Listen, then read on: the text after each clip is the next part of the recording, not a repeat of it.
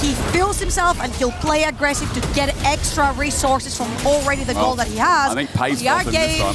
Pays his POV right here. The flash heal coming through from Keria as well is what saves him. And then he just backs up, waits for his ult to come on.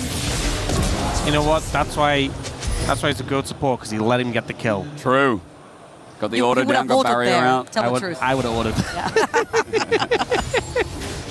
Pays almost 2 items, i.e. incoming. With those Hexfire optics, I think Pays going to be in a fantastic position. T1 in a 1,000 gold lead based off of him, because remember, Faker is down about 1,300 himself. And it is Chovy who is carrying the torch right now for Gen.G's game number 2. While the rest of the map has been very topsy-turvy. Dragon up in 30 seconds, Gen.G on 2. Yeah, and obviously Chemtech Soul not the highest prio, but with Gen.G already having 2, they want to deny them getting that. I think T1 being set up in advance really important, being able to get the Caitlyn traps out, being able to play around Vision. If they get on top of Chovy, who is right now the strongest member of Gen.G, I feel like if they can shut him out of the game, take him off the map, it'll make such a difference to their chances in this fight. I have a feeling Gen.G have called this one off. We saw Chovy reset, however, then they pinged the tower. So they feel confident giving this one over to T1. They have gotten every neutral objective on the map, and Chovy just got that top side tower. He tried to reset again. He's like, screw it, I'll push it another wave. More money into Chovy's pockets means more damage. He's already 1.5k ahead. 1 Dragon going over to T1. Gen.G are not worried about it. Yeah, not the highest prior soul. They already have 2. I think it's a great decision, especially when you're not there first. It allows Chovy to get more money, and you're missing out on the 2-item spikes from Chovy and Ruler in particular. Ruler, the 2-item spike on the Ezreal, absolutely massive, so I think it was the right decision just to wait, just to play it slow. We talked about how a lot of aspects of Gen.G's composition, the Gwen, will really shine in the later stages. There's no rush for this team. We did talk a lot about T1 and how they build this bridge into the mid-game and get the game rolling before Gen.G have time to settle. And before this Gwen as well can shred through Doran, I think is another important point. Kenny Rooker, I'm going to keep Doran, or rather Keen at bay. Doran has had a pretty good game, all things considered. This is a nice thing. Sometimes you buy a Kaenic and then you end up getting matched into a champion which doesn't have the value. They're both has a lot here. Cyclone, yeah, Duro's in trouble. He's been caught out a couple of times, put in deep vision. He gets caught out again. Tempered Fate is going to extend the play. Kerry's got an angle. A binding ruler. He'll get slowed, he'll get autoed, doesn't need to be against the wall. He'll be helped out with Pace and Owner slamming him down. That's unfortunately the downside of playing Enchanters. When you go a little bit too deep into enemy territory to set down Vision, you end up getting caught. Owner, fantastic engage right there, taking down Duro and force the play onto Ruler. And now with the refill being called by T1, they managed to get mid lane tier 1.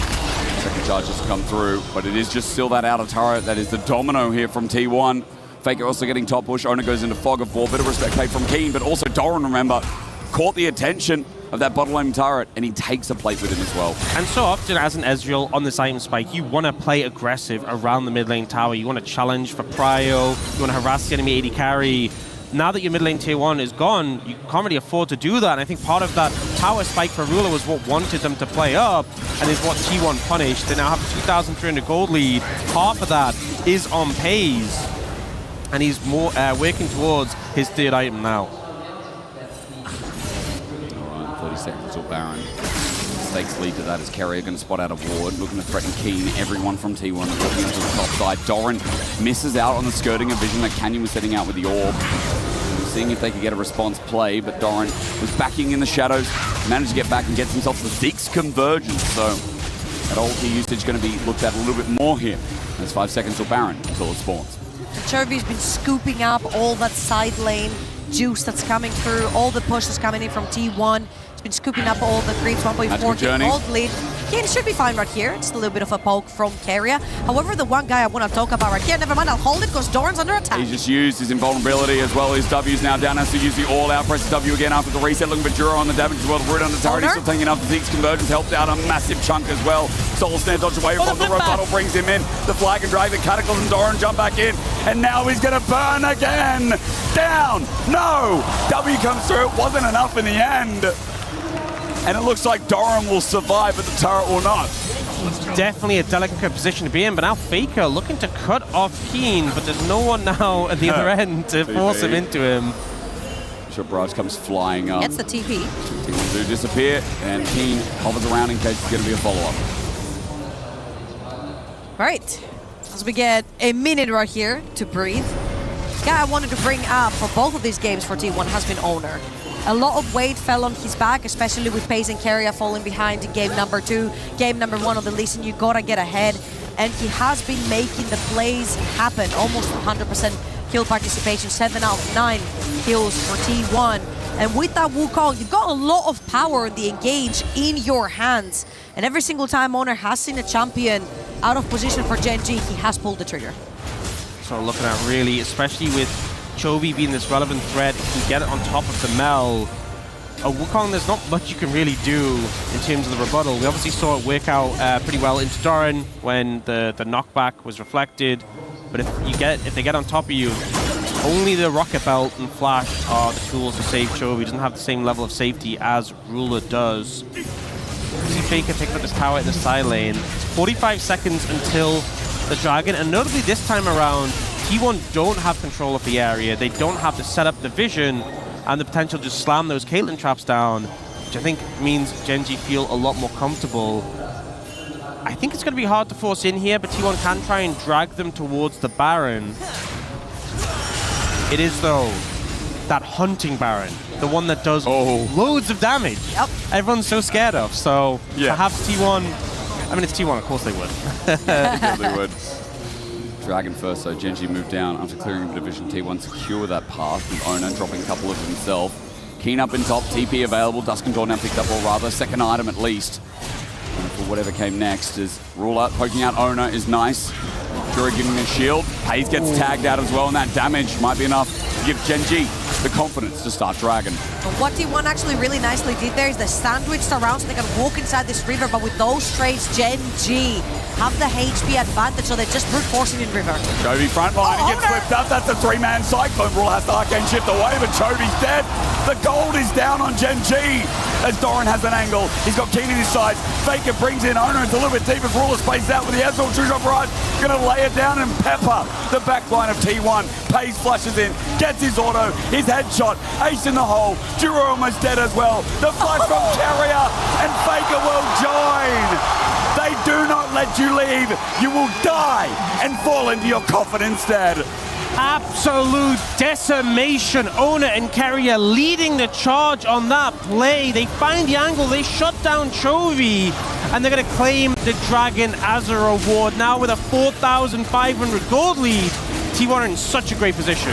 Man, Owner has been so sharp with his engages. Let's have a look one more time. And look at this, so when he goes in, the Bard stun locks him in place, so both charges of the Cyclone get to go off. No flash from Chovy, no buttons pressed. The beautiful setup from the jungle support of T1. And then Faker brings Owner further into the fight to split the remaining 3 members apart and run them down as we're seeing here.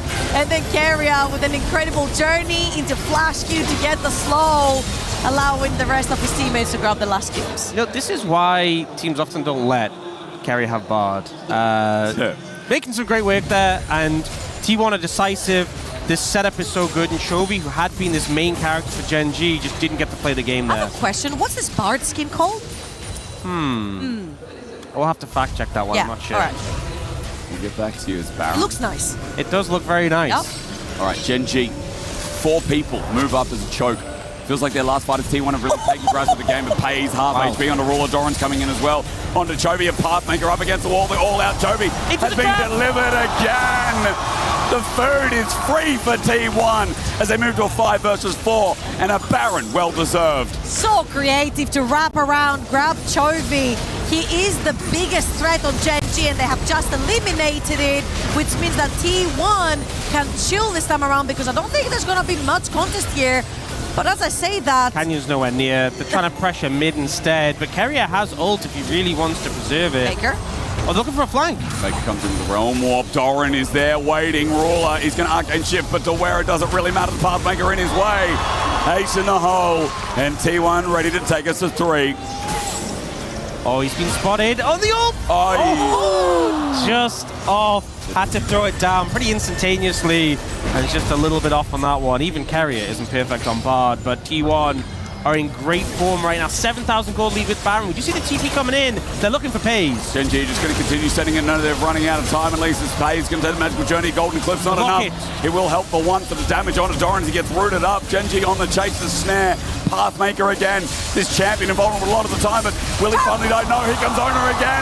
A triple cyclone. Doran lives, laughs, and he loves that T1 ascending it once more as Chovy runs for the hills. But T1 take everyone out in front of him. And Owner is just permanently in the right place, slides in behind them. Just when Gen.G think they found the turnaround play to get them back in the game, suddenly they see the Wukong behind them, the spinning starts, and it's all over for Gen.G. They still have the Nexus alive, but a 10,000 gold deficit. I don't see the angle, Jake. Neither do I. 3 lanes pushing at once from T1. They win the fight and then they instantly split into all 3. And let's have a look one more time from Owner's perspective, as we have been glazing him this entire time.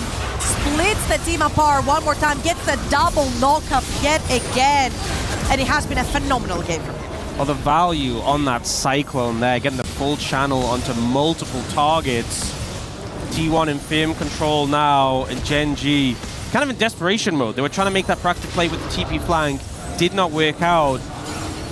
Now maybe looking for Faker on the bot side, but it just feels like the deficit is so large. Now Actualizer on Faker, he's doing so much damage. Baron recall, Protobelt. Okay, Faker's gonna ghost instead. Flag and drag. Oh, it's the wrong way from Canyon. There's the ultimate. Faker presses the Actualizer. He'll take one with him as he drops the Chovy. But Tempered Fate in the top lane. King's on a trap and he is dead. T1 are making business work in the base of Gen.G.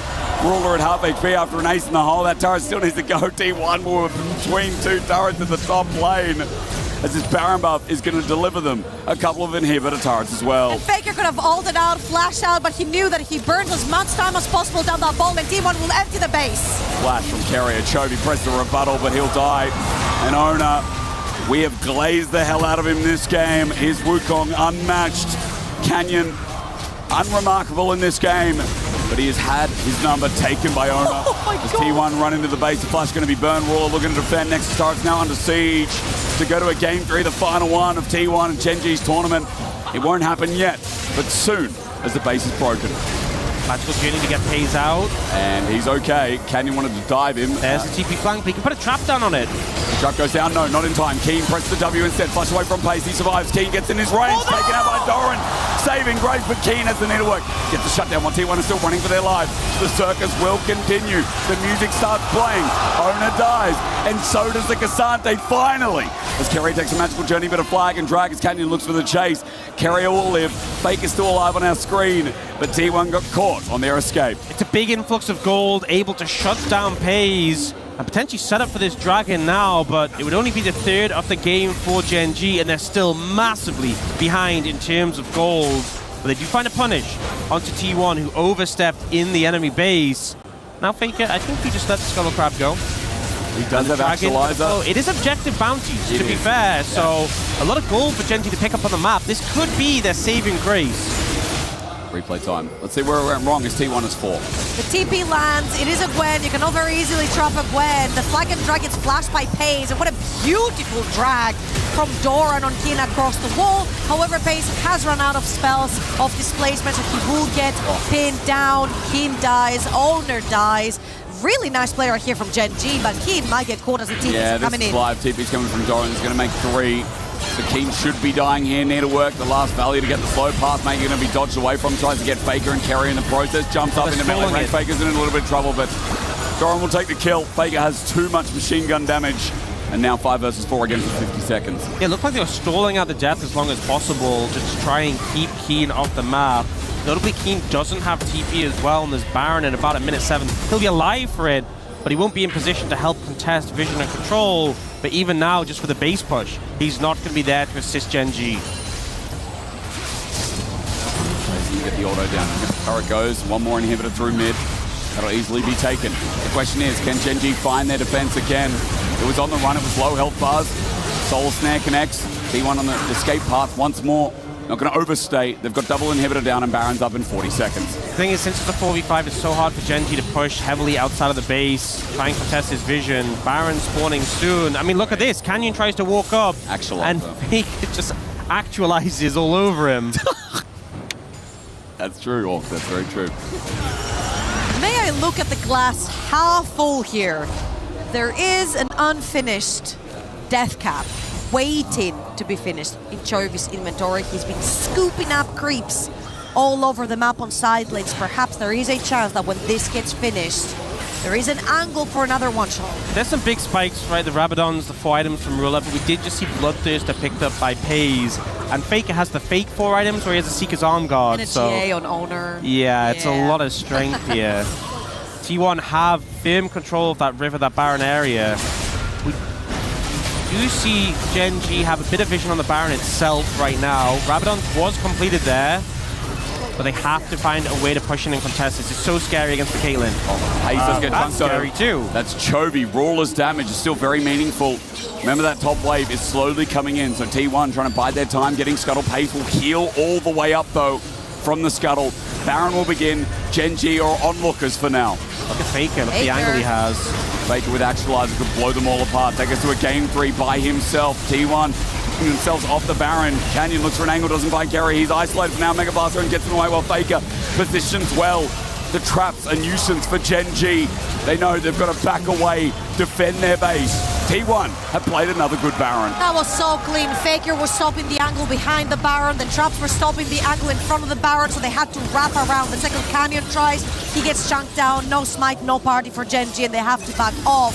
T1 already have 2 lanes pushing with supers mid and top, and only 1 inhibitor standing on the bot side. They got that freebie inhibitor tower in the bot lane as well from the minions, so Gen G not able to handle those waves beforehand. We look at the state of the game now. Pays so strong. We saw how strong when there was that rebuttal on the auto, but now they're looking for him. Yeah, Pays being found out. It's a double flag and drag with the flash draw. Magical Journey going to get them out though. Canyon's such a great engage, but Pays is able to take a magical trip to Neverland. The trap is down, standing on. Chovy does a good job of outlooking damage, but Keen even wants a piece of the Pays, but there's no pal here. He's no one's friend. Pays is indestructible with his friends surrounding him, taking him to game 3. So smooth by Pays, kites through the magical journey, waits out the rebuttal, does not want to headshot himself, and just decimates every target in front of him. There's a last-ditch effort from Gen G, but T1 will take us to game 3. The Baron will move through the Nexus turret, so Realm Orb will pull in the last kill. Duro is running away, and T1 are running us to the last game between them and Gen G. Is that what you get in the LCK the whole time, Orcs? Tell the truth. Yeah, most of the time. It always delivers. This That's matchup crazy. consistently a banger, and they're going blow for blow, constant fighting. I was looking forward to this, and already we've had such a phenomenal series, and we still have that last game ahead of us. Game 1 centered a bit. Game 2 gave us some exquisite play. T1 woke up a little bit, and especially some of these last fights. Chovy tries to bait him because he flies in, and then he's like, please auto me, please auto me with the rebuttal, and Faye's like, I'm not going to do that. I'm not going to do that. Man, I feel like this game, Owner, just world-class once again. I love the players. We are going to throw it over to the desk to get us into the final game of this series. Thank you very much, y'all. I hope that our EU casters get to enjoy this one for one more game. Indeed, it is Gen G, it is T1, it is the greatest rivalry in LoL esports, delivering yet again. In this one, it took a little bit of a turn. T1 started off on the back foot, but Owner was able to stabilize to get to the point where Pays could carry. It feels familiar, you know, like this is the game that we normally get in LCK, and this is the game that T1 and Gen G delivers to us, and I think it all started from the draft. Yeah, you said it, what did you wanted Pace on more of a hyper carry, and he proved why in this game, because he was pumping so much damage in the late game teamfights on the Caitlyn, and just pretty much solo carrying the game. You could tell that Gen G, they had one goal, kill Pace. If they killed him, they could win. If they didn't, they lose. That's what happens when you have a fed Caitlyn in the late game. But take a look at the draft and talk about how it all happened. I was concerned about the Wukong pick because if you're going to run the Caitlyn Bard, if the enemy jungler has more agency pre-6, often you can't get that pushing lane to work out. And that's exactly how the early game went. Unfortunately for FaZe and Keria, they couldn't get that lead. FaZe went down 0-2. I mean, I think a lot of people forget that because we saw at the end of the game, he was the fountain laser, he was deleting everyone, but the early game was rough. The Wukong pick did not work out early, but later on, he saved the game. Yeah, I mean, I think that's the pick, you know, like who can actually save the game. But also, we often forget about Keria's Bard, you know. How dare you to open this pick to this guy? Because I think, yes, several times whenever he picks it, maybe he loses the lane. But I think the pick potential, the playmaking from him is like helping T1 a lot to come back in the game. And I think Kate Bard together, they always been great, so. Yeah, we got to see it twice this tournament. Last time that they picked this over at EWC a couple days ago, we were like, how is he still getting his signature pick? And it leads to plays like this as we take a look at the highlight here over at the Drake. It was the T1 ace where This they took owner control. moment, man. This is, you might not have been there in the bottom lane in the early game, but this saved the game for T1. Yeah, I mean, this is why you picked the Wukong Bard. Even though they had a tough early game, as you say, Wolf, the fact that you're able to pull off engages like this, it's so difficult for the carries of Genji to react because the engage is just so snap, you know? Wukong flashes in, instantly gets the Cyclone, and Keria with the follow-up, and then you have so good chase potential as well with the portals. It's just beautiful from T1. Wolf, you know, we got Wadid's wishes here in the last one. He wanted to see more hyper carries on the bottom side. What do you want to see here from this next one? I want to see a winning lane for Ruler. I want to see Ruler have control. I want to see them play through bottom side. I said the same thing about Pei's last game, right? But I think Chovy is the one doing a large portion of the damage. Chovy's been the main character, but I think Ruler needs to get involved as well. Well, this match has been a fantastic appetizer for our grand finals with D plus Kia and Casey. And standing by right now is Ginny with some KC fans. Take it away.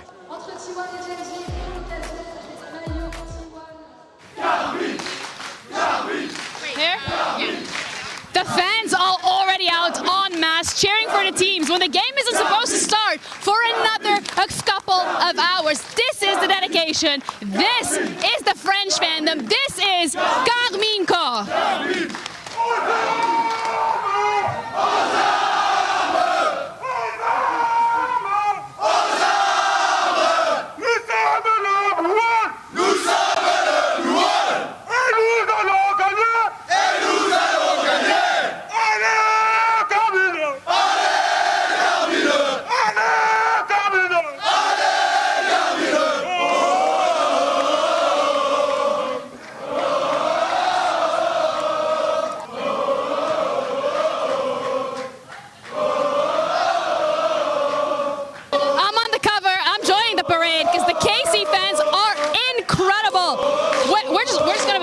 We're one of them right now.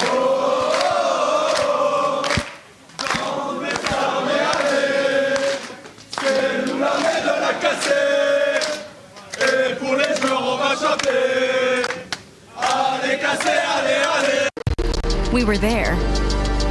For every click, every clutch, every respawn. We were there for the years of grind. And we're here. Now. The proud founding partner of EWC. Powering the biggest event in gaming. Shoulder to shoulder with the world's best.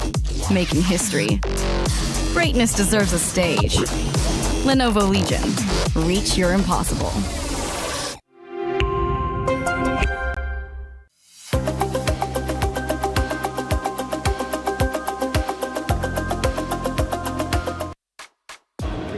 Over here at the Lenovo Legion Gauntlet, Dota 2 is also on the way. We've got a third or fourth match going on right now. What's happening with the club championship points here, Chris? I think the only team to really talk about is BB team. They're in the final up against P-Vision, but as far as the third, fourth goes, none of these teams are really eligible. But for us, look, it's going to be a really interesting game. We had Vici Gaming, who are one of the squads who got all the way through unexpectedly, but they're going up against Yandex, and right now, it's not looking pretty. We're going to be heading to that grand final maybe a little bit earlier than expected. All right, well, then I might be checking in with you a little bit earlier than expected later as well. We're going to keep you updated on how the club championship points are going here over in Dota.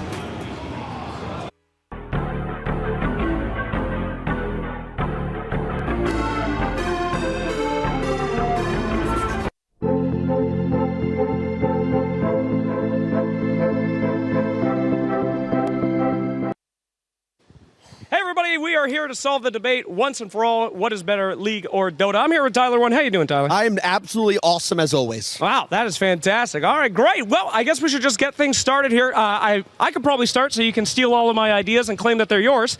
League of Legends. Oh, no, I mean, it's all good. It's all good. League of Legends obviously exists, but Dota is a superior game. You guys took everything about Dota, copied it, did it worse. Okay, I'm not trying to cut him off. I'm not. All right, go ahead. Go I ahead. cannot bear to see this guy talk. Please, go. He's lanky, pale, bald, unlike me. True. Terrible at games, I can tell. Brother, Dota has built-in lag. Built-in lag. Turn rate is built-in lag. Wow, that is actually impressive. It is a clown game. That's You know why they have built-in lag? Why is People that? always like, oh, it's to balance the range and the melee characters. It's just you guys don't have hands. You have no micro. You have no mechanics. Oh, that's really turn fast. You get click fast. That makes a lot of sense that you don't like turning. I mean, your traps are so big you can barely turn your goddamn head. Is that an insult? That's not an I'm a insult. freak. I'm What a do you big want? fan. I think you look great. Listen, turn rate is a big deal. It's called skill, my friend. You got to be planning stuff. Being able to follow stuff, look at stuff, it's a big deal. You know? Okay. Yo, and then he didn't even turn. This guy has no Okay, he idea how threw to a turn at shoe. all. Oh, this guy. I'm not turning. Okay, bro. Your ability to follow action is not good because you're a league player. You don't get it, and that's okay. Okay, that's turn rate. Terrible. Horrible, by the way. Turn rate's terrible. There's no argument. It's why Wait. I Let me played Dota. stop you. Let me I'm stop. not done yet. All right, go ahead. I played Dota, Yeah. and I got almost to gold Wait, as a Pudge player. why are you defending League? Didn't you get banned from that game? Yes, but I'm grown. I've matured, and my actions were what? unreasonable. You played Dota when you got banned from League, am I right? Yeah, it's the only way I'd play that game. There was nothing else. Why did you stop playing Dota? I forget. Can you tell that There was story? nothing else because Write and contact you and say stop playing this game? That is not what happened. I just got bored of it because it's a terrible game. Okay, I'm sure you No. would get bored of it. No. Not as interesting for you. Not enough He's rage scantily baiting. clad He's female characters with. Okay, that's okay. That I'm not saying League. Hey, I'm not saying that either. I'm not saying League of Legends is perfect, but Listen. I will say this: Yeah. Dota has a mechanic where you can buy back as well. You correct? can. It's called spending money. Yeah, it's called you made a misplay. Here's a get out of jail free card. Well, no. In Dota, our players spend money in the game instead of out of the game to buy a $500 autograph that they never wanted. Yeah. Now, I get it. Turn rate is a big deal, but I heard League has turn. Turn what? Oh, sorry. It's not turn rate. It's turnover rate of their Okay, this guy has rehearsed it. Turnover. Okay, he has rehearsed it, by the way. It's okay. Yes, maybe the staff, but people play the game well. Which one? League of Legends. It's one of the most popular games in the world for years. Yeah, until You cannot Mobile say the Legends same thing Bang about Bang Dota. came out, The it was great. only people, that's not true. That's not true. The only people that play Dota are like European players. That is true. I mean, Dota does not have a lot of players, and you guys are so much bigger than us. I completely agree. There's a lot of people that eat fast food instead of going to a 3-star Michelin restaurant. I'm sure it's better. Wait, now you're insulting America as a whole. I'm not insulting America. These aren't even league players. No. Okay, how about the league players in like Korea? Where? Korea. Probably played. Oh my God, well. that's where Maybe. where Faker is from, right? Yes. Faker! Oh my God! What other pros do you guys have? Okay, do you know what? I don't know a namesake pro Dota player. Huh? Who's a shelf Dota player? We don't want you to know. Everyone's always like, Dota doesn't have enough players. Because nobody watches the game. Good. Dude, if a lot of people advertise Dota 2, then we'd have a bunch of goddamn League players. You think I want to play with those guys? Yeah, you need some players in your game to even queue up. You're probably scraping the bottom of the barrel right now. I mean, you do have me. Your queue time is probably 25, 30 minutes. Yes. All right, you got me there. You know, here I would probably surrender, but unlike a League player, I'm not a so I'll keep going. I'm surprised. You are so good at debating for a guy that has no ability to talk in his game. I can talk about game. No, you can't. They're gonna have voice. Yeah, but they said it's coming. Oh, is that soon. coming? It's coming soon. Oh, like the replay system? Is that coming? Hell yeah. It's coming soon. Soon. Guys, just spend a little bit more money unlocking heroes. When they're done with the fighting called game, champions. when they're done with the card game, they're called champions. They'll get to that. They'll get to that. Because League of Legends is like their owners they can take over the industry in different fields other than just.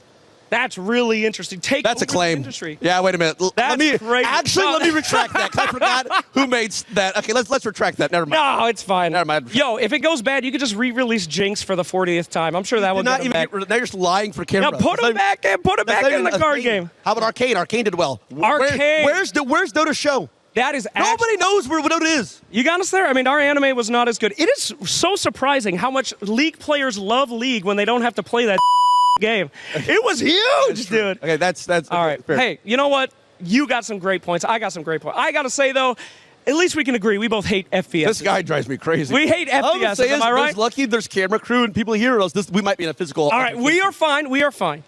We both hate FPSs, though. True. Absolute garbage. We're men of class, baby. We're MOBA players. All right. Thank you very much. It's solved. Bro, you rehearsed these fucking... I didn't rehearse anything!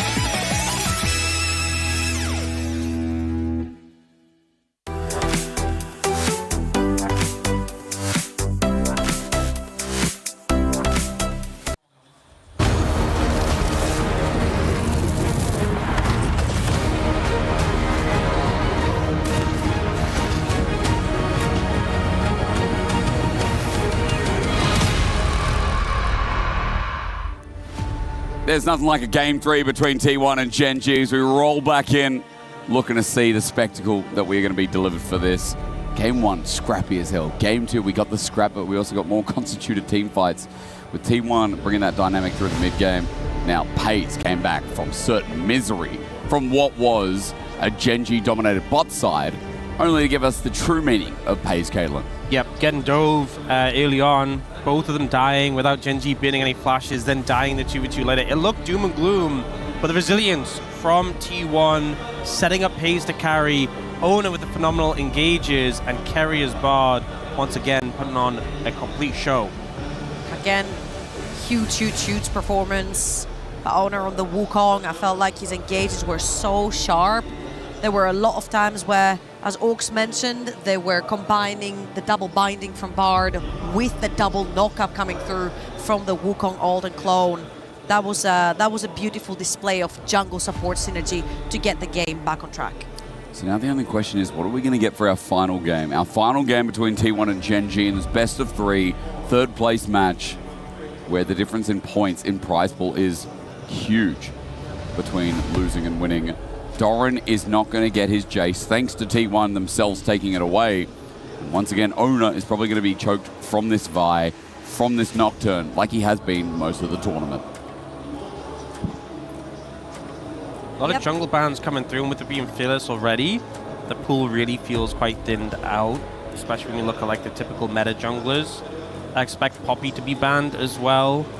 Then Neferi really stands out as the sort of highest prior jungle left available.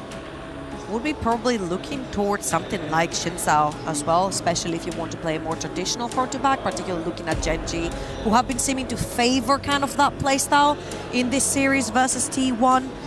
The Ziggs taken out as well, and it's been Vi Nocturne on the side of Gen G. Things like the Gnar, Poppy, as you mentioned, have also jumped into the ban list in game number 2. Olaf gone. Ooh. Usually is a response to that Jace that we've seen, also a response to things like the Gnar. Also, the Ashe Seraphine. It's a pretty good counter when you can just run into the backline onto immobile carries. I think Olaf has been a great pick for Doran, particularly when the enemy team lacks that DPS, has a mage in the bot lane, and they can't cut through it. Notably, Poppy and Orianna both haven't been banned yet, that were banned in previous drafts. Trundle ban going to come through, so this maybe suggests that T1 could lean towards the Xin Zhao, Trundle good into the Xin Zhao, could also lean towards the Poppy, but I think they're expecting Gen G to take this Orianna here. Yeah, for sure, right? Ori first, and then rotation. What else do we have available? There's just so much. It's like an open window. The Varus is there, which is just going to be slammed by Gen G, but you are giving up Ori. You're giving up Ori, and specifically, as you talked about before, the jungler Neferi as well for repairing, which often isn't being given in the same rotation. I feel like Orianna plus Xin Zhao just buy so much time in the team fights. There's so much survivability and distance that you can create in those fights. They're kind of an incredible duo. In the past, I will say, also, we've had Neferi as an option into Varus top. So the flexibility of Varus might decrease a little bit with his priority jungle that can also be used in a solo lane. T1 that ambitious? It seems like such a good pairing. Orianna was a given. Early jungle here. Are they willing to pick up the Neferi, or is it going to be something more constitute like the Xin Zhao that also has a good pairing with Faker's Ori? On the Xin Zhao, very effective, and also has the shielding, the backup from the Orianna, which we know the Xin Zhao definitely prefers. Now for Gen G, I expect a jungle pickup for Canyon, and then presumably Chovy's answer to this Orianna could go for something like the Akali, could also go for something like the Galio as well. They're going to start off by taking the Pantheon for Canyon, bit of that global pressure, and it will be that Galio for Chovy. They're hovering at least. Ooh, I actually really like this combo because again, when you have semi-globals on the map, then the side lanes become a little bit tricky to play for T1. And since T1 have been so mobile around the map and so fast around the map, this is a way that Gen G can actually contain that. And I think it makes the skirmishing so threatening in the mid-jungle, because once one bit of CC lands, it's just going to get layered. There's a lot of burst damage between the two, enough to just completely demolish either Faker or Owner in the early levels. And now, will you get an 80 carry here, knowing that things will be thinned out afterwards? No, they're going to go for the Yorick for Doran. The Flandre special. This guy brought out the Yorick, one of the very first players to bring it out in the current meta. I feel like it was something early last year even. Into anything caster or range top lane, it's actually really potent and strong to push that lane. How's Keen's Cho'Gath, Orcs? Where are you at on that for the time being? When was the last time you remember? I love you scrolling there, you're like, hang on a minute. Did he play it? I don't think, we have had Cho'Gath in the LCK, but I don't think Keen wasn't the one to play it. But we have seen it before, so it'd be interesting if he's prepped it to come out here, and then obviously that would involve putting that Varus down towards the bot lane to Ruler. Still a flex, still have the option to put that Varus in the top lane, but that would obviously be into the Yorick. With the Olaf ban coming through from Gen G and the Xin Zhao Orianna, I would love to see some Ashe Seraphine action, some Senna plus sort of support action coming through from T1. I feel like their front-to-back potential and their stalling potential in terms of team fights is just so strong right here with what they've already structured with the double melee champions plus the Orianna, that it could really not allow that Galio Pantheon duo to work in terms of team fighting role 5 vs 5. Final remarks on the bans. Lulu, Nautilus both gone. Lucian's going to go as well as a possible pairing. They're thinking about what could have gone with the Varus. Again, remember that Varus still can be a flex. Into the Yorick. Let's see the preference for Keen, though, as Poppy's going to be taken away as well. And stop some of the mitigation of mobility here. But T1 need an 80 carry. And there's a couple of mages up. But we've lost things, I think like the Victor. Sivir makes sense into the, if you're expecting the Varus to be bought, Sivir works well here, and it does good into like the melee comp, but maybe you don't want to pick it on 4 since you don't know where the Varus is going. Then you could just end up taking a support instead. We'll see though, 41. I think the Varus, where it's going, really is going to dictate how this draft plays out. Paze typed about 3 names in 1 second that he had to pick. The suspense is just building. They're smiling. Maybe he just didn't like any of the options. It is a misclick. We're having a remake of So I think if it's the Varus bot dear. lane, I think the Sivir works really well into it, because obviously she's good into any casters. You can spell shield those abilities. We'll see if it's going to be the on-hit or the poke Varus that comes through. I also think that Rakan has a good amount of value here, specifically if you're pairing it with the Galio for Gen G. I love Rakan Galio, how you get that initial engage, the ult on top. So maybe if we are putting the Varus top, you could lean towards like a Xayah Rakan for Gen G. I think there's options ultimately at this point. Yeah. But it just depends. Are you willing to put that Varus top lane into the Yorick, or has that scared you off and you're going to give Keen something else in the matchup? And if so, what? There is the Renekton, I believe, available, and Renekton does pretty well into the Yorick. We've seen that matchup just really snowball and run away, and then you'd have this very thick bruiser frontline for Gen G on the top side of the map. And you can really also just play want for top side, right? Because you absolutely could. And you really would just want to consolidate that with some engage. You could just go, even like Varus Rakan would work, honestly, or Varus Rel, Varus Alistair. So I think that's an angle you could go towards for Gen G. Also, we didn't mention it, but I think the Syndra is still there. Yep. Right? So the Syndra as an option for that bottom lane also still exists if there's going to be more flexibility with the Varus. And for someone like Yorick as well. I mean, also for the side of T1, if you're playing into like Galio, Pantheon, Syndra does a pretty good job of disrupting Another good angle. The stun can just completely cut them down. Sides. Wouldn't have the most damage to cut through them, but you have a decent damage profile already. I don't see Yorick into melee champions in team fights. I think Yorick struggles into like, if something just massively outranges him, he has to find good angles. But when he's just rolling with melees, the Maiden gets so much damage down. And I feel like it's a bit awkward for T1 to also separate Ashe, Seraphine, since they are on first pick in that particular draft. They could potentially angle that if they could take it together as a duo, and they knew what they were playing it in Gen G. It fits the theme of the comp with the Bruisers and the Orianna, but splitting it apart, you could end up in a situation where it just gets countered down bot lane, and if Ashe, Seraphine kind of get shut down pretty early, it just becomes very difficult because they're both immobile to play out the game. Let's see if it's an angle that can be played towards. Of course, we are waiting. We're in a pause / a hold because there was a misclick. It was Pays or I'm not sure who it was. Smiles were going across. I think Carrier smiled at him. So there we go. It might have been a misclick here from the bottom side of T1, but we'll find out regardless what that exactly was. However, for now, we're just going to run it back. Exact same pick and ban up until that point, up until the 0 seconds on Pays. So we will go very quickly to this 4th pick for T1 to find out what they're leveraging here before Gen G have to put cards on the table. All right, so all same picks, the Orianna plus the Xin Zhao from T1. They get some little bit of extra time to think about this as well. I feel like that 4th pick for T1 is going to be very important, whether they want to solidify their AD carry, not knowing where that Varus actually goes. However, they need to make sure that the threat of the Pantheon Galio is dissuaded some way. Again, things like potentially even Xayah might pop in mind right here for Pace. So for sure. And I think I'm just interested to see where the Varus is going to go, whether they're going to commit to it in the bot lane or top. I think I'm leaning towards it being in the bot lane at this point. And I think Keen might bring out the Renekton in this situation. But we will see.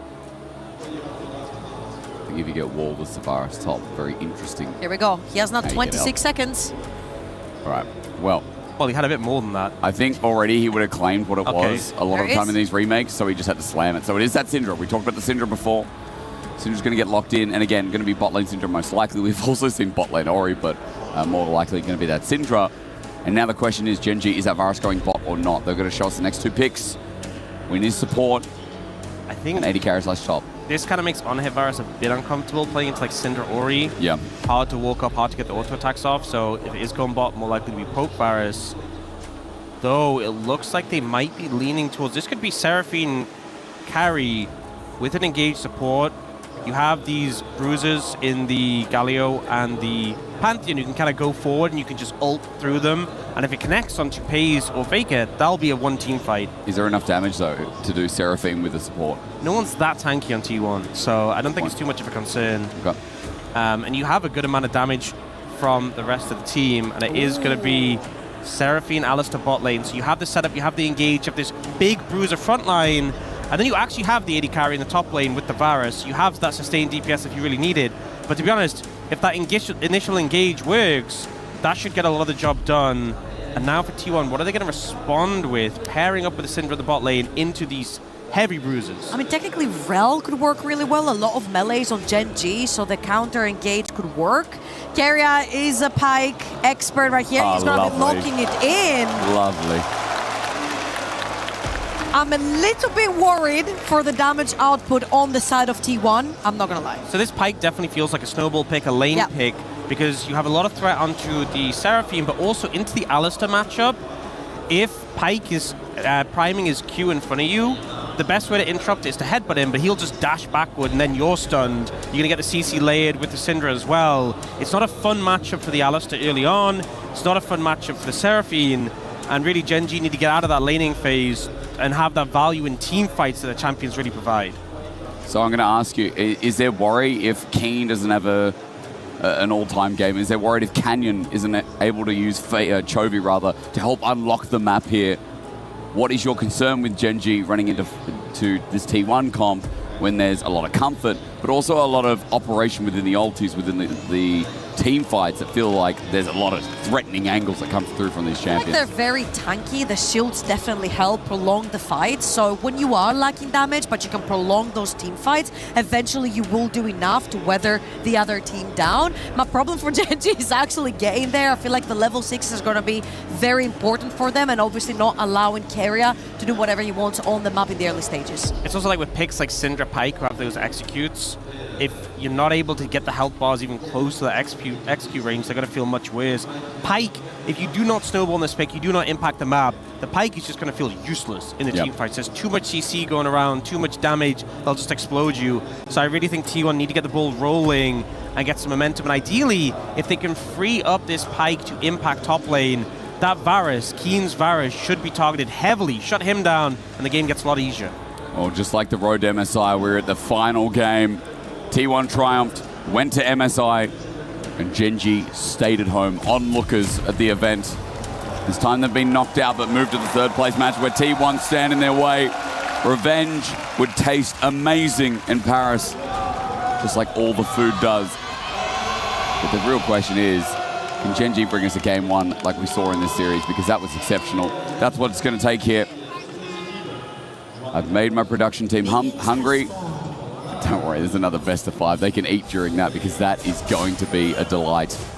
And I'm not talking about the support. I love this tech because getting a ward in the lane brushes is so important for top laners, especially in a rangeless melee matchup. So we see Duro come over and put the ward down level 1, but Keria comes over and sweeps it.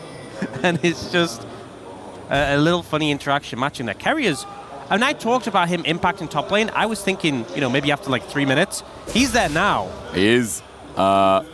Duro sniffers it though. Lane swap Still meta. staying. Okay, let's stick it around. Quick base from Keria, maybe. Still hovering. Duro cancels his base. So does Keria. And so both supports are going to be late to this lane. In solo experience for Pays and Rule Up. They keep just canceling. Keen just checked to see if Keria is actually back in, and now he's gone. By the way, Duro soaked a minion from top lane. Keria did not. So, might be a small EXP difference. I mean, Doran's going to hit level 2 here first, despite there being a range matchup. The ghouls are out as well, so Doran on that next wave will have 2, will have the E, but Keen, obviously, is going to be able to get the auto attacks down on the minions first, which does mean that they match level 2 at the same time. Now, Bloodsport's returning to bot lane. I will say, I feel like the level 2 spike from Pyke is so threatening, and Genji T1 not able to capitalize on that window here and now because of the attention being put towards top lane. Does give a bit more freedom to Duro and Ruler. Notably as well, Duro has gone for Aftershock. We often see Spellbook on Alistair, he's pretty tanky in and of himself, but really prioritizing that durability in this Orders game. coming in, yeah, Chovy forced out of the lane, has to teleport, but as you expect, the range advantage is going to take care of Galio early before he gets more resistance. Love this also from Canyon. He went Raptors into bot side, into back, into longsword. Owner has been doing this for forever. And because he knows Owner's going to end up on the top side of the map, could potentially match Keen a bit too far forward, and Owner is He's right also behind got 3 calls as well. He landed the morning mist, the dark procession around. Keen's going to flash away, but wind becomes lightning, and death comes for Keen. First blood to Owner. And if death wasn't enough, just look where those minions will land when Doran is done resetting. The lane will push further down, which means that Keen, who's flashless and teleportless, is going to have to overextend to catch his wave. And I really wanted to see T1 putting attention towards top lane, so good that they've done it so far. Doran set that gank up really effectively. And we even see double scuttle secured with Pays and Keria moving up to get this bot lane scuttle, while the top lane one was secured by Owner. Just good proactive moves in this early game.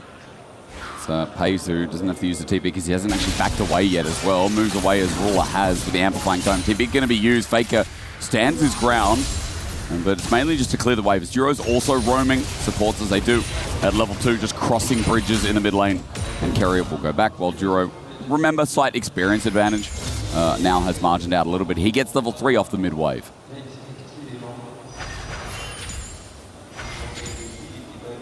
Keria fishing for an angle down here in the bot lane. The CC layering very threatening. Spots Canyon, I believe. You'll see Duro right now. Spots Canyon on the ward that was placed earlier. So they do know the whereabouts of the Pantheon. And again, this Genji composition truly unlocks at level 6 the Galio plus Pantheon that can hit the side lanes. Hopefully they can play to get some more money, potentially into Ruler's Seraphine, as Kin, not gonna lie, he's a little bit cooked up topside, especially with where the wave has been kept from Doran this entire time. Makes it really, really difficult for Kin to walk up and CS. And meanwhile, it looks at bottom lane, headbutt pulverized. Duro's found a mark. It pays. Yeah, the crowd's a bit confused, but Duro finds an angle. Just a big overstep. The fact that the Alistair can get behind you and set up that headbutt without even using flash. You know you're in a bad position then, and it's an easy pickup. You are this immobile mage, and it's just an easy handover to Canyon on this Pantheon. Nicely done for King. That's where you want your gold in the early game. Pantheon is going to be the moving piece in the entire Genji composition. So getting that extra gold, the extra first item. Now with the Tunneler in the inventory, Canyon really has the chance to impact that early game. There's a ghost in the water. Carry out Bone Skewer is nice under Ruler. Halo Blades come through, but he didn't get the last 2 auto attacks of it. Pace just gets chunked out. And right now, Ruler and Duro chilling in yet another laning phase here in this series. Yeah, Ruler low mana, so he has to reset to get out here. And this was just, you know, Carrier can kind of do things like this because he's on Pike. He can go aggressive. But look how far forward Pace was. Yeah. Trying to grab the Grom. Oh my god. And then the headbutt back into the pulverize, into the stun. No getting out of that. No one takes his Grom. No, he is pals with that Gromp as Canyon looking around for an angle, maybe looking for a bit more deep information. Going to spot out jungle attention here from Ona, especially on that ward. Over this next scuttle, level 6 to be acquired. That's from Canyon especially. Ona a little bit behind on the EXP game as Terry looking for a Bone Skewer, delays Canyon a little bit, but as he gets that ward and keen here to auto out, especially with level 6, no one wants to walk into this level 6 Varus, as the kill threat definitely there. And Pays, speaking of kill threat, a couple more of those, and Ruler will have his number. Duro also shows up in the mid lane wave next to Chovy, so T1 knows that there is a numbers advantage in this river for Genji. They're gonna let go of that Skull Crab. Cannon very, very close to his level 6. He's gonna get it off his camp right now, and this is where the threat happens. Level 6 on Chovy, level 6 on Canyon. Dragon is up. Where is Canyon going to use his first ult? He's gonna fly in with Chovy, that's for sure. Dragon being an Infernal for the stats to start. Grubs up in 1 minute 30. Carrier hovers again. Faker looking for the push out as well as Chovy takes a decent chunk, but with the Null Magic Mantle, it's getting better here. The Chovy on the Galio. Hopper's come in from T1. They've sent the Yorick down to the bot lane, and we have Hayes up top side. We actually saw, so Keen walked most of the way top lane. You can see him in the base now. They were late on this. He walked most of the way top, and now he's beelining towards the bot lane. T1 head and tempo when setting up this swap. They're trying to match, seeing the Yorick down the bot lane. Great catch-hawks. They want to play for potentially the next Dragon, and also having Keen around on the shortest route possible, matching that Yorick down bot lane. He's going to grab that wave just in time, so the extra distance is not going to be so punishing. I feel like when he hits every creep, he's most likely going to almost equalize in CS versus Doran right here. As Keria is hovering around mid, going towards the top of the map where Pace is waiting on Syndra. We're spotted out by a quick scrying scuttle here as Ona walking over as well. Ward's placed down, control now spotted. Ona looking deep, see if he can take that for now, but they don't know where Canyon is, and obviously with ulti up, it's dangerous. The shielded around, Shockwave going to bring in Chovy under threat. He flashes away, it's Matt, 3 Talon Strike. Ona was 1 away from getting the knock up, so Chovy lives. You're disengaged there from Chovy. Fortunately, does win the flash, but if you're trading with Ona 1-for-1, it's not too bad in that situation. Now, though, Paige, you might be... Okay, had the vision of Canyon, able to back away. Ruler and Duro moving in. Canyon is looking for the ult. He's going to press it. Duro looking for the engage, finds it first. There we go. Ona going to fly on in, or at least press the button to stop them from doing so. 4 members, but an encore flies, and Ona is down. The first goes to Genji. Keen, meanwhile, also finding a solo kill on the man with the eulogy. The Varus top comes in clutch. Genji able to get 2 of those grubs, and they're just too bulky right now. You know, the Galio flies in, the Pantheon, the Alistair. there just isn't the damage, the DPS to cut through it from T1. And in the meantime, the fact that Keen, who obviously got ganked early, able to find the solo kill in the 1v1, feels fantastic for Gen G. But that's what really worried me through draft for T1. If we look at this one more time, you see Canyon ulting in. On top of him is Chovy, who grabbed his wave through mid lane and then joins them. And my problem right here is that Syndra is more of a burst mage. Orianna with the shockwave becomes a burst mage as well. I do not see the consistent damage from T1. And their consistent damage could be Doran, but he's currently losing on a winning matchup on the side lane. Yeah, look for the angle, but couldn't chase Keen too heavily because he was so close to tower. And once Keen has lethal tempo stacked up, he's such a threat. Doran overstepping there. And the thing is, in that fight around the Grubs, Duro didn't even have ult, and they still couldn't kill him. Yeah. So once he has that level 6, it's going to be an even harder target to cut through. Dragon is up and available, and likely a focus point now. We can see Canyon moving over towards it, and they have a good amount of vision in favor on that banana brush. You can see Chovy clearing out the control ward now, and there is a Scryer as well, so I just don't think any way for T1 to contest this. It's a really cool way that Gen G are approaching the fights, depending on whether they have that Pantheon Galio ult combo or not. Right here, they're just walking in, they're playing melee range, they're engaging the Dragon, they're looking to play inside their own bubble, whilst at the Void Grubs, they allow T1 to walk in, and then they're re-engaged from range, which then utilize very well the two semi-globals that they're sporting. Really nice way to showcase how to use the comp, whether you have that ability or not. And nothing pressuring them from having to force themselves to a play without it. For now, those cooldowns almost back up and available for Canyon and Chovy.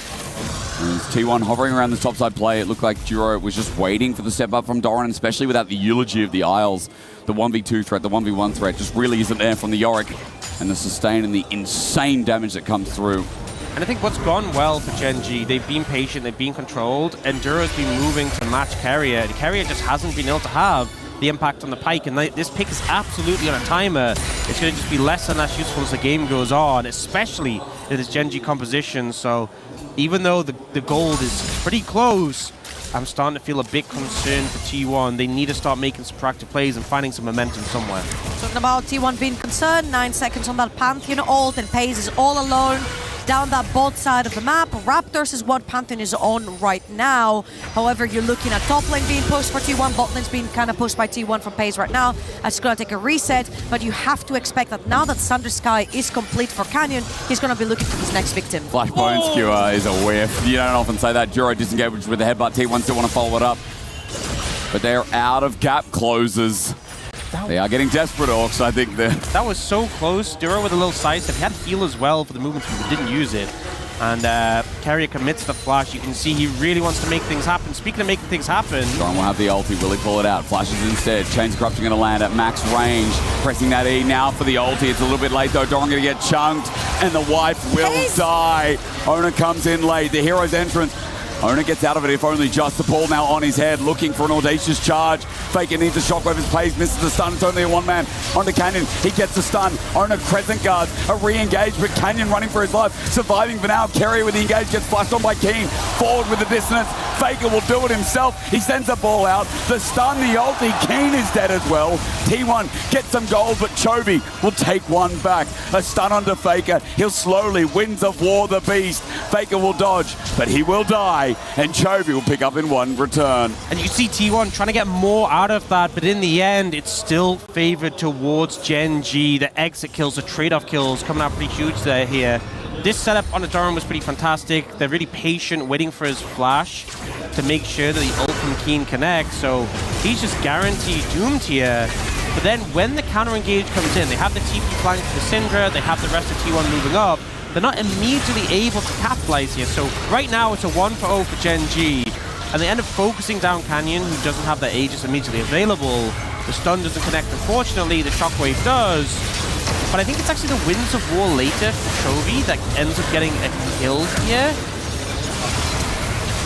Oh, we're going back to live. No, we're going to go live. Doran's in trouble again, and the wife was used before, so 1 versus 3, he is dead. He has no flash. The kill's over to Keen. The Virus top better, and Doran is burying himself with his own shovel. So when I said I needed to see attention top lane, I was actually talking about T1 putting attention top lane. Really? Gen G just getting Keen further and further ahead. And I feel like they did that pretty early on. Carrier tried to pay a visit, Owner paid a visit where they got the extra first kill over on Shinzao by ganking Keen, taking his class. It just never ended up revisiting. I feel like this Pantheon Galio combo has been so potent from Gen G. Canyon has been using it on cooldown, and it's coming off cooldown soon again. There are a couple of flashes missing from the map. Faker doesn't have one, Doran doesn't have one. So if these two overextend in any lane, and I'm looking at Faker right now on the top side of the map, Canyon could be looking at his number. I'm very worried about the top laner of Gen G. 2,500 gold, and he's really maintaining most of it. The T1 invade is happening, but Keen is isolating bot with the Dusk and Dawn. So while there is some gold going down, there is more arguably going to this Varus, who is going to take the first turret at 14 minutes in the game. This is not how this matchup goes. Well, apparently this is how it goes. This Yorick is stuck on Phage and Sheen, right? And there's a Dusk and Dawn on the other side. Keen has gotten out of lane. And that was the most important thing from Gen G. Do they trust to put him top lane in a counter matchup and him getting out of it? Currently, he's 2,000 gold up, 1 item up, and he's in a great position to carry. Carrier looking for an engage onto Ruler. What can they find? Bone Skill waiting, trying to get the flash, but Carrier advises against it. Phantom Undertow to escape, and him and Paze are going to group up while Dragon's up now. First one of the game went to Gen G. Canyon going to start it again in the control here from T1. Looks like they're going At this point, it's just a trade. Trade the objectives, yeah. I mean, I think it's the right call with the current state of things. They have the control in that area. You can't really just face check into it. But Gen G feeling pretty good about this one. We'll see what Soul is. To be honest, with how bulky their comp is, even a Chemtech, oh, there we go. I think it still works very well with the composition. Yeah. These bulky frontliners going to be even harder to cut through. The shielding and healing that comes to as well going to be very high value. So if Gen G get their hands on this, it's going to be so difficult to deal with. And I'm looking at Chovy as well. We already know that Galio, very good against mages. He has Abyssal Mask and the upgraded Merc Treads. He's so hard to cut through for these AP champs. Oh, they're running for Keen right here, but I feel like Keen is just going to push out that wave and just back off. He knows that if you overstay, somebody will show up from T1 as they always do. I feel like the T1 rotation for that Dragon right there was perfect, with Faker over on the top side whilst being stuttered by his team, so he cannot get shut down through the top side of the map. So Faker got some time to actually push under Jovi's tower and get a bit of CS. I feel like they're going to very heavily rely on that Orianna to make plays. Oh, did you guys see that sign? When does G2... Yeah, why did you point... No. Why did you point this out? Because people can't see. But you kept pointing at me. Read that sign. Why is that, Ox? I just wanted to know the answer. You know what? EU is still in the final. True. Yeah. I'll see you later. But it doesn't matter, so is Korea. That's the problem. We can't win this trouble. Hawks has three. Look, to be fair, I don't know the answer to that question. I think people have forgotten it. So, yeah, can't answer that for the fan. Engage, Duro. In a bit of trouble. He's slowed down by the Audacious Charge. Aftershock's now down. He's going to be knocked up, pulled back in. Might be a free kill, but we're going to bring in the Gundam Galio. Chovy onto Ono. Crescent Guard already pulled on out, and Ono flashes away. He's got the ball on his head, so he needs to re-engage to find an angle for Faker. Gen G group up as 5 through mid. They have all waves pushed right now, and the freedom to move as they will. That was both teams kind of throwing whatever they had at each other. It was majority Gen G using the Galio ult to keep the Alistar alive. They are very bulky. Chovy's deep. He's going to Justice Punch, but gets caught out. Carry almost dies, though. Yeah, who got caught there? I'm not I don't know. Why is Chovy not dying? I need an answer now. Shotrev's going to bring him in. He flashes away. He Justice Punches again. Chovy takes a year to die, but die he does. A shutdown over to Faker. T1, a breath of light, and Faker is the only one with gold in this game. That is very big, though, because Orianna, I feel like, is going to be the game changer right here. The consistent damage is coming through Orianna with the Q, apart from the big pop from the Shockwave, might be able to change those fights, especially when we're looking at the damage distribution. 41. There's just not a lot of consistent damage of it. Owner. Knock up, yeah. Owner's punishing this. Always Paze good scatter of the week onto Canyon under Tara. Tara not hitting just yet, but there is one. Encore comes through. Paze in trouble. Duro, two-man pulverized, and a bait it is. Owner jumps back in. He wants something out of the play, but he won't find it yet as Carrier wants to bring death from below. But all he needs is a skewer, and that misses. Gen G walk away, drawing out Faker's TP. Just shows how long it has taken T1 to cut through these targets and how much respect they have to pay. And in both of these situations, Carrier's like, hey, I found Chovy, and look how close he gets to death. Just trying to set up this play for his team. He flashes in and just nearly gets deleted just by a bit of damage from Paze, from Rula and there from Chovy. And then Chovy does try his hardest to get away. It does take a very long time to cut through him, though. It's still a good kill for the side of T1. But here, the CC and turnaround potential of Gen G composition cannot be disrespected. Yeah, Pace walks up without flash, gets caught on the chain CC by the Seraphine, and gets punished.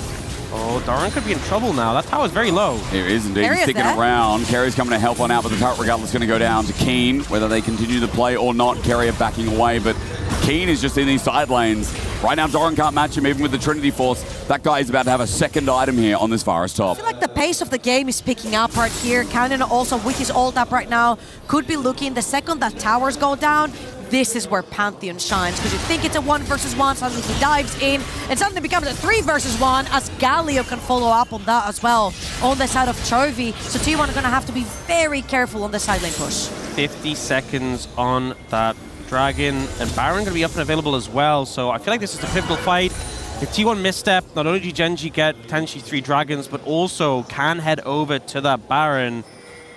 They don't have the most DPS of any composition, but they're very bulky, so they can withstand it. If they get a clean fight, they will just take that objective. They will indeed, and Keen now also just picked up his second item, so let's call that a power spike. He's got a proto belt now on this Forest top. I'm wondering if Chovy's going to have enough for his second item. The Imperial Mandate is insane on Galio. This Abyssal Mask Imperial Mandate, so much extra percentage damage increase, and the ability haste you get on almost all your abilities. It's only your Q that the Imperial Mandate doesn't apply to is just crazy value. Very importantly, right here for Pace, no flash available and so much CC on the side of Gen G. If he gets caught or tipped by the Seraphine ult, then the chain CC comes through, and we saw him overstep over in mid lane and just getting one shot. So very important for Pace to not get caught as T1 are approaching, trying to get some visions on their own jungle. Keria will be the first one to stand forward, but Gen G have already started it. His Umbral Glaive has been used. Len's now down as well. Gets a bone skewer to start us off, but this Dragon feels like it's gone. Ona's coming in from mid to the Dragon Pit. TP's going to be used by Gen G defensively. Engaged from Duro, sets it up, and there's Chovy to fly in after the fact as well. No knockup, but they're all in range. Ona gets sent away, or at least sends Canyon away. 3-man shockwave. Not bad, but not enough damage right now. And in the middle of it all is Ona, who's going to drop first of all. A bone skewer onto Chovy means naught as Gen G find the fight, find the Dragon, 3 up, and threatening Baron here with T1 losing a member. You get a 3-man shockwave, and basically nothing changes. The sheer bulk of Gen G so hard to cut through, and it just feels like a brick wall that you want to fight against. They do get value from Doran in the side lane. He'll get bot as well. Actually, not a bad TP. I feel like this is going to be the name of the game for T1. Try to buy as much time as possible while Doran is taking down those towers. I wouldn't be surprised to see a Hullbreaker even come out in the later stages from the side of Doran, just to try and get something off the map. The 5 versus 5 is looking really rough for T1 right now. Close to this turret, moving down to Gen G. They've already used some of those semi-globals, so they won't be able to catch Doran just yet. Kerry's also doing a bit of coverage here. So a bit of gold back over to T1, but remember again, they're facing Soul Point, with Gen G feeling so comfortable in this game 3. Seraphine with 2 items. Imperial Mandate that Orcs talked about, that's now been picked up. So it really is Chovy getting unkillable, or at least annoying at this stage. Duro at half HP, he doesn't hold, or rather have the unbreakable will. Ona ulties again. Keen gets the ulti down. Ona is on an island, and Chovy comes in to make sure he drowns. Gen G again, another pick. That TP from Chovy was so beautiful because it completely cuts off the ramp, isolates Owner, and then Owner dies all alone since the rest of T1 could not carry forward. What a beautiful TP. This just does not feel fun for Ona. He goes in, he gets bounced around, knocked up, CC taunted. Doesn't really get to play the game. Look at that TP. Yeah, cuts them off completely, and Ona ends up going in, but the thing is with the Crescent Guard, it only stops people outside of it from damaging you. No one's outside of it. They just all got in with him and beat him up, so Gen G furthering their lead once more. We did see Doran obviously claw back a decent amount with his plate taking, but with next Dragon, with Soul on the cards in 2 minute 40, Gen G feel in a really comfortable spot. I think for the side of T1, if you're going to approach them in the 5v5, which you may have to deny the Soul, you need to think about how you can reach Ruler or Keen. Those are the squishier targets, although I will say Keen has that Seeker's Arm Guard, which is going to make things a bit trickier. And I was going to mention Faker's used Shockwave. Yeah, the ulti's going to be launched in. Chovy and Canyon flying in. Faker's now already out of the play after needing to burn his flash. Tried for the chunk onto Duro, but now, guess what? He doesn't have Flash or Shockwave, a Blast Cone, stunned up, taken by Chovy, so there will be no escape for the mid laner of T1. And a spear to silence all the fans with him. Baron sits in front, and Gen.G are unstoppable in this game. And they have so much turn potential on this Baron, and so much bulkiness and sustain. It's so comfortable to start this up. They can just be ready for T1 to approach, and the second they see a target, they'll go. Doran making work on the bottom side. That's only his wife. He's walking up himself at 7k. Can they do the 4v5? Canyon relaunches himself into Pays. Everyone forward on Gen.G. Once again, Owner's ulti used exceptionally well, but he's left isolated. Pays comes in with the scout of the week. Gen.G are getting low. And to the credit of T1, they have pulled Gen.G off the Baron. They've gotten some health chunk from Gen.G, but now they must escape. The follow-up from Duro, the heal, the protobelt from Keen. Chain's Corruption lands on his counterpart. The burst with the AP top lane, 80 carries enough. And Keen finds a kill. Faker. T1 running for their lives. The Winds of War. Faker comes back, but a blast cone, a shield of Durand.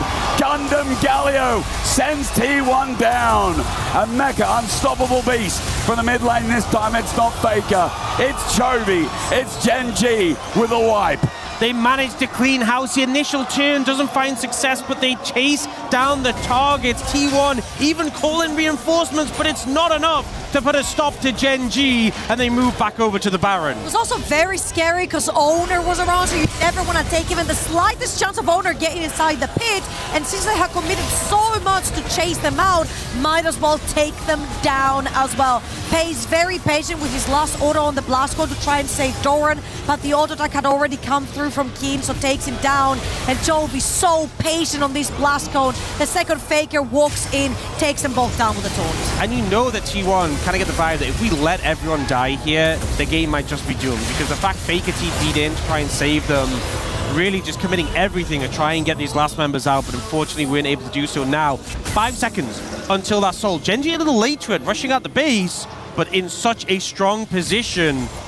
Will be looking to push in here. Can T1 get the jump in them from the fog of war? I mean, I'm worried because the face checking's so easy. Chovy can just run on in. He's got to seek his arm guard. Good scout of the week. Starts on to Duro. Keen, remember, as well. Sonya's just completed. There's the ulti in. They want to send it and finish off third place. Shield of Duran, easy as that. Doran hasn't had the best game as the charm brings them in. And T1 are destroyed. It's not even close. It's not even competitive in this third and final game. Gen.G pile up on top of T1, and their composition is not durable enough to fend them off. Gen.G with the Baron are gonna push as many lanes as possible. I don't think Cannon is even taking that dragon as consolation prize. At this point, it feels almost impossible for T1 to cut through all this bulk and the engage, the coordination from Gen.G. This is what we know from this team. This is them at their best.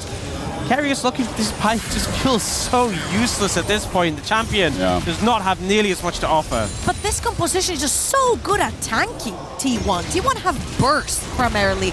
Doran didn't get ahead on Yorick, so he's not really an AD threat to them. And as you can see all around the board, Seraphine, extra HP through Rallies. Mid lane, he's only building tank and support items plus his Seekers. You look at top lane, there's an Hourglass.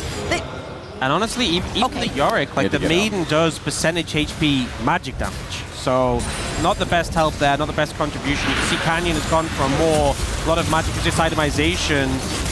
Doran seems to be in a bit of trouble. He's trying to defend the Krugs, which I get. We know who he is. He's Krugs. Maybe Duro saving him from himself, obviously. The wife, down she goes in a quick moment, or at least close to, yep. And as you said, near impossible, it feels like for T1, as they're going to lose their inner at the bare minimum here. He now has the Verdant Embrace, I think it's called. So he's going Banshee's fourth. But the fact he has that Spell Shield, and the Zonyas, and the Rocket Belt, and Flash, and Ghost, he is not an easy target again. And Solari from Alistar. Yeah, there's so many defensive tools for these, I say squishies, they're not even that squishy. Look at the health bars of the Seraphine and Varus. It's becoming so difficult. It already was so difficult. For T1, you can see the Baron power play over 5,000 in favor of Gen.G. Moments away from silencing what is a majority-based T1 crowd here at EWC 2026. And in Paris, hasn't been many cheers for this third game because I think they've known the comp has set itself up for success in Gen.G. An engage tried by Doran. but a Mega Blast Cone from Duro that builds the space. Gen.G, there's 4 members down here, but they are not giving T1 an inch as they try and overload with all 5. T1 had to try and make a play here, see if they can catch someone. Canyon was all the way to the top side. No TP to join. His ult was not in range to join. He had to reset as well to get an extra item in his inventory. Now Rift Maker for the Galio, so a lot more damage coming through as well as tankiness. And T1 just missed their window. James Corruption dodged out of the way with the Protobelt. The burst is insane. Fake it with the shockwave for Keen goes golden. You can't kill him. He's got too many tools. As Duro sends Owner once again into the middle of Gen.G, which I'm sure he's getting pretty bloody sick of right now. The Winds of War hits pays a double down. The base in tatters. 29 minutes, and Gen.G are going to take it home. There's only a Yorick and a Pike to defend the base. Don't think there's anything Doran can do here. He's going to flush away. Gen.G are going to chase, but the Nexus turrets are next. A Pantheon, sure, but Doran is out of his own base, sent out by Chovy. Gen.G matched by DK, but T1 are just another day in the woodwork for the LCK team.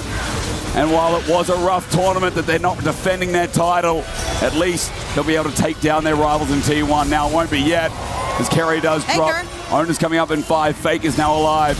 Gen.G will have to retreat as Shockwave brings him in, but Chovy buffers with the Justice Punch. Shield of Duran, Winds of War, Faker dies on the respawn. Owner gets back as well. A scatter of the week, but Chovy's right back in. You can't stop him.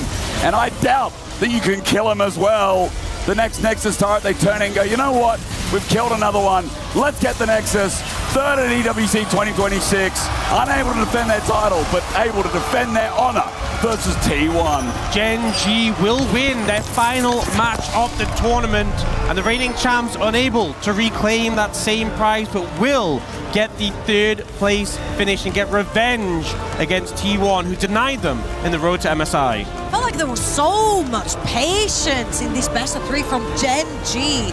From draft to execution in that particular last game, they just knew if they play this game clean, they get to the item breakpoints. There's no way T1 has enough damage to beat them, and they were right. There was such a nice pace to that game if you're a Gen.G fan, right? It felt useless. It felt so hard to watch if you like T1 because Gen.G just held their control. We talked a lot about the comp. I think also talking about how Keen just, once again, on another 80 carry top, kind of smashed Doran out of the woodwork, even though Doran had that great Cassante game. It wasn't enough here. And on the Yorick, fell short. I think Gen.G are a team who are so good at dictating the pace of the game and controlling it. T1 needed to get things rolling, needed to get things going, relying on Carrier's Pike, and it was just too hard, too thin odds, too thin chances to make things work. But always, this series delivers. Gen.G against T1, always a legendary matchup. It's always nice, it's always great. And you know, back to LCK for both. And we'll see what the final split has to offer before Worlds. Both have high expectations on their shoulders. The fact that they bowed out of this tournament and had to play this 3rd place match was already a surprise. But I think a lot of T1 fans will be asking for more, especially with a loss against Gen.G after their loss to G2, after the loss to KC. May sound negative, but it's a hill to climb that T1 can do, as Gen.G are the winners, and Ruler is standing by on stage for his 3rd place interview. He is indeed, as Gen.G locks in that 3rd place finish. Paris, make some noise for Gen.G! Standing by here with Ruler. You came here to defend your title. It wasn't to be. How did you find the energy and passion after yesterday's loss to come here and compete against such a fierce rival and play so well? 일단 룰러 선수 승리 축하드리고요. 일단 타이틀을 다시 가져오진 못했지만 그래도 어제의 패배 이후로 이렇게 다시 와서 또 강적인 또 라이벌인 T1을 상대로 이렇게 승리하게 되셨습니다. 사실 그 원동력이 무엇인지 정말 궁금합니다. 어제 경기 일단 지고 나서 좀 다 같이 조금 분위기가 좀 사실 많이 안 좋았어요. 많이 안 좋아서 오늘은 좀 되게 편하게 저희가 못 해봤던 것들이나 그리고 좀 저희가 부족했던 부분들이 뭔지 알고 있지만 못 고쳤던 거라서 그거에 대해서 되게 좀 많이 이야기하면서 좀 플레이를 해서 이제 좀 좋은 결과가 나왔다고 생각합니다. Yeah, after yesterday's loss, we felt a little down. However, yeah, let's play much comfortable as possible. So we try to do things that we didn't do, and we didn't fix our mistake last time. However, we just tried to fix this time, and I think that worked as well. Now, of course, you'd much rather have been in that grand final and competing for the trophy, but coming third and winning here against T1 comes with its perks as well. You get $220,000 to take home and 500 club championship points secured. When you get home, how do you think you'll reflect on this year's performance? 이제 타이틀 디펜더에 실패를 하셨지만 그래도 상금 22만 달러와 함께 클럽 챔피언십 500포인트를 획득하시면서 이제 돌아가시게 됐습니다. 그래서 올해 이번 대회에서 이제 룰러 선수의 경기력을 좀 돌아본다면 좀 어떤 평가를 해주실 수 있을까요? 이번 EWC 와서 제 경기력에 대해서 좀 생각해보면 그냥 좀 마냥 좀 잘하지 못했던 것 같아서 좀 계속 아쉬움이 많이 남는데요. 좀 좋지 못했고, 네, 그냥 좀 아쉬웠다 생각합니다. 제 폼에 대해서. Yeah, honestly, I don't think I can say good words to my performance individually. So I'm disappointed to my performance in this EWC. Yeah, that's it. I think everyone here would love to know, Ruler, who you think will win the grand final. Will it be DK or will it be Carmine Core who takes the trophy home? 이제 다음 경기 그래도 결승이 좀 기다리고 있는데 DK와 KC 중에서 어느 팀이 이길 것 같으신지 예상을 한번 말씀해 주신다면요. 진짜 좀 어려운데요. 제 생각에는 이번에 뭔가 느낌이 카라민코프가 우승할 것 같다라는 느낌이 좀 듭니다. It's hard to say. However, I have a feeling that Carmine Corp will lift the trophy. The ruler thinks that Carmine Corp will lift the trophy. We're going to get to that later, but one more time, what a performance from Ruler and his team in the third place finish. Paris, one more time, make some noise for Gen G!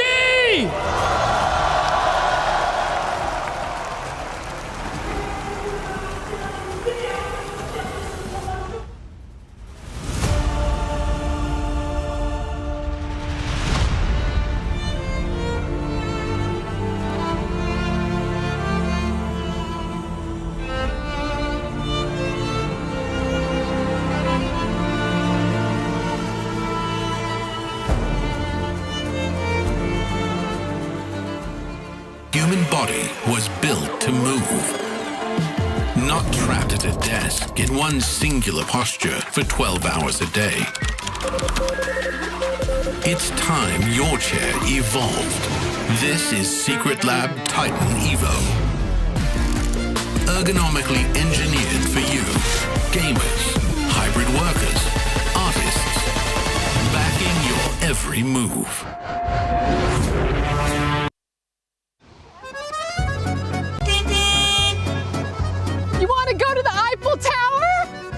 Taxis are so much worse in Paris. Make yourself comfy. What is this? This is the 2CV. All right, you ready to see the Eiffel Tower? Do you know where you're going? I feel confident that we are going to see the outside of the Eiffel Tower. I'm ready. I would like to see it. We're just gonna have to go by smell. Have you ever navigated by smell before? No, can't say I have. You just have to smell the Eiffel Tower. Le Tour de Eiffel. Okay, wait 1 second. Okay, I think we're getting closer. Either that or it's the catacombs. I didn't do that. That'll buff out.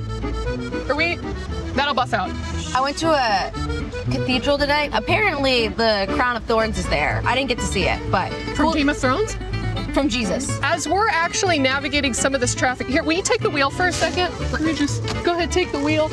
I don't know how to drive stick. I have something back here. It's okay, you'll figure it out. 1 second. Are you still operating the pedals? Okay. Do you know when to brake? I got it. Yeah, no, I could feel it. Okay, here we go. All right. Please take the wheel. Am I still holding the wheel? Oh, no, I got my knee on it. There we go. You're good. How long is the Paris sewer system? I can't measure distance, so 20 miles. 20 miles? That's pretty far. 2 miles. It's actually over 1,304 miles long, and much of it is big enough to drive a train through. Whoa, it's a lot of It is. It's quite literally a lot of The Eiffel Tower is 330 meters tall. or 1,083 feet if you're American. How much does it grow or shrink based on the temperature? This thing's growing? I mean, we know that things tend to grow or shrink based on temperature.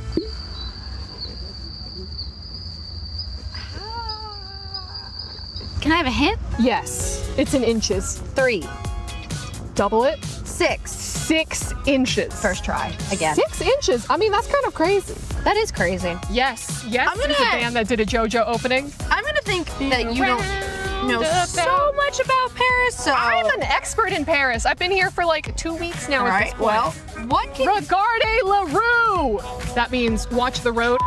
Ah. Where's the part? There we go. Just add le. Just add le. True or false? There are no stop signs in Paris. True, because I'm just going. That is so true. Actually true. The city uses yields, traffic lights, and right-of-way, all of which have been disregarded on this drive. Bonjour. Bonjour. Oui. Oh, she did not like. She did not like it. Oh, wait. Oh, wait. Wait. Bonjour.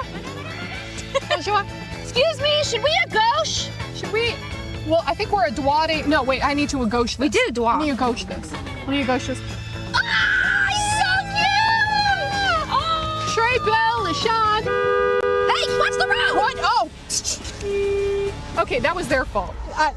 We only need a couple more gauches and we're there. Maybe I should just take an Uber. Or like a taxi. Well, no. That's me. I am your Uber and taxi. I've got a lot of student loan debt. Another one. No! Well, I'm the safest Uber or taxi that you could ask for. Sure. Check out my 5-star rating. Is that the Eiffel Tower? I think that's not the Eiffel Tower. No, that's a crane. I think maybe you can't see the Eiffel Tower because it shrunk 6 inches. Ah, right. That must be it. But also because this freaking grandpa is on the road in front of me. Oh my God, he dropped his croissant! I have GPS built into my brain. You know, like those pigeons? Those pigeons that always know how to go home? Yes. I know how to Homing go pigeons. to the Eiffel Tower. Do you? We're still making the... What's the other one? A droite? A droite. We're droiting. That was pretty a gauche. We're droiting. We're droiting? We're droiting. We're droiting. You know, maybe I should walk. I'm just gonna get out here. You're just gonna, I'm just gonna get out. Right here? Yeah, It's not. I'm just gonna walk, stretch my legs, breathe the Parisian Paris, the air, and just, I can take you the rest of the way. No, you know what? It's really nice out, and I just think it'll be a great walk. It's just one more a gauche. Oh, wow. I have 5 stars at least. Merci.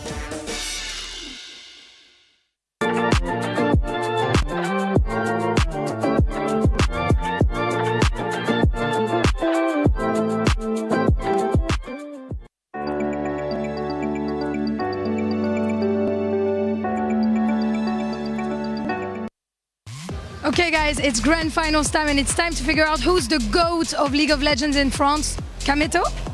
Or Faker, obviously. Bon du coup les gars, on en pense quoi? Bah Kamel, based. Choose wisely, I said. I told you before. I told you before to choose wisely. Based. French house. No, KC. Faker! So what do you guys think? Kameto or Faker? That's what I'm talking about. Let's go. Ah bro, come on. Bon alors les gars, le GOAT, Kameto ou Faker? Kameto! Bro, why are we picking KC jerseys every single time?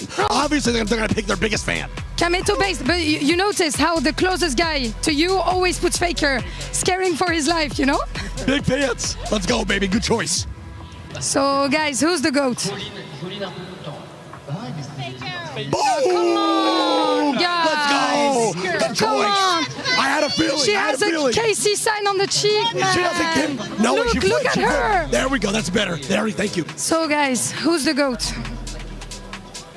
Yeah, it's my CEO. My CEO, Kameto, bro. Wait, you hold up there we go. That's what I'm talking about. Yeah. Les gars, c'est qui le GOAT? C'est Kamel.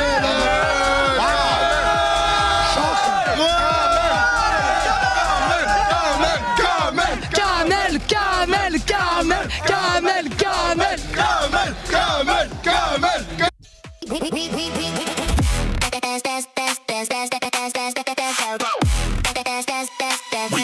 Esports World Cup up.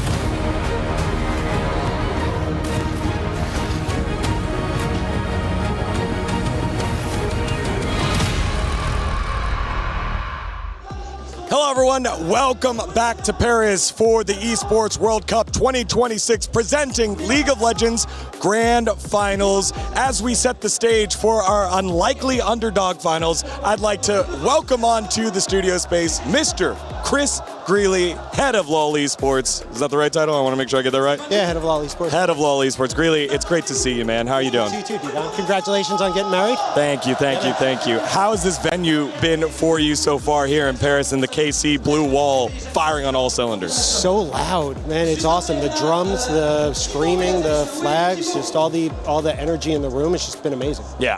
So we just wanted to start diving into the LoL Esports ecosystem and EWC. What are some of the great things that come out of this so far for us as a League of Legends esports? I mean, I think today's finals is like the best example of what we get out of this, but the EWC qualifiers was another big one. It gave us like a second layer of competition during the year, so we were able to watch. You had your regional league, you had your qualifiers going at the same time, and that put us, man, that blue wall's so good. It's so loud. It's so loud. And it gave us this great opportunity to have a bunch of teams qualify for EWC that weren't in MSI. Yeah, and you know, also, speaking of qualifiers, over in Europe, the ERLs had several teams qualify out of it into the tournament proper, like Galleons and Solary. Like, how awesome is that for Tier 2 teams to have an opportunity to play on the international stage? I think as we try to talk about ways to make Tier 2 more attractive to organizations, more aspirational for players, these are the kind of opportunities we can create that make teams and pros really want to hop in and engage. So it was great this year. It was a really good test with the ERLs, like one of the best Tier 2 systems in the world, and we're going to see if there are ways that we can expand that for future years. And create more paths for more Tier 2 teams towards EWC. Well, one of the ways that that there will be more competition is through the Esports Nations Cup. ENC is coming later on this year. What are some of the exciting prospects of that for you, and what are some teams that you want to watch out for? Yeah, sorry, man. So we want to make sure we have, man, that's so good. It's so awesome, isn't it? The most exciting part about ENC is like getting to see a lot of the regional matchups that I think fans are really excited for. So a couple of years ago, I got to go out to an EMEA Masters final that was France and Spain, and the energy in the room felt a lot like the energy in this room right now. So I think getting a lot of those to come out, like USA Canada is going to be pretty great. Like a lot of the European, like intra-Europe matches are going to be good. So we're really excited to see what ENC can bring overall to the ecosystem. Yeah, and obviously, for those of you that don't know, Chris Greeley knows ball. Greeley, who you got in this grand finals? It's a best of 5. It is the LCK unlikely hero against the LEC, not the one that everyone would have picked to be here in the grand finals. What are you looking out for? And if you can, give a prediction. All right, so my prediction's 5 games, because that's always what I'm rooting for. Yeah. I think watching Khalees yesterday on Ezreal, like the broadcast did such a good job of flipping the pro view and showing him like down in bot lane in 1v1s. Really interested to like continue to follow that storyline. Again, I do hope we get 5 today, and like really looking for this place to explode and have some like the in-person experience here has been so good. Really just looking for that energy and that noise today. Again, he toes the line, doesn't give us a prediction. A true professional, Chris Greeley. Everyone, thank you so much for joining us here at the EWC desk, man. Yeah, man. Thank you for having me. All right, well, y'all, you can all join on in the action with EWC Play Experience by making your picks. Let's see how it works right now. Everyone is playing. You're not yet. EWC Play is your all-in-one platform to compete in fantasy, pick'em, and quests for a grand total of $300,000 in prize pool. Build your dream fantasy team in 5 different games and track your score with live results tables. Predict the winner of every game, every group stage, and every tournament. Complete daily and weekly challenges to earn boosters that help you climb the global leaderboard. Got what it takes? Join EWC Play now.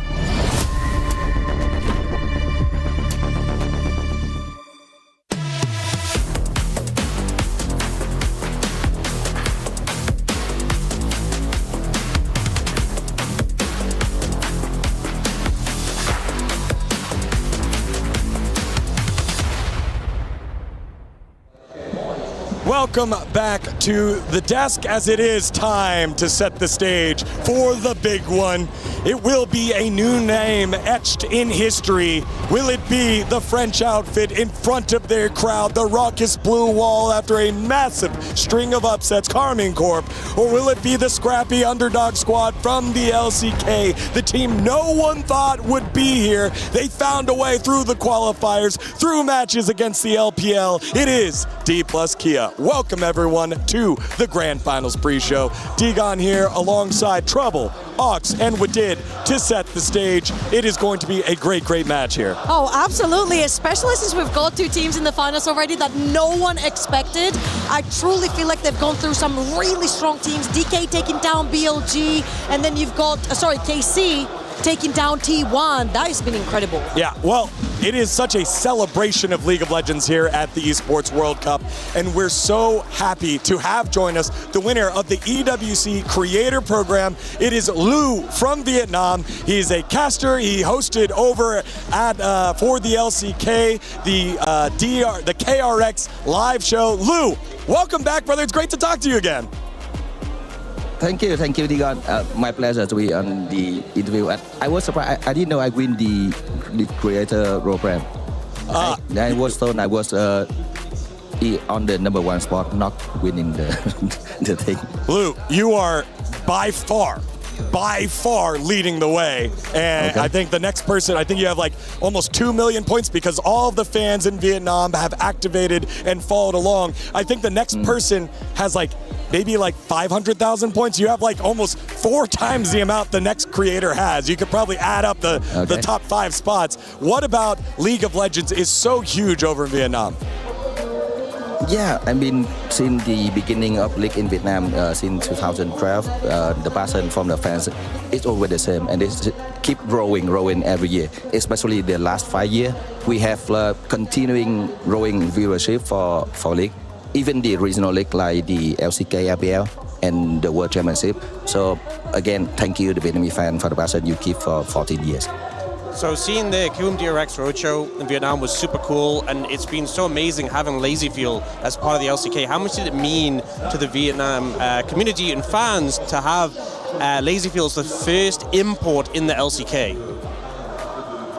It's a huge impact because in Vietnam, the LCK is the most popular regional league. We have a huge community for them, and when we knew the news that Lazy Field will be a starter in LCK, it's quite a commotion in Vietnam. And I think if you watch the walkout of Lazy Field in Hanoi, you feel that's how we feel when we heard the news. Now, obviously, here at EWC, you had 2 amazing Vietnamese squads representing the LCP in Team Secret, who did fantastic over at MSI, and then GAM Esports, who's been leading the way for Vietnamese esports so far. How great does it feel to see that representation over at EWC as a team?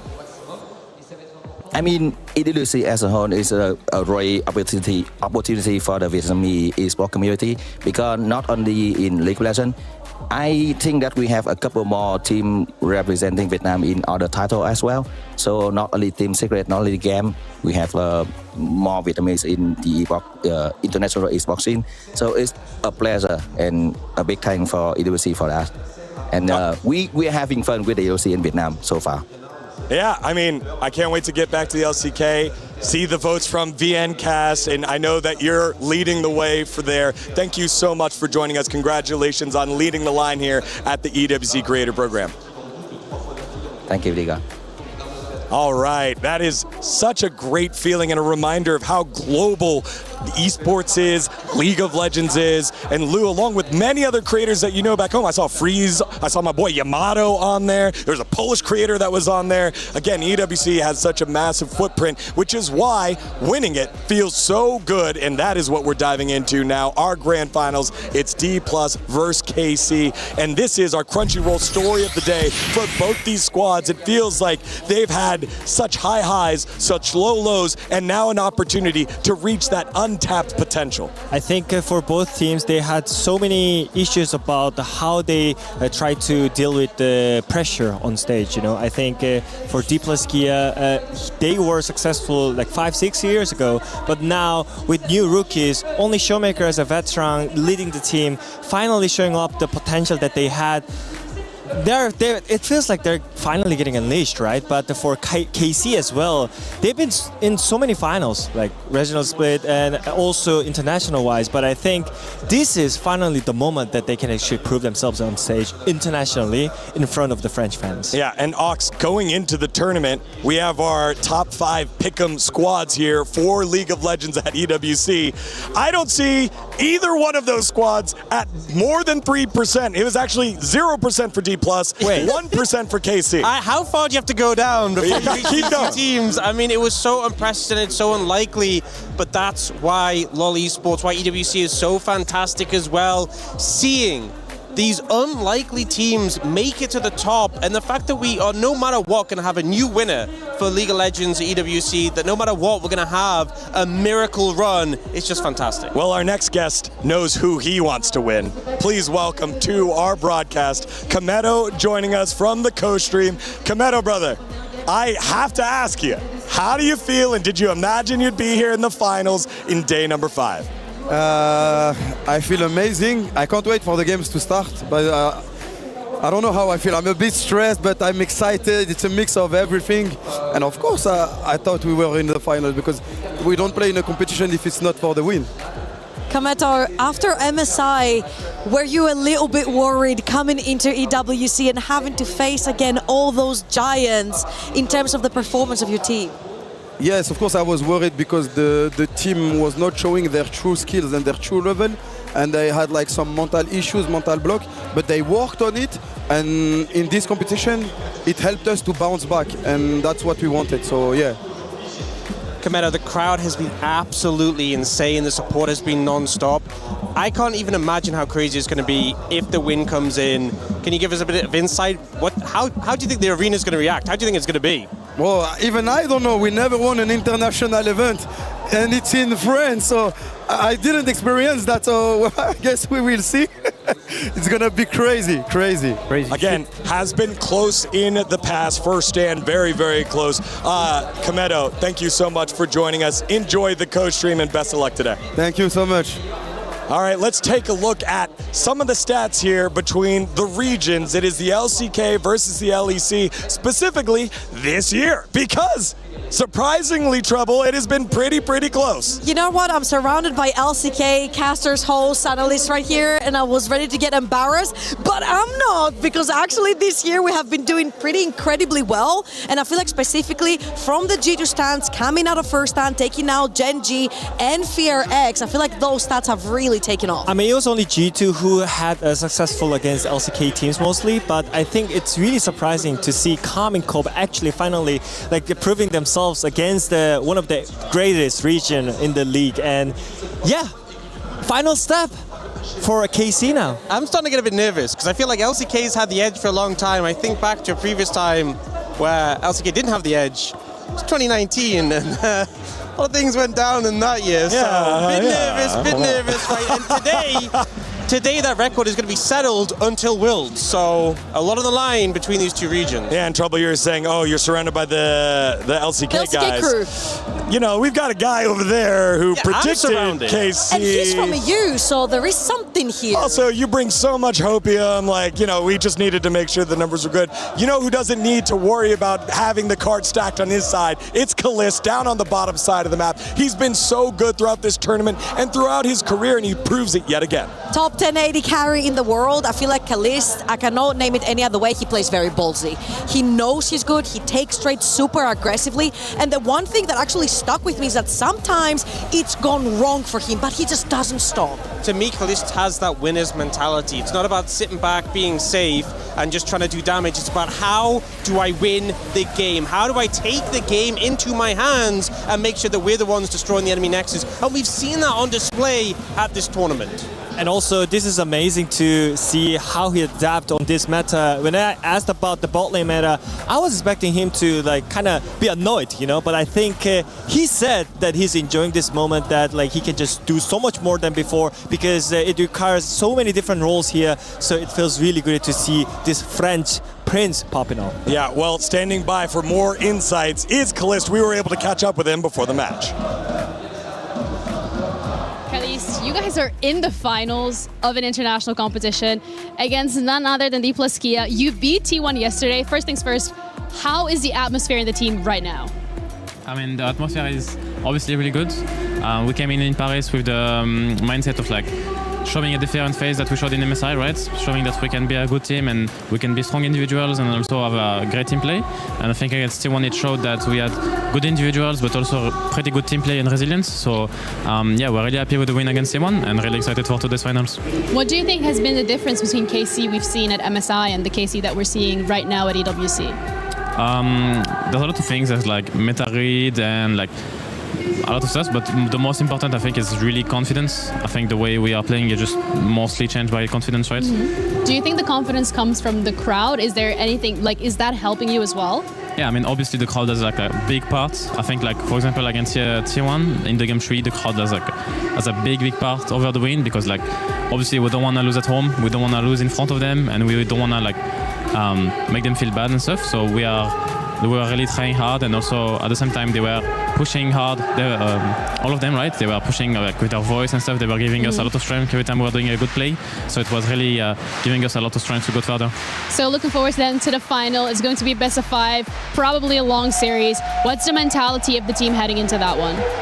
I mean, the mentality is like, as every game we played in the EWC, take it slow, do what you think is the best, play with confidence, and just follow your heart, basically.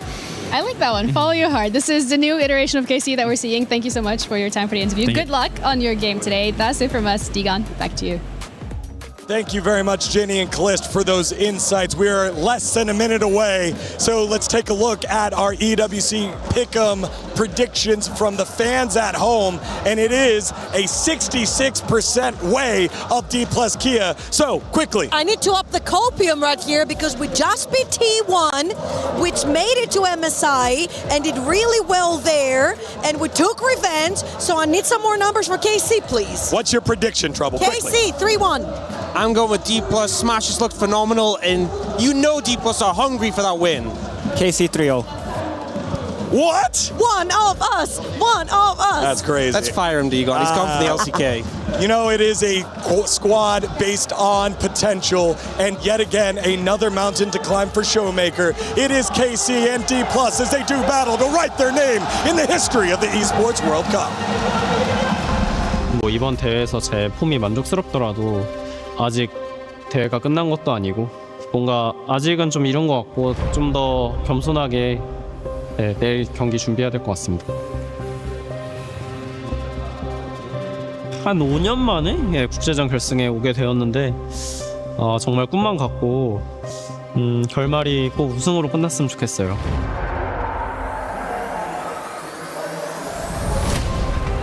Against T1 it was really crazy, even the other games it was really crazy, and I'm really happy that we got the experience and the luck to live this right. I wish we can make them even more happier by winning the EWC.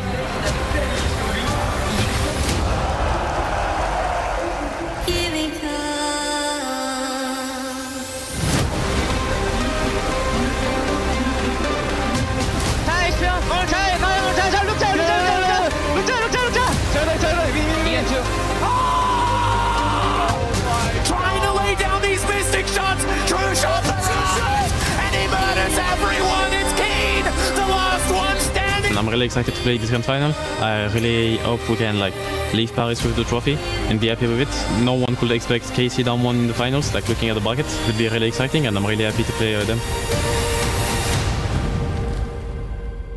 Here we go.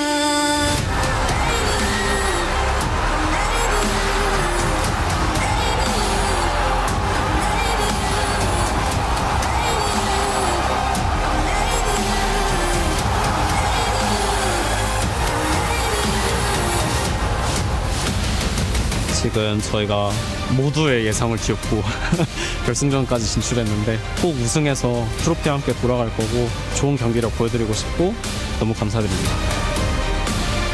Comme d'habitude, un grand merci pour le soutien, donne énormément de force, surtout je pense dans la Game 3 contre T1, ça nous a vraiment beaucoup aidé. Donc un grand merci pour le soutien à toutes les personnes qui sont sur place et aussi que sur les réseaux, donc un grand merci.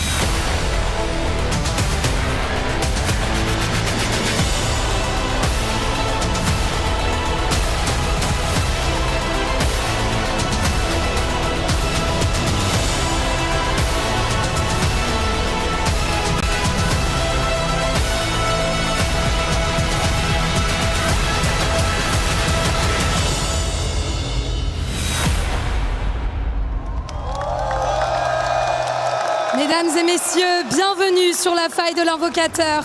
Paris, l'heure est venue. The time has come. Now you might think that this is a story about East versus West. It isn't. This is a story about belief. About how two teams crashed a party no one expected them to attend. Ils n'étaient pas sur la liste et pourtant les voilà en finale de l'Esports World Cup. And on one side is the legendary return of a Korean powerhouse. And on the other, a villain story nobody saw coming except their fans. For one of them, all of the talk about Cinderella stories and miracle runs comes to an end. One will undoubtedly leave here remembered by the world. But the other gets to cement their legacy as the Esports World Cup League of Legends winners. Mesdames et messieurs, vous le savez, il faut choisir. Now you have to pick one. Who's taking it, Paris? Will it be D plus Kia?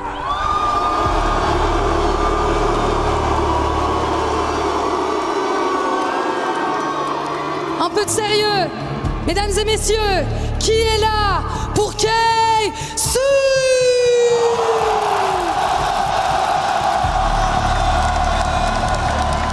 Listen, of course there's favouritism here, but this crowd has been phenomenal all week here. We need to get on one page, one time, before we bring out the teams. Mesdames et messieurs, pour vos deux finalistes, s'il vous plaît, tous ensemble, faites du bruit!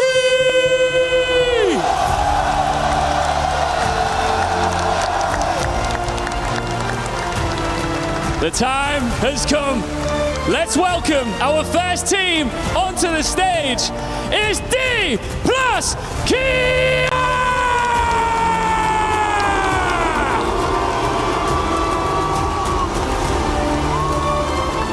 Shiwu, Lucid, Showmaker, Smash, Korea. 4 players chasing the first international title of their careers, alongside a world title winner searching for the first EWC title of his own. Together, they have brought D+ back to an international final against the Blue Wall, desperate to block their victory. But Smash said himself, they specialize in killing the home team. La banlieue influence Paname et Paname influence le monde. Carmine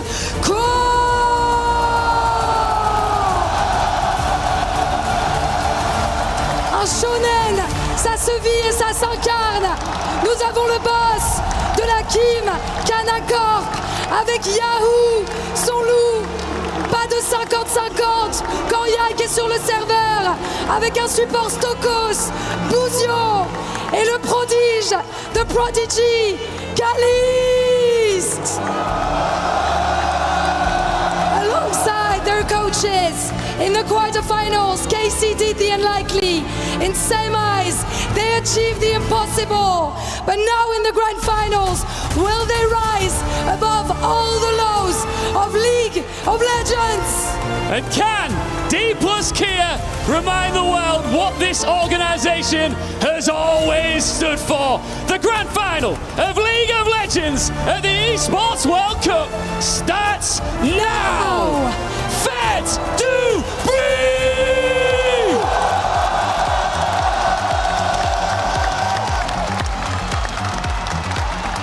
Thank you so much, Lou and Ian, for that incredible introduction. 2 teams we were not expecting to be introducing here today. I'm Atlas. I am joined by Jack Spectra and Wolf to get into this grand final of EWC 2026. It is an incredible story to have these 2 underdogs face off in the finals, but there is a very clear crowd favorite here. Oh yeah. And we have had so many Korean teams make it deep into tournament runs like this, like T1, who are so famed, but even they, for the first time in years, were not the favorites with this crowd. D+ have a lot of new supporters here, but they are going to have to win this best of 5 here against the home team in Paris in order to lift this trophy. I do think while KC has the home crowd on their side, for me, they're probably still the underdogs going into this matchup. I think DK showed such great tenacity against Gen G, and while KC took down T1, I think T1, for me, they made more blunders than I'm used to. Well, I feel like DK took down Gen G while Gen G was still playing incredibly clean. So for me, that victory felt more meaningful. And it's kind of crazy because both of these teams, very similar as far as the upsets are concerned. AGAL, absolutely no slouches, especially when it comes to EWC. KC were able to wipe them out of the tournament, and then being able to stand up against T1 in that 3-game banger series that they're able to claim at the very end. But BLG, they were on a golden road until like a few weeks ago. The team that really did look like they were going to shatter all expectations, and then taking down Gen G, who are the defending title holders. It's absolutely ridiculous that both of these teams are here. It's been insane. There's one player that I'm really excited for. I actually spoke to the president of the Lucid fan club, and he elected me as the vice president because I'm just the biggest Lucid fan on this cast. Been watching him in LCK Challengers, and just a huge fan of this guy.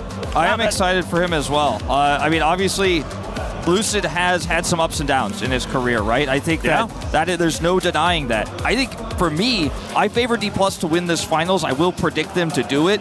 But players like Lucid and Shu have been inconsistent in the past. And a bad series on the day in a best of 5 could be the difference maker here between these 2 squads. One thing I want to talk about for both these rosters is they both had an incredibly difficult run to get here. And not only the caliber of opponent they had, but they both played incredibly tough games that looked completely lost. Looked like there was no way back in, and they were able to fight their way through. That winning game for KC against T1, the stop of the comeback in game 1 against Gen.G for D+.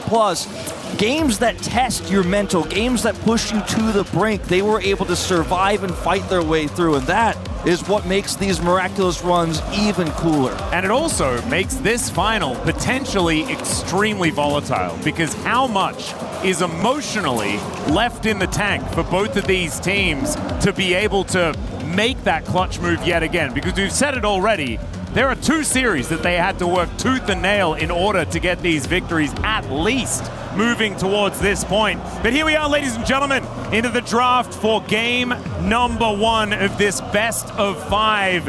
And I agree with Mr. Greeley. I think just 5 games. Just give me 5 games. That's why he's the head of all esports. You know, he has the good takes. And honestly, yeah, 5 games, that's all I really need. Because we want to see the absolute mentalness that can come out of a meta like this, with Mages running around the bottom lane. We've got Silas's down there as well. What happens in a game 5 with both of these teams in it would be absolutely crazy. But we are going to see the Poppy, the Olaf, and the Nocturne banned away here by KC, who are on our blue side to start this one off. And then the Orianna, Jace, and the Vi taken away here by D+ Kia. They have second pick and red side. Very interesting to start it off this way. Yeah, I'm curious to see. Okay, they just take away the Camille. I haven't been loving EU teams on the Camille support. I feel like they haven't been able to find the early lead that we've been looking for. And we also saw Keria playing the Camille earlier today, the Silas Camille. And it just, if you don't get the level 1, the pick is not very good. So that's the worry I have for KC. And I'm thinking now, if Lucid wants to go for his Lee Sin, that means a lot of early game pressure in the hands of DK. No, they could save the support for 3 and leave that Leona pick here and grab something like Lee Sin. It's definitely going to be a jungle pick here. The Victor will be a flex, but likely played in the bottom lane into this Camille lane based on what we've seen so far in this tournament. Doesn't necessarily have to be a Lee Sin here. They could play around something like a Jar, but with this Victor already here, doesn't look like a dive style comp is what they're really looking for. Yeah, and I think that they could also just grab the Shen, and that's what they're looking at. This has been the pick into the Camille, and we know that Showmaker is an absolutely incredible Victor player, so even if they don't go for the Ziggs, Camille, or something like that towards the bottom side, you can always very easily pivot.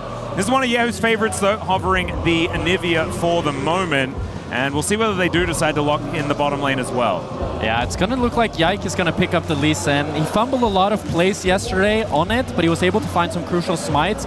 He's really, really good at being at the right place at the right time in this tournament, but I haven't seen the Lee Sin caliber of someone like Lucid, like Owner, and it looks like 6 for Kalisz, so it's going to be the 6 Camille, presumably up into the Victor, Shen, and bot lane for DK. And Wolf, do you reckon this is Cassiopeia time? Are we just going to pick both of them? I think it's likely here. To have such a stable lane if you do. Instead, looking potentially for this Skarner pick here as a jungle follow-up for Lucid and leaving this Victor still flexible. I mean, not a whole lot of DPS on the side of KC, so the really tanky front line in the Skarner and the Shen is hard for KC to get through if you don't get that early lead going. And we'll see if maybe KC can round out their draft with more of a DPS top or a DPS mid.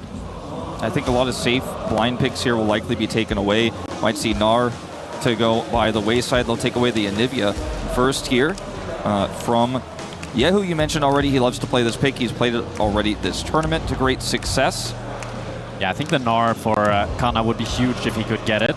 And it would also be nice for DK because both teams would want more damage. DK because they're the ones with the front line, while KC are the ones playing into the front line, needing to have more DPS to be actually taking down those tanks. Not to mention, yeah, and both Kana and Shi are pretty incredible Gnar players, and we've seen Gnar on the ban list so incredibly often. The Jax ban, this is kind of crazy, but they could put the Camille top. Yeah, I was thinking the same thing. They could flex it and actually go Leona, Camille. Imagine how much lockdown they have if they have both Leona and Camille. The Camille goes top side, and your immobile Victor is just going to have a really hard time surviving against that much pressure. There's no Vayne ban here either just yet, so that Gnar is still a strong possibility. One of the problems is there is nothing that's solid about DK's draft just yet. Even a Skarner is a flex to the support role if you'd like to. So even though, yeah, they're threatening the Camille top lane, the amount of pivot that you can just immediately do for D+ is incredibly easy. So we'll see whether they do actually lock that in towards the top side, because the final answer, it remains with D+. I completely agree with you, Max, because DK can just put the Shen top. Yes. If KC want to go for that. And we'll see what DK decide to pick on 4 here to break one of these 3 flexes. And looks like it's going to be the Victor mid with Smash looking in ADC, or he could just be baiting, of course. But the Kai'Sa mid. The Kai'Sa mid? No, I mean, Kai'Sa, I like Kai'Sa a lot here. I like Kai'Sa a lot into the mages because you have so much mobility with the ultimate and you scale so well. And if you go AP route, then you can also play more of a poking style as you gradually scale into the game. And Smash on Kai'Sa is just, like, when I think of Smash, his debut on T1, absolutely popping off on the Kai'Sa. He doesn't have the greatest dive comp, so it can be difficult with the range on KC's side, but if there's a man to pilot it, it's him. I think you've got to really have a ton of control to make this Kai'Sa work. I'm not a big fan of it myself. I think it's very risky. I think in a meta like this, the more win cons you have, the better, and if things go awry, it can be a huge problem. Here's a blind Vayne. Is definitely not what I expected. Oh, they're slamming it. Okay, I always just don't trust KC hovering Vayne at any stage, but they're going to immediately lock that one in. They were like, you know what? We don't have enough AD carries. Let's just pick all of them. This would be such a cool pivot, actually, if they were going to go for that Corki to change things up completely and try to dominate the bottom lane. Instead, it's still going to be that Ziggs Camille, and we are going to see, it looks like a Galio here for Yehu to help protect this AD carry in the Vayne. Yeah, the Galio makes a lot of sense. Camille Galio, classic. Camille Galio, very little frontline on KC. And we'll have to see what DK can answer into this Vayne. So that was what the Jax ban was for. Malphite is another really good pick into this Vayne top. I'm really curious to see what she will have. I don't think she was pulling out Tristana on this one. Like, isn't Tristana Vayne in the top lane? That would be absolutely I mean, he insanity. might. He might. I mean, we do have, in this case now, a very strong scaling mid laner for D+. He is going to lock it. The thing that's ridiculous about this as well is you have so much more wave clear than Vayne, so you will always have control of the minion wave there on the top side of the map. I just think it's crazy. This harkens back to, like, what, 2012? Well, this also means that 2 of the best answering picks to Gnar, which is one of Kana's best picks right now and why he's even here in the first place, are removed from Fearless here in Game 1. The Tristana was always, in my mind, the trump card you have as D+ if you have counter pick, if that Gnar is coming through, if the Vayne is bad. Only Shiu is really playing Tristana top right now, but he's going to match the Vayne now, not to answer the Gnar. And this composition just had added a lot more scaling elements to it here for D+. So the Kai'Sa pick I feel much better about because it also synergizes with that big burst to get the reset on the Tristana jump to then carry those fights. Not to mention, Buster Shot is so good at just making Camille's life as difficult as possible. She wants to be delivering the Galio to a target that cannot escape. If the Tristana is ever there before the play, Buster Shot means that the Hextech ultimatum does basically nothing. For sure. I think top lane is going to be the lane that we're looking at. I think both top laners will go Exhaust, and they will just... You, as Vayne, the thing is, you don't have any option to not fight. If the enemy wants to fight you, you don't have any long-range wave clear. You can't just, like, receive the wave. You need to actually engage with the Tristana, and that's why Shiwu went for this counter pick, because you can just jump in, keep fighting her. So I think both top laners will be pathing up towards top, and whoever kind of wins that top matchup will decide the fate of the game. It's going to mean that you get the control of the grubs. Tristana gets grubs, for example. That could be a disaster for KC, you know, and the split push power is insane. So a very volatile top matchup. That is, I think, I agree with you, going to be the focal point in this game, which is quite the opposite of what we normally have. Well, here we are, ladies and gentlemen, loading onto the Rift for game number 1 of the grand final of EWC 2026. And it all coming down to Shiu and Canada there on the top side of the map is kind of poetic as well. Canada having that unbelievable performance on the Gnar in their most recent series, and Shiu having one heck of an up and down tournament thus far. We are going to learn a lot about this series and how it's going to go, I think, in this first game, with eyes glued to the top lane. And already, weird stuff's happening. Yeah, both supports know what lane to play for, as Busio started the sweeper, predicting career to come ward here, and that allows Kana to be playing in these bushes, but neither supports are going to base just yet. All right, so we've got Ziggs versus Kai'Sa hanging out in the bottom lane. We'll see how Smash is going to do dodging these bouncing bombs. All right, we've just got 1v1s across the map here. It's kind of like they were competing for top lane, and they were like, you know what? We're all just playing top lane. I'm not gonna swap with you, okay? Busio trying to keep Career at bay. Career was considering to flash for the taunt, but he did not commit.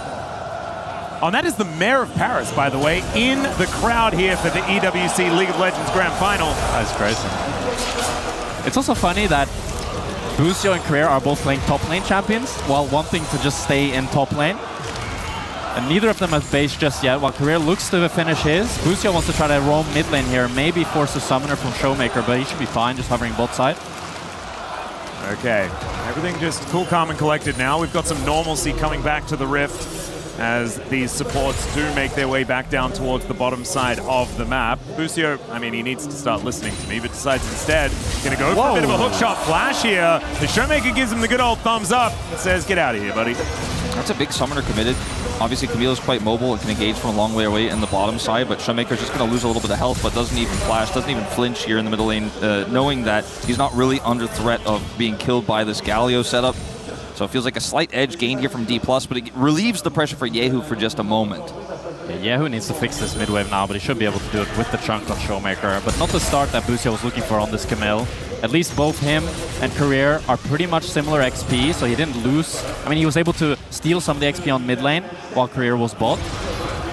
Cool. Nice little satchel there onto Smash. The wall dive not necessarily working here for Busio. Still able to dodge their way out of it, and DK will be just picking up the wave.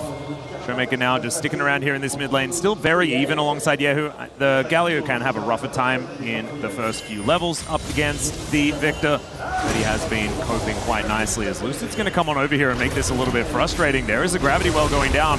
Busio in position, but Career making his way up. Remember, no flash on this Camille. Yike making his way over, and Lucid looking a little worse for wear, but picks the gap between the players.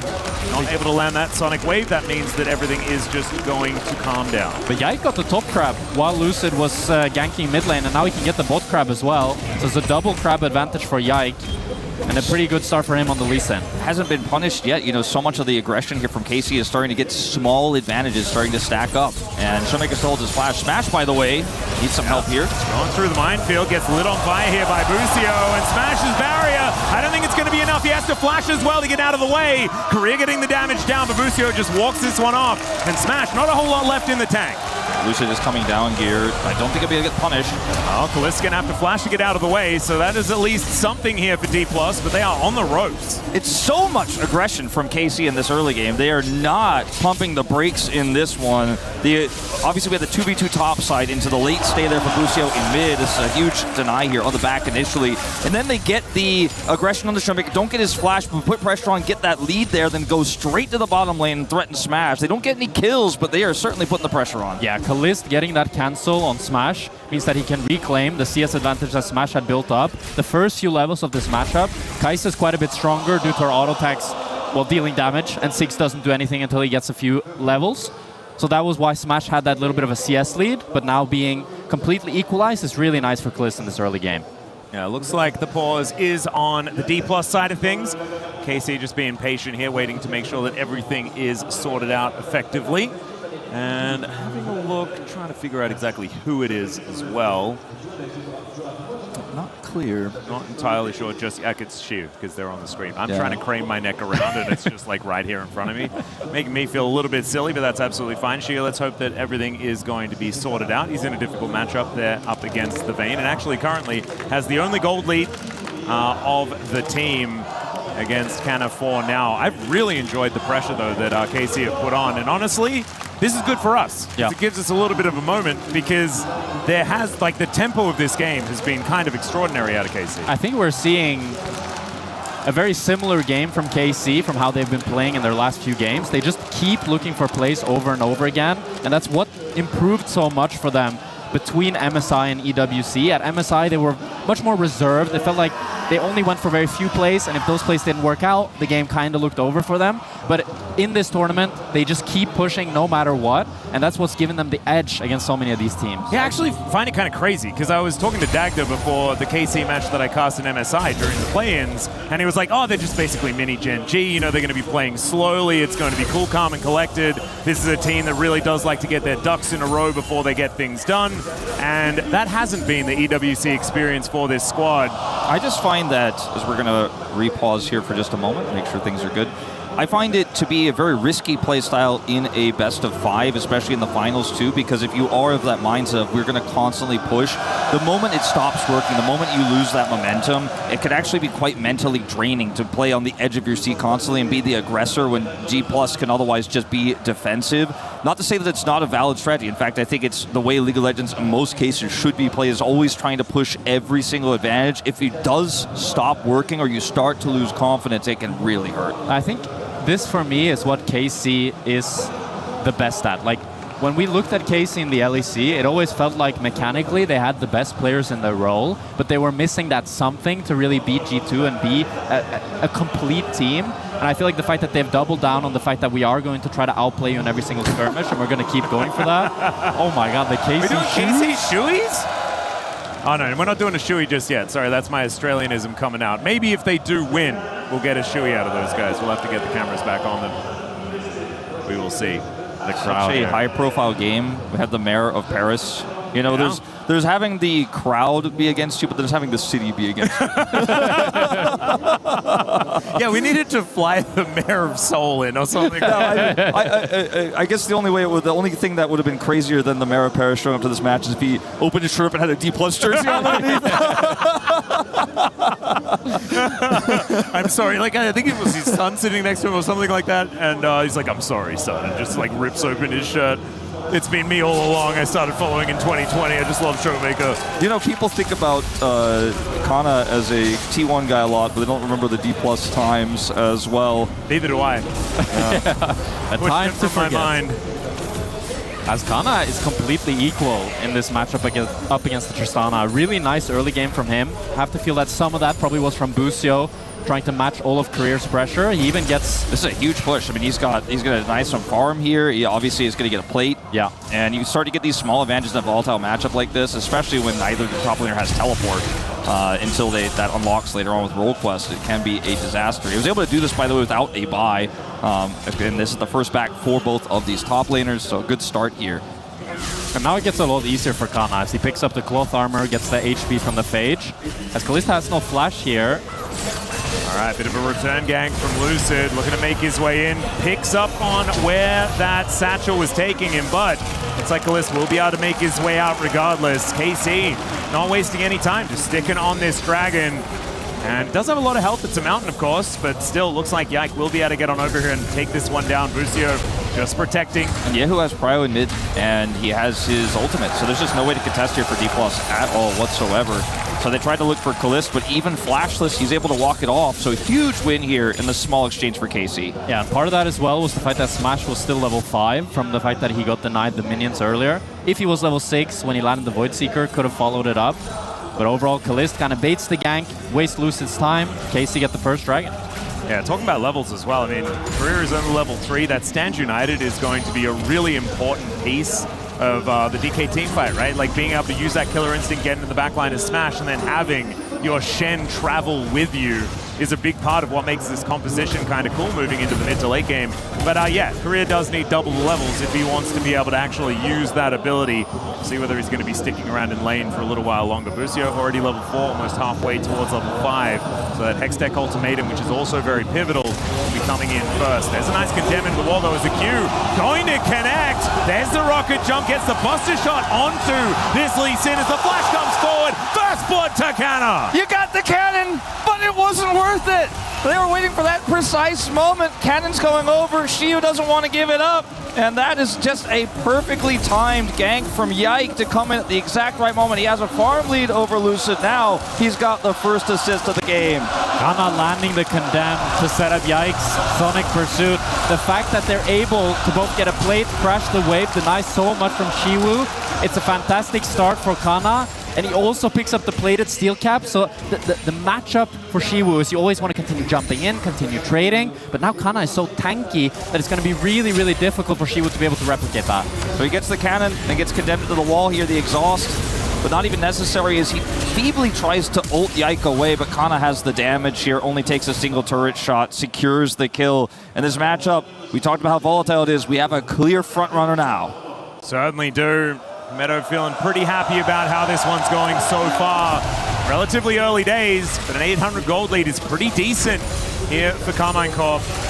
Yike moving on over, doesn't want to give away all of these grubs. Does give away the first one though, and now Showmaker's making his way over. There's the crash into the wall. The Arcane Storm doing so much work here, and down goes Yike. First kill on the board here for D+ Kia as they even the game out. Lucid recognizes the numbers advantage that DK has. He flashes onto Yike. Yike doesn't have time to react. It's a clean CC chain. They're able to get Boostio's flash as well, and Yehu, he TP'd in, but it was... Oh, he's staying? All right, these little taunts to come on through here as Kanna is a little bit further away. Korea moves up, and it's going to be Lucid going back after those 3 grubs come in. Bit of a cheeky chunk. He even cancels his base. Shiwu is really unhappy about that. He is not enjoying his game right now. He took a ton of damage. I think that was actually a pretty smart risk there from Yehu to stay. But let's go back to the play here. It's a very quick turn from Lucid, knowing they have this rotation of the Victor over here, and there is no mid laner. The TP is happening now. So he realizes he gets the suppress here into the double impale, and then the gravity field is layered on top. There's no mobility here whatsoever for Yike. They get the kill, they get to secure the grubs.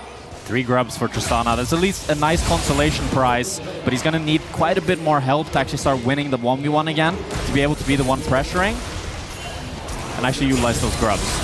Well, Showmaker now, just with a little bit of attention from Boostio and Yike moving on over here, just going to be playing defensively. On the bottom side of the map, Callista's just trying to get towards that first item. Ludens is such a huge spike for the Ziggs. We'll be getting there relatively soon.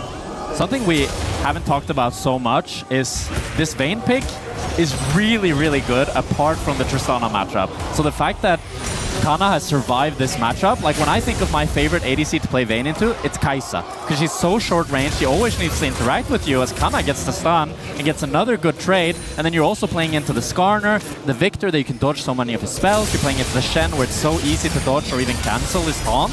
I think this is a really... This is a game that's set up for Kanna to carry. Yeah, absolutely. I think he does need a lot of condemns, though. That he does. I think if they all pile in on top of him, he can only condemn one of them. But he does have the Galio ultimate. That's a good one. Out. And he can go untargetable as well, right? Like with the ability to be into stealth, you can kind of deliver the Galio into a weird spot at the start of a fight. Yeah, I don't know if I'm Vayne to be doing that, but I mean, maybe. We've seen some Vayne play in the past. That's true. All right, Lucid's coming up here, by the way. It's a dangerous They thing. don't have Yike nearby. He's fairly nearby, but they don't know about this. There's no vision. Kanna could be in trouble here. There is the taunt flash to come on through. Is kind of trying to get himself out of here. The killer instinct from Smash might be able to grab him the kill, and there it is. Gets himself the barrier to keep him alive. And now DK wanted to take some plates from this lane as well. Korea is, yeah, he's going the wrong direction here as he does Shadow Dash towards the inhibitor turret. Seems like Yike doesn't want to try to force it. I mean, he's going to have to execute regardless, but DK, they recognize that if they just leave Kanna in the 1v1 against Shiwu, that Shiwu will just continue losing. So they go for the swap, and they're able to take down Kanna and get some plates. The return is that Kalista is able to hit this bot tower and get some plates of its own. If he had grubs, this could have actually almost been a backfire for D+, if the Ziggs was able to hit a little bit more on that turret, maybe even put it into satchel range, but because he has none, because of that great play from Lucid earlier, he gets money. It's a great response on the other side, but it's not as good as it could have been. As you can see, he's actually most gold in the game right now on this Ziggs pick with all the additional time. And that is with Smash getting the kill as well. So a lot of plates going over for Kalista. He's able to pick up the Ludens. So he's going to be quite a bit ahead of Smash now if they decide to fight for this Cloud Dragon. Yep, already has the Sock Shoes as well. So Luden Socks is gigantic as far as Power Spike is concerned. You were talking about that Dragon. This Cloud is up and available. Mountain and Cloud, the first two of this game. Hextech Ultimatum onto Smash. The Galio coming in. And Korea wanting to try and stop Yehu from killing in his AD carry, and he will be able to do that. But the taunt was not exactly the best. D+ gonna have to back away and give Smash some time to make his way back in. Yehu fumbled it. He missed the Galio Q, so he wasn't able to kill Smash. They still get his flash and should be able to pick up this Dragon unless Lucid is able to get a steal. I don't know. Showmaker's coming over here, but he's still fairly early in this game to do damage. Career little taunt to come through there. There's just the kick to death onto this Shen.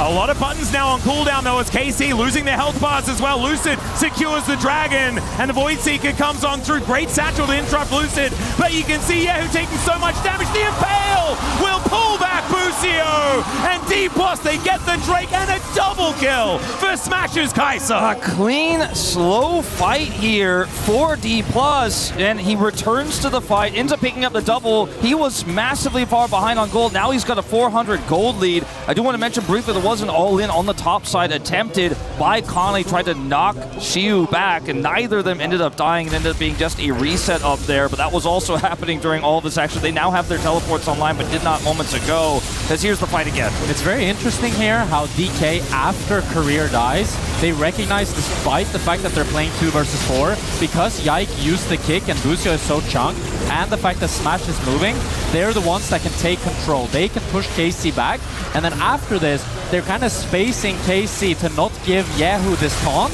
which then sets up Lucid to flash in, force the flashes, and just make it a clean. And it's 2 consistent damage dealers here in the Victor and the Kai'Sa, and Callista's otherwise cooldown based, right? Kana can't join the fight, so in these really long, extended fights, those cooldowns used earlier, they realize they have the damage, as we do have a bit of a hide on Bush. Yeah, Korea poking his head in. Looks like Yehu is going to be okay for the moment. The one thing that I do want to say is it must be nice for Showmaker to play one of his favorite champions of the year when it's been taken from him by Smash over and over again throughout this tournament. His Victor has been absolutely incredible, even though I think he went down like 0-3, but it was never his fault in those games. He was so incredibly strong on this Victor pick throughout this year, and he's demonstrating it once again. 0-0-3 right now as Lucid looking to move in. Actually going to get distracted by Busio, who was lying in wait. That is a lot of damage onto Yehu as the Arcane Storm comes down, and Showmaker will be able to claim his first kill of the game. A turret goes down as well, and this is really turning into a D+ game very quickly. Yeah, KC, they have a slight cross map on bot lane. They're trying to zone Shiwu away and get this bot tower, but they don't have an actual wave. The wave clear from Vayne is so slow that by the time they actually respond, DK are already on the Herald at this point. Yeah, there's just really nothing they can do except try to push this bottom lane here. We'll grab another plate. I think that's going to be the last bit of gold they can get. Trying to dive this will be so tricky. Xiu does have his flash and ultimate available here, so even in a 2v1, it's going to be rough. There's a really tough spot there for Yehu, who used his taunt early. They're on the top side. Showmaker is just pushing in, and even though they had Busio there to defend, the Skarner gets first right of rotation there, and down goes that top side turret. So a big explosion of gold here. Now D+'s gold lead, the biggest we've seen so far at 2.2k, the advantage. Well, Lucid is going to get stunned up here by the wall dive. Hextech Ultimatum comes down as they deliver a gargoyle to the Scorpion, and down he will go. That is Callist grabbing his first kill of the game. Where is the cross map going to be, though? That is the question, is there isn't one. It's just going to be some damage onto this turret, maybe some plates going down, and actually maybe the entire turret, actually, because there's no one else coming on down here. 3-rep Tristana, so I think it probably is going to be, they split the recalls there, and it looked really scary for a moment, but ultimately it's just going to be a huge win here for D+. Not a kill, but the entire turret. I wonder if Kana stayed, if he could condemn Shiwu there and one-shot him with Yike. That's what I was thinking. That's what I thought they were planning, but... Yeah. Maybe a slight miscommunication there. It ends up being the full tower for DK despite the fact that Lucid dies on the top side. So it's still a win for DK as they continue building this gold lead, now at 2.6k. Yeah, 2-0 as far as those turrets are concerned. So standing gold, something that we do like to talk about. With no turrets yet taken here for KC, they might be able to use that for a way back in. There's some parity as, man, that Void Seeker almost taking the Raptor. That would have been heartbreaking for Yike. Thankfully, he's able to lock that one down before that happens. But having a look at these items, we were talking before about this Luden spike, right? Like the Sork shoes on top of it. Such a huge moment for Callis. Well, now there's a Kraken Slayer and a Rage Blade on the Kai'Sa. And how about a Smash is in a good spot. Second Kraken Slayer on Xiu, and they have a Victor who's about to get second item here. Blackfire plus the Andres. There's a lot of long-term damage. I think for KC now, you really need to win the fights quickly and to win them early. You need to use your Camille Galio to get picks and delete a carry immediately. Otherwise, I don't think you win the fight ever. And KC cannot fight this Drake. They need to fix their lane assignments and have Kana into Shiwu, because otherwise Showmaker's going to win into Kana and Shiwu's going to push in Yehu, and you can see Yike can't even take his red buff. Well, they're looking for Xiu now. Buster Shot does just get the Camille out of there. Another turret falls down as the entire outer ring has just been demolished. And Lucid now looking for an angle towards Yike. And Kick still on cooldown for a... No, never mind. It's back up again. And Kana just catching the waves where he can. No hold. Busio stayed. He's on the edge of maybe being able to get something here. It's going to be close. I don't think he can get him. It's too deep. Shiwu has both sumps as well, and he's quite tanky as well with the plated steel caps on level 13. Has the bone plating as well. So Busio can't really threat alone, and KC desperately need to get K9 to Shiwu, or they cannot really break this because they don't have the damage on Yehu to try to gank him either, unless they can find a satchel there on Smash. They will be able to get that. There's the flash to come through. Hextech Ultimatum. They get into range, and down goes Smash.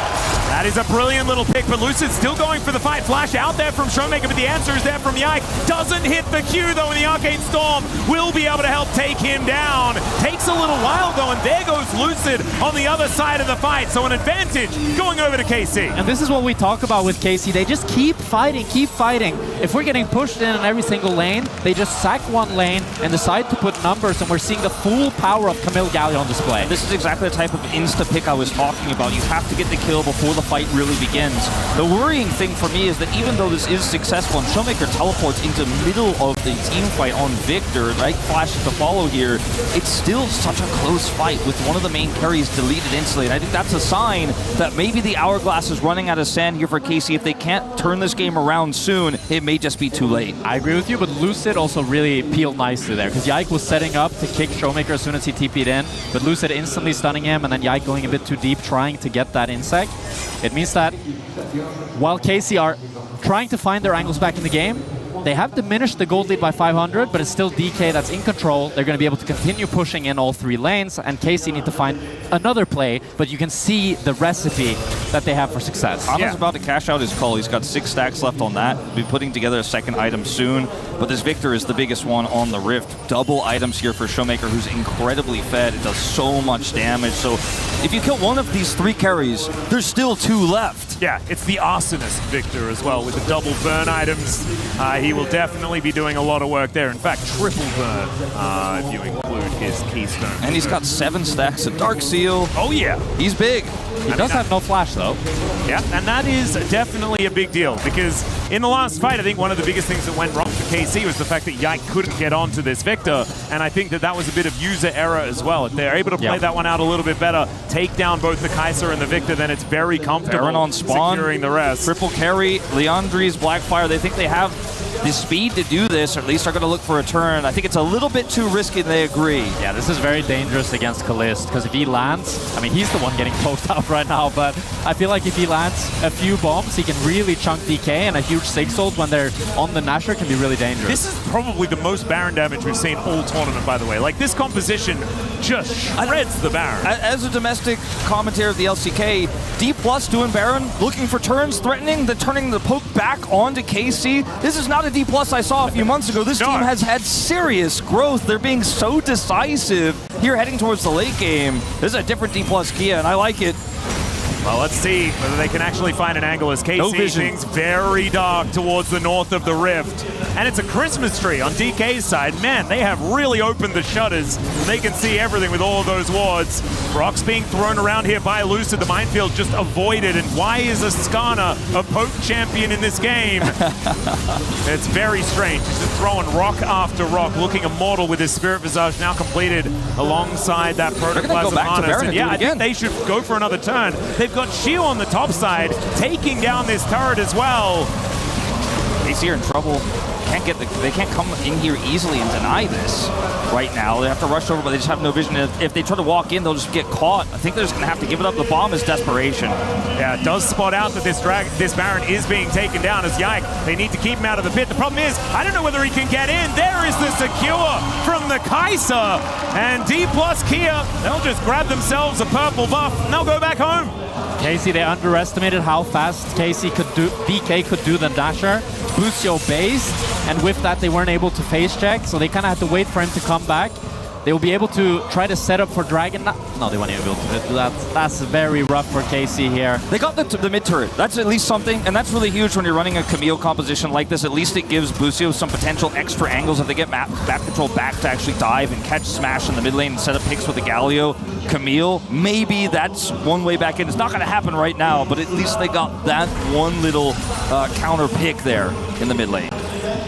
D+, you were talking about it just a little bit too late as far as the dragon spawn, and so KC couldn't leverage that extra little bit of map pressure given the resets. Busio has a potential flank though on Showmaker if DK decide to put numbers into the bot side. So he's close by. for it. Yeah, there is a nice little satchel here as there's a kickback onto Showmaker. They're looking to explode the Victor. He does do a lot of damage as he goes down though. And now the flash out from Smash will get him to safety. Lucid finding the impale. They manage to lock down Busio and down he will go. But Showmaker a lot more valuable here as KC look to reform the battle lines. And Yao can't do damage. So yeah, you got Showmaker, but it's a trade here. Busio's gone. There's no more engage. And the damage numbers are still pumping here for D+. So KC can't push the play further. I think this is a great flank. It's a great opportunity found here by Busio. This is the same kind of thing I was just talking about here. They kind of bait this, set this up with a kick from Yike, and Showmaker's down. But what do you do next? Career's able to flash over the wall. They get the taunt here, but Smash can follow Flash. Sure, that's a big win. You took away the flash from the Kaisa,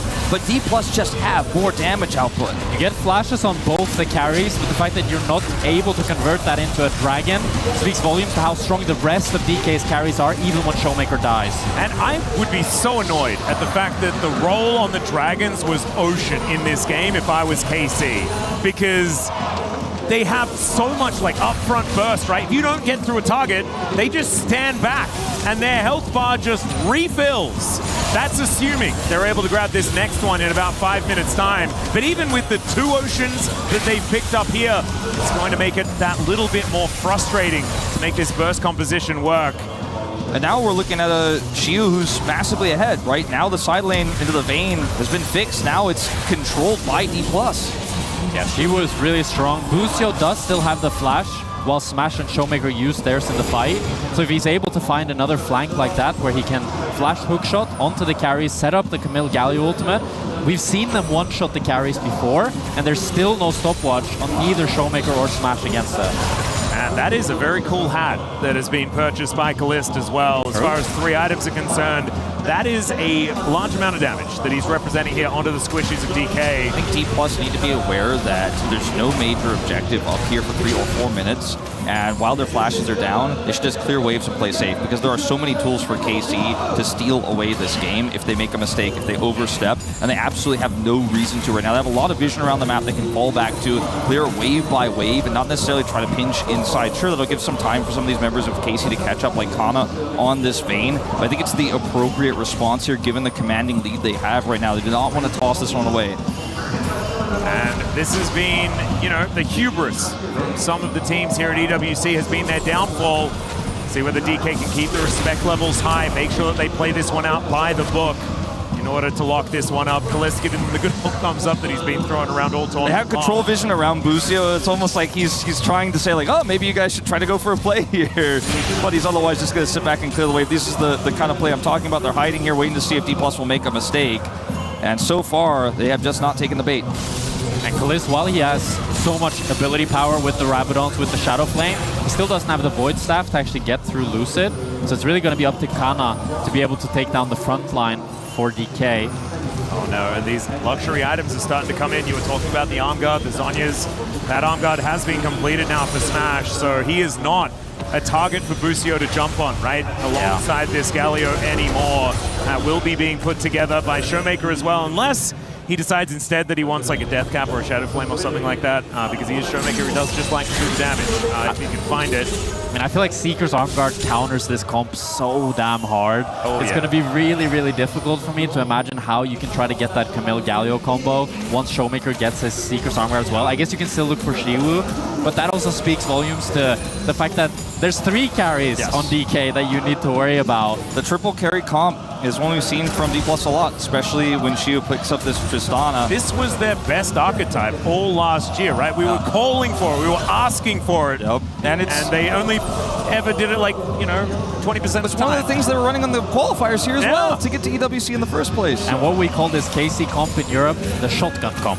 You have 1 bullet, if it lands, you're golden, if it doesn't. But the problem is you have 3 targets and they can all stand far apart, which pretty difficult for a shotgun. I mean, it is a really large cartridge, though. At least there is that. The Mega Photobomb is a decent area, as now Shiu wasting no time. There's the Buster Shot, just playing tennis with Busio here. They're so safe. D+ are just giving KC no options. It's not that KC isn't being proactive. It's not that they're trying so hard. They're finding any angle they can, but they're just being shut down at every turn.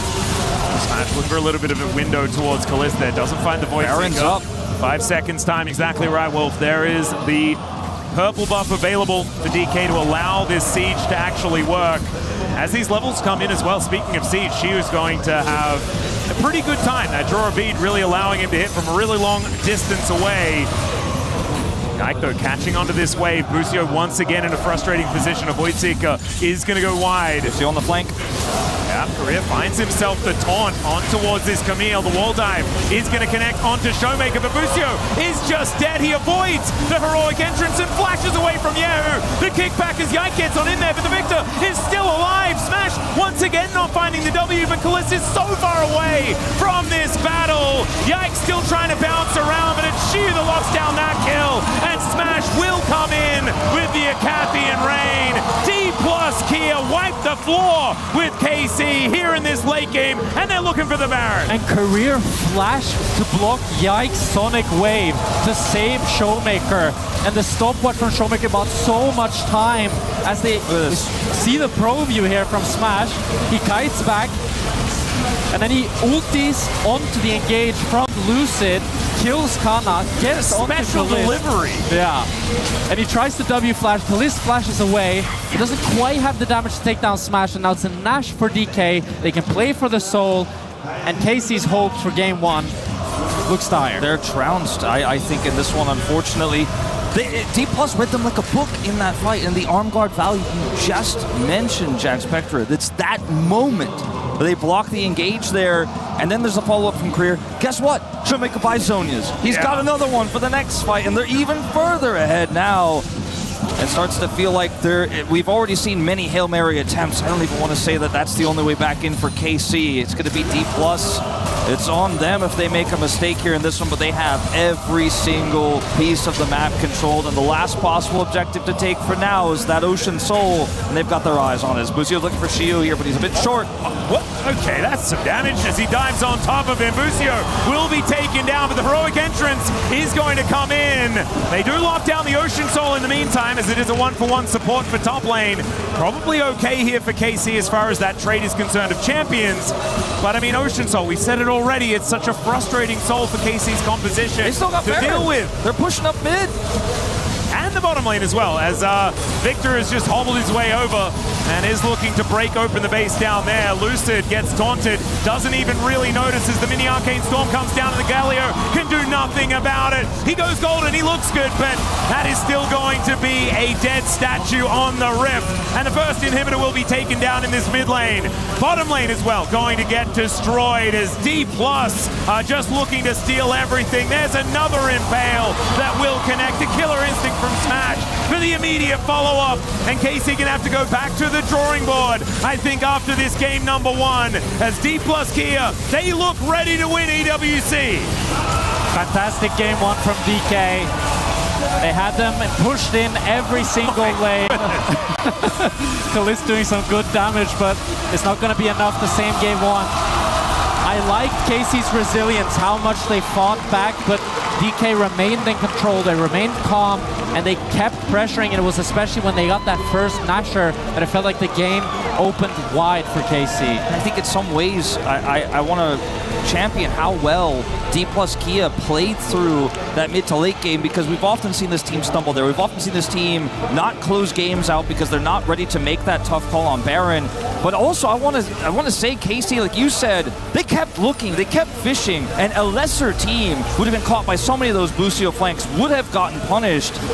And I think we're in for a great series here. Sure, this was a game that was always going to be volatile. D+ pulled ahead. It got really hard for KC, but it was a good game one. It was very close, and I cannot wait to see what the rest of this BO5 has in store for us. And there is also the point of the draft makes such a huge difference. I think KC were playing around what they had very, very well, but I think it could be better moving into the second game. Speaking of which, though, we have Dagon alongside to break down that first one.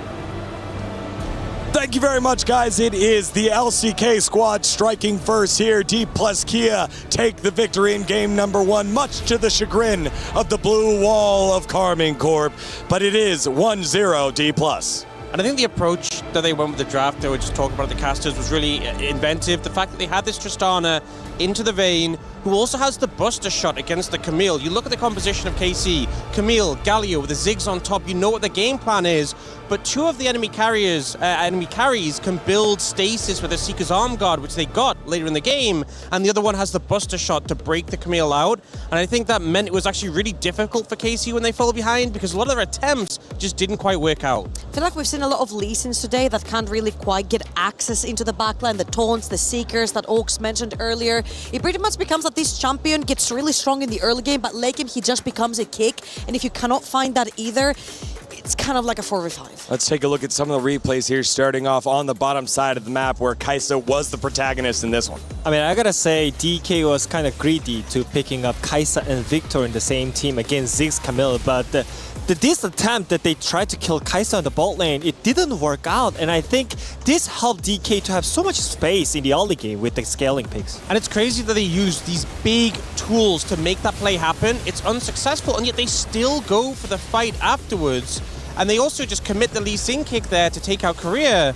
And in the extended fight, they end up losing out because look at the health bars, the tools aren't available, and Smash is back on full HP to pick up the kills. They have the burst damage, they have the one-shot combination, but after all, you just have to deal with the Victor Kai'Sa chasing you down here. Yeah, and you can see the thinking, right? If we eliminate one of these targets on the opposite side, that makes our Drake fight easier. But as you said, Ox, you didn't have those cooldowns. You then lose the ensuing fight because it goes longer, and that Kai'Sa still lived. A tough spot for KC to be on. Then later on here, 28 minutes, much further down the fight, the Drakes were starting to stack up here against KC. Yeah, there'd been a lot of control from D+, just picking up picks into objectives.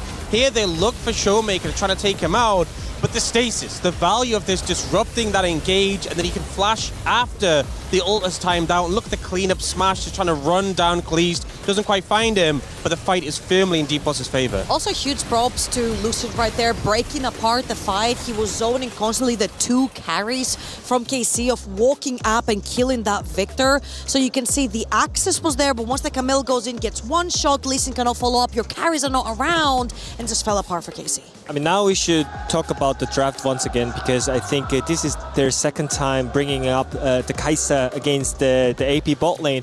I think it's more about having better teamfight composition, because it has been really chaotic, you know. I think none of the teams that can actually snowball from the early game like cleanly, you know. So I think it's all down to the team fight, and as long as you have the cards, you have the power for the team fight for the late game, then I think you can always come back from the game, and that's the main theme about the DK right now. I also think when you're playing a more static AD carry, you're trying to just get those auto attacks across. It's so hard into picks like Ziggs, you can just ult you and you lose half your health bar. With the Kai'Sa, you can still function from a distance with the W, but when the engage comes in, you can go in and follow up and instantly make the play. You also have a lot of tools to dodge abilities.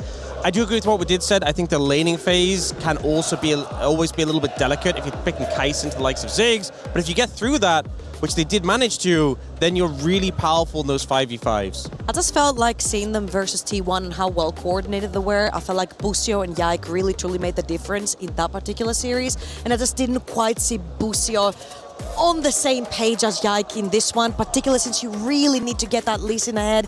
It just didn't happen. So maybe they'll just roll back a little bit more on comfort champions to just get that spark back for game 2. Especially because that was a high priority pick for both of them on that Lee Sin. Lucid very deadly with it, Yike having the opportunity to play it, and Lucid on tank duty, and still not to be able to get over the hump feels like a pick wasted. And we're not in best of 3s anymore. We are in best of 5s with it. I mean, for me, Kamikop is one of the team who has LCK playstyle when it comes to LEC, right? So I feel like they can just fit in just like DK is doing right now. So just put the classic carry on the Kalist and stabilize the game with your strong laners, who is Yehu in the mid lane and also Kanna topside. All right, now before we're back with game number 2 of Karmine Corp versus D+Gia, don't forget Season 2 of Level Up. The EWC documentary is live now on Prime Video, so go check that out whenever you can. See you right after this.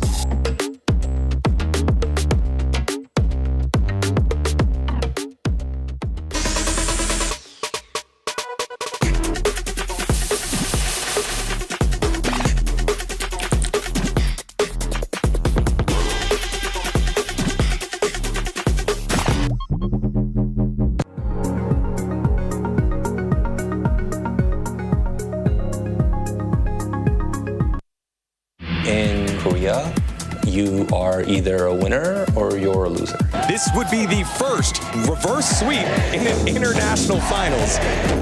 History will be made as two titans collide.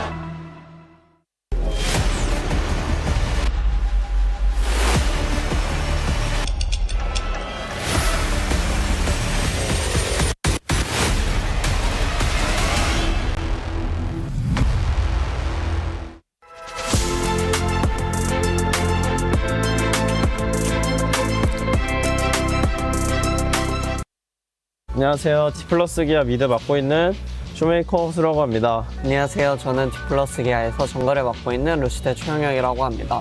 네, 저희가 이번에 또 EWC 하게 되어서 또 파리로 온 만큼 이번에 한번 프랑스 음식을 먹고 한번 평가해보는 시간 가져보도록 하겠습니다.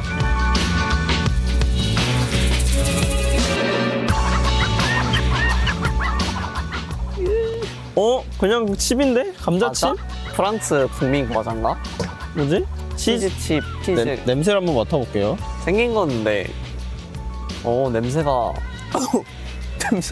냄새가 쉽지 않은데요? 과자에서 이런 냄새가 날 수 있나?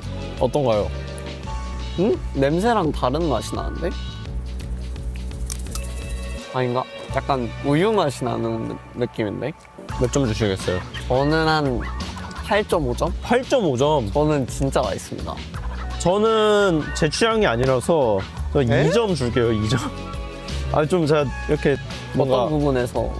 좀 느끼한 것 같아요. 그래요? 제가 치즈를 막 엄청 선호하지 않아서.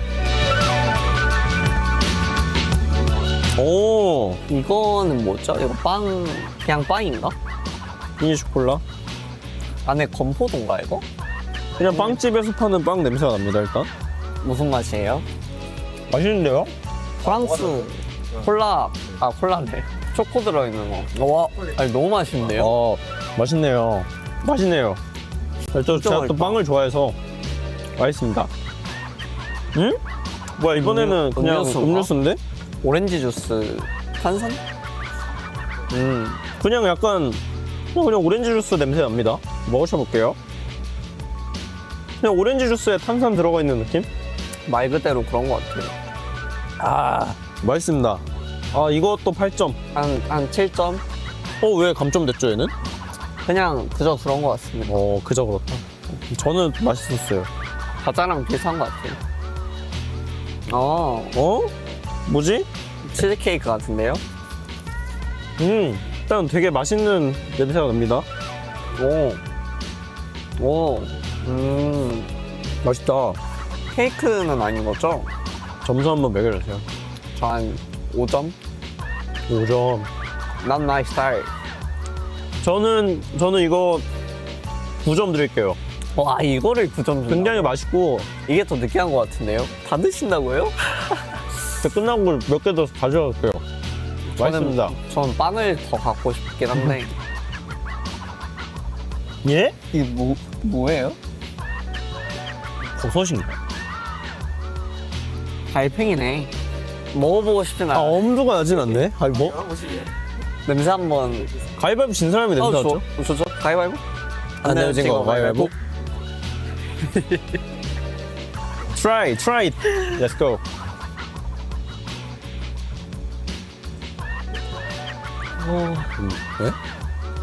맡아봐. 이게 뭐라 설명 못하겠네.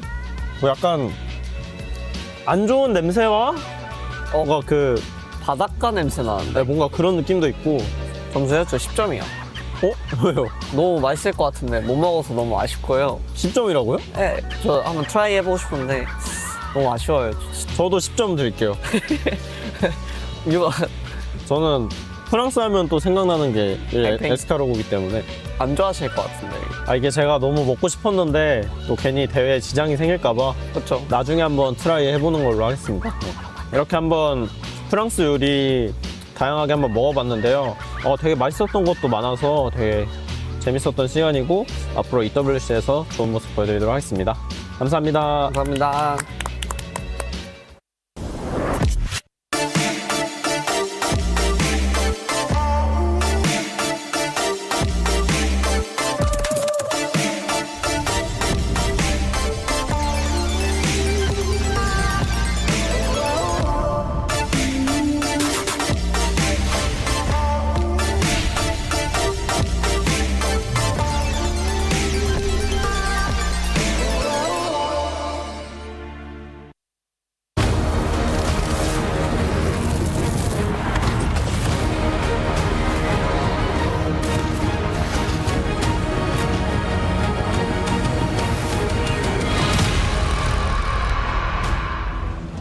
Welcome back, ladies and gentlemen, to EWC 2026. T Plus Kia lead the series 1-0, but this is a best of 5. They're going to have to lock in for at least another 2 games if they want to come away with that trophy. Hopefully another 4. But we'll have to see what KC, how much of a fight they can put up.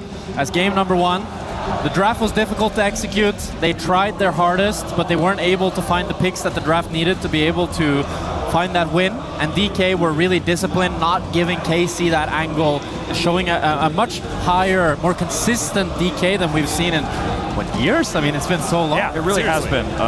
Honestly, since Canyon left this roster, the team has changed a lot. It's been a revolving door of players outside of Lucid, and this is the most consistent they've looked since their 2020-2021 days. It's just only in the microcosm of this tournament. LCK fans are praying that they'll win this and they'll take it to the LCK, but there's still a lot more EWC left to play. This is the ridiculous thing, because DK also managed to clinch Legend Group. They were celebrating out of their minds that they made top 5 in the LCK, and they got very, very close to not getting there as well. I mean, the stars had to align to make sure that happened, and from that point, they have now made it all the way here to the grand final of EWC for 2026. And yeah, I mean, Ian Chambers was talking about Cinderella stories and how one of them has to end. It'd be crazy to see either of these teams walk away with this trophy, as already we have a bunch of bans to come on through, the Jace, the Poppy, and the Syndra, all understandable here on D+'s side, as there is the Vi being taken away from Lucid. Always does need to be removed, as well as that Orianna that seems to be largely permaban throughout this tournament. Yeah, I'm looking at the Cassiopeia. Because DK banned the Syndra themselves, it makes me think that they might want to first pick the Cassio. Victor as well being out, Orianna, as you say, Atlas. I think Cassio doesn't have a whole lot of answers. You can go the Anivia into it, but a lot of players have felt very comfortable playing that, especially with the fact that you can flex the Cassiopeia into the bot lane as well. I wonder what this LeBlanc signifies, the ban here by KC. Obviously, Showmaker is a great LeBlanc player. It's a niche pick for him, but he will dominate lane and often just take over the entirety of Summoner's Rift with it. But drafting it this, or banning it this early, in the past, in the LCK specifically, would signify maybe an Azir pick or something like that, but it just makes the Cassiopeia first pick so free here as well. But I wonder if maybe they're worried that if DK go Cassio first pick and KC answer with the Anivia, then LeBlanc can have a very chill time into that Anivia pick. So that's what I assume Yehu is going to go for here, and then probably a jungle pairing for Yike, probably the Jarvan, as that pairs well with the Anivia and good into the immobile. Actually, I forgot about Bard. Yeah, the Bard That's here. Lucio's Bard as well. He is so incredibly good at this champion. An understandable pickup. If that's paired alongside the Ezreal as well for Kalist, that he has had so much success on so far this tournament, that is a phenomenal core to start things off for KC in this draft. I mean, it was the main reason that KC was able to win game number 2 against T1 was Busio on Bard and Kalist on Ezreal. Busio had like 6 kills on the Bard. He was just roaming around the map, doing so much work. And there's the Anivia for Yehu up against this Cassiopeia, but now Lucid gets his hands on the Jarvan. Yeah, now you could go Jarvan Ezreal here, in theory. You could. Pick it away. You could also go for the Gnar pick, because some of those answers have been taken away here, and just go for your solo lanes locked up and then look for Smash and Career based on the rest of the draft here for D+ Kia. I think the Jarvan is the most likely pick here. I like the Gnar, because then you get to keep the Cassio flex as well, and because, as you say, so many of the picks are out, I think it's a really smart strategy if DK decide to go for it, especially considering Kana is the Gnar guy, you know?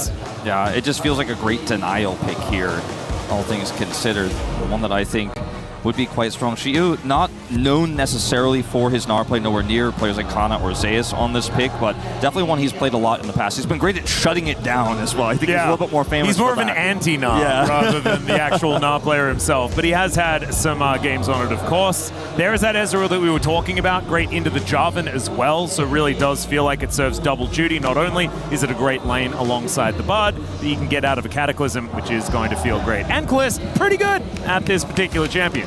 Kalist can definitely be happy, but Kana might be a bit worried now as they get 2 bans to invest into Kana to take away any sort of Gnar answer he would have. I'm assuming maybe something like the Ambessa ban, or you can go even further and try to ban out even more ranged tops, but I feel like since we've left the Tristana and Vayne, probably just banning out more generic bruisers that Kana could pick into this Gnar. Yeah, Varus and Twisted Fate. Varus? Actually, Kana does play the Varus. I could see that being a potential. I think he doesn't taking play away- it that well, but he does play Bruiser it. junglers feels good too because they don't really have a backbone of their composition just yet. So taking away the Xin feels really good here. They have the Jarvan on their side.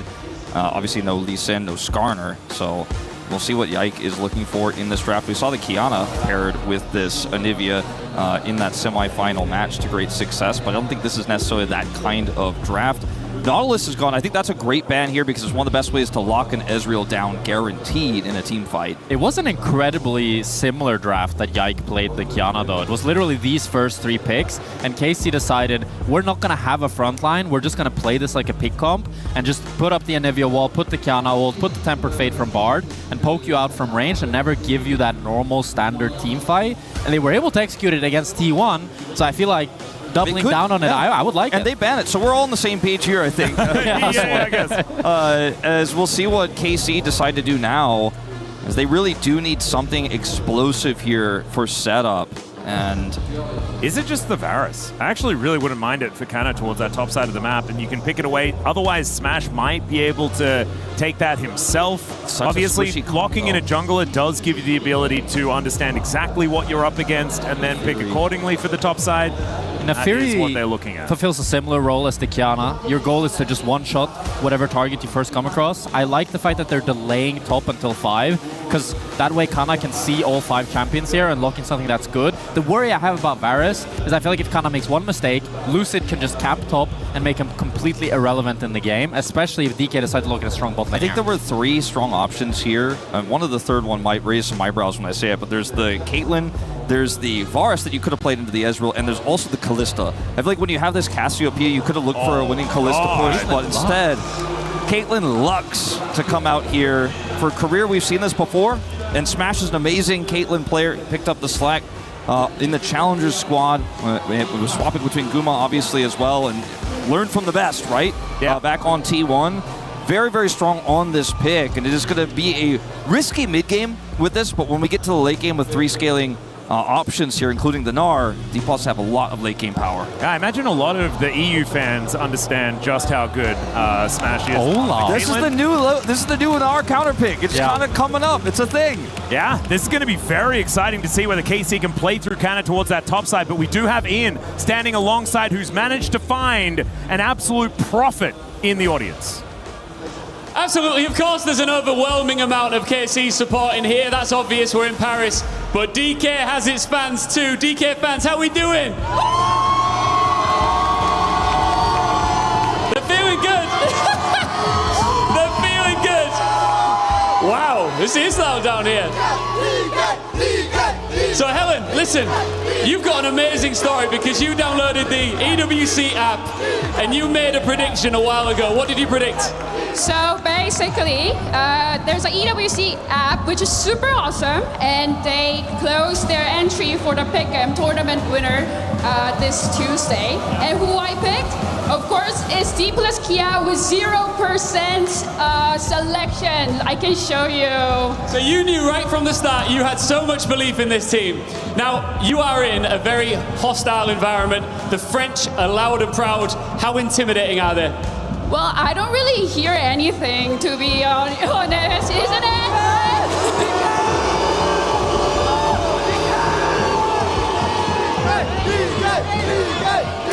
To be honest, everyone knows that Showmaker is good at where he is facing the home ground. So, you know what? Today's gonna be the Parry Library. We all know this, right? They said it's going to be a Paris library in here by the end of the match. Let's see what happens and keep on moving. Oh my goodness, that was I was a little bit scared for that little section of the audience, but managed to make it through that entire interview. And here we are, ready to get onto the Rift for game number 2 of this best of 5 to see who is going to be able to lift this EWC trophy. And here we go. All right, KC, I do like this draft a little bit better, but I also feel like DK kind of had the answers once again. The Gnar lock-in definitely working out, but with the Olaf there towards the top side, I think that Kana has a lot of agency in this game. Yeah, I think if Kana is off to a good early game, he can really take over team fights, because Lux is not going to be able to do anything against them. And Jarvan, he can commit the Cataclysm, but that's not who you want the Jarvan ulting in a team fight. So I feel like if Kana is able to find a flank, he can really, really do some damage, but it's up to Smash and Career to really stomp this bot lane, because that's why you're playing Caitlyn Lux. You pick this Lux over the Karma to go for the Flash Q level 1, to really get plates, to get strong, because 20 minutes into the game, you'd always rather have the Karma with the Mantra shields and the movement speed that she provides, but Lux provides more early game pressure, so it's up to Career to make that happen. Yeah. See how this top lane goes, because we've seen this matchup be super volatile as well. This one is more pivotal here at level 1, but it's been a matchup we've talked about so much more recently. You know, Atlas and I were talking about the first time we saw this tournament. I initially kind of thought, well, if you're perfect with the Gnar, the Olaf shouldn't be able to do anything, but it just hasn't worked out that way. As Showmaker's going to take a huge chunk here, but we'll be fine. As if you hit an undertow, you hit another undertow, you run at the Gnar, you've got Ghost. As Showmaker continue to trade level 2. Yeah, that Noxious Blast, if that had landed, Yehu might have just been dead. Is drinking his potion though, Showmaker doing the same thing. The Snake Lady definitely feeling very comfortable at this stage of the matchup. Wave is going to crash towards the turret though, and it looks like Yehu is going to be all right for the minute. Yike on his Wolves now as the Raptors have now been taken by Lucid. The flash out of the way here from Showmaker, avoiding the stun out of this Anivia. I think keep health. I think they want to challenge jungle here with the prio that Showmaker has. I think Showmaker thought that Yike could be in range to follow up on the stun. Lucio is roaming here, but Lucid is trying to sneak away the Krugs. I wonder if Yike will... Does he know? He seems to know. Yeah, he's just immediately going to bounce over. There is the smite from Lucid, finds the Q for most of the Little Rocks there as well. So a decent early start here for DK, but I'm worried with that flash being down from Showmaker in the mid lane. These roams from Busio that the Bard really wants to be doing could be absolutely deadly. I just don't know if he's deadly. going to get to roam that much in this matchup, though. He's kind of locked in right now as Smash and Career going to crash this giant wave, and they know that Nefuri's top, so they can sit on this lane. If you don't know where the Nefuri is, you got to be cautious here, but because they do know, they're taking plate money. One thing that's really nice about this Lux pick is as the Ezreal in this lane, you'd really want to go to teleport so you can get a free recall early on. But if you go teleport against the Lux, you're so vulnerable to that Flash Cosmic Binding. So that's why Kalista ends up going for the Cleanse, which means it's a harder early laning phase for him. It doesn't have teleport, doesn't have the barrier either, obviously combat-wise, so just very vulnerable in this early game.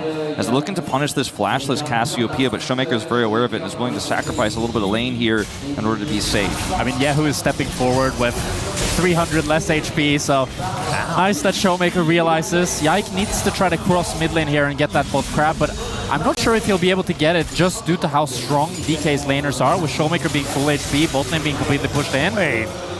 They're just getting Miasma, taking a lot of damage here. Does still have the egg, which is why he can still play a little bit further forward, but might need to invite the Doggo to come back towards this mid lane. Try and keep him alive. That will be that crab going down. Yak does collect that one for himself as Lucid gonna come on over, look to pick up his Raptor camp when it is respawning. Anna's having a rough time. Yeah, exactly. It's not feeling great at this stage of the matchup. Oh dear, Lucid going to get hit by these daggers. And Korea moves his way over, gets that shield out onto the Jarvan, gets a return as well, but there is an egg in the mid lane, and Showmaker is just biting it with those Twin Fangs. Does manage to respawn. Now back to not a very high health bar, as now Kana looking to go aggressive. Off damage does come through, but there's the undertow, and here is the all-in, the flash to follow! First blood solo kill for Kana! And that's why you pick the Olaf. Kana lands every undertow, flashes after Shiwu. He was struggling in the early game down in CS, but now getting the solo kill, he can crash the wave and finally make some use out of this Olaf. Has it before level 6, just hits the right, he finds the right window there. It's enough damage and pops the Ghost. So you can see right now, obviously a little bit low on health, but that's where Olaf wants to thrive here. Knows he can come in, yes, there's gonna be a hyper proc here. He tries to go for the hop, but then has to kite back left, and the follow flash is there. Great undertow accuracy there, of course, from Kana to set it all up. And he picks up a massive win here. First blood for KC. You have to feel the crowd having his back is helping him revitalize, especially when you're playing Olaf. I feel like Olaf is a momentum champion. You know, you always need to click forward, always need to continue playing aggressive, even when you're low, even when you're struggling. As Busio wants to try to get a chunk on Showmaker here. Showmaker able to slither his way out, but does still get caught by the stun out of Yehu. I feel like Showmaker's had such a fantastic tournament. Oh, yeah. And especially game 1 as well, it felt like for me it was the biggest difference makers. Maybe I jinxed them now. Perhaps. Lucid is up here towards his top side. Showmaker just going to slink on over towards him. So Busio, even on the return, unable to quite find the value here. Yeah. And a 2v2, Showmaker's ult way more valuable than the Anivia's as well in that type of exchange. So I think as soon as that's hit, it's just best to walk away. A lot of control here, though, for Lucid topside. He's got so much deep vision. And he's going to wrap back around. Meanwhile, Busio trying to find an angle here, but Smash and Career too safe. And Busio needs to be careful because he's paying a price every single time he goes for these roams. There's now 2 plates going over the side of this Caitlyn Lux and a 10 CS lead for Smash. And if Busio continues roaming like this, suddenly Caitlyn can take that bot tower, swap up into top lane, and just explode the whole game. Yeah, we see that oftentimes, especially if a gank goes off, you see a dive, then that happens every time, but Lucid's been patching holes elsewhere on the map. We'll be losing this Scuttle, and right now, this timing, they're looking to potentially start this Dragon, but they do not have a ton of control just yet. Yeah, Career and Busio are in the area. We do see the flag going down to get information of this Cloud Drake being started potentially by Yike. Showmaker going to be catching this wave though, as tempo advantage does go towards KC, using that for a reset for the Anivia. And Career and Smash just continuing to walk towards this turret in the bottom lane and remove crockery every single time. Plates going over. That's a third one here in Smash's back pocket, moving him up to a 450 gold lead. DK need to be a bit careful in bot lane though. They still don't have a ward. I was going to say that Yike's about to hit level 6, but he just decides to clear his topside camps. So there's not going to be a gank there available. Just wants to clear all those. And wait, Showmaker and Yike are going to find each other. Could have been an interesting maneuver here. Showmaker's not sure where he's going. Wrapped all the way around here. So I think, did Yike?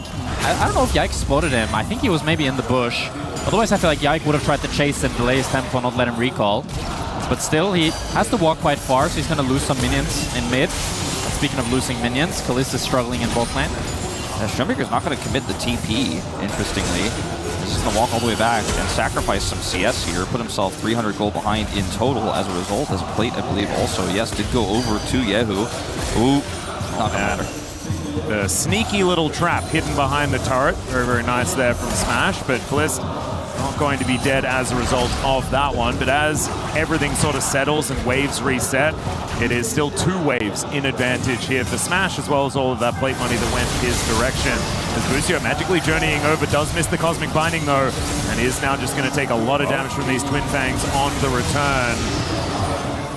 Showmaker standing his ground quite well on this Cassiopeia here in this mid lane for now. Champion that he has had struggling times on in the past, but these scrubs have been started. Shiu with an R-bar here. I think D+ should have control of this, and KC should just evacuate. Yike is staying very long. Yeah, the house does fly on through as the flash out from Yike, not wanting to mess around at all. They'll get 3 for 3 off of this, so a huge win here for D+. It feels like DK is just winning every single lane and utilizing that pressure so well. Smash should know that Kana is here. So unless Kana does a crazy undertow, maybe could force the flash. He's going to quite find that one, as the Ragnarok not going to be invested either. Shorts the undertow there. Career going to be able to come on over and help. There is a Lucent Singularity in the air. Peacemaker goes wide. Very, very tightrope walk there from a lot of things just barely not hitting. Yeah, very, very scary moment there, but he will be fine. No punish. Dragon still in the mix here, and finally it looks like Yike is going to have enough control to start this one up with the control they have in mid with Yehu. Career's going to try to go suss it out. Stopping this Drake stacking from the Caitlyn Lux would be really good for KC, but oh, the double stun from that light binding Smash. Finding the combo is Kalist. Is he getting soloed by Sheer? The flash and slaps him down. There is the solo kill for the Gnar. Showmaker going to get walled away, but you can see Yike down to sub 100. Kana is basically dead as he's going back to base. Very brave, as Yike is going to let his top laner live and somehow survive that ace in the hole. It's an absolute disaster for KC. They get solo killed on top. They're not having the damage to deal the Drake. As we see how Shiu was able to pick up this solo kill. He dodges the Qs from Kalist. He has the damage, gets it on the edge with the Mega Gnar ultimate. Yeah, and I'm not sure if that thumbs up was to signify you got me or I got away, but it was on the edge. And either way, it's a thumbs down from KC fans. The result, that is to say, as she picks up the solo kill there. And in the moment, in the bottom lane there, the double root was just the cherry on top. It meant guaranteed there was no way KC could win the fight, but at least they were able to get out with everyone's lives as Kana was so incredibly low that he wasn't taking an ace in the hole, that's for sure. Yeah, and I love that Xiu is 100% everything contribution as far as kills and deaths. A solo that went his way and against him. So this Gnar in a decent spot, but kind of out of lane, not quite finding the value that Xiu has had, just chilling out here towards this top side and keeping on pushing. We'll have that Trinity Force completed relatively soon. As chasing down Kana, I mean, this is the thing, it's the all-in that Xiu needs to be very, very careful of, but otherwise should be in a good spot in the lane. I feel like Busio hasn't been able to find any roams. He's mostly just going to mid lane trying to help Yehu out, but the fact that they haven't been able to get anything off of Showmaker flashing early game, get any sort of lead for Yehu despite it, feels really bad for KC. They're bleeding on bot lane.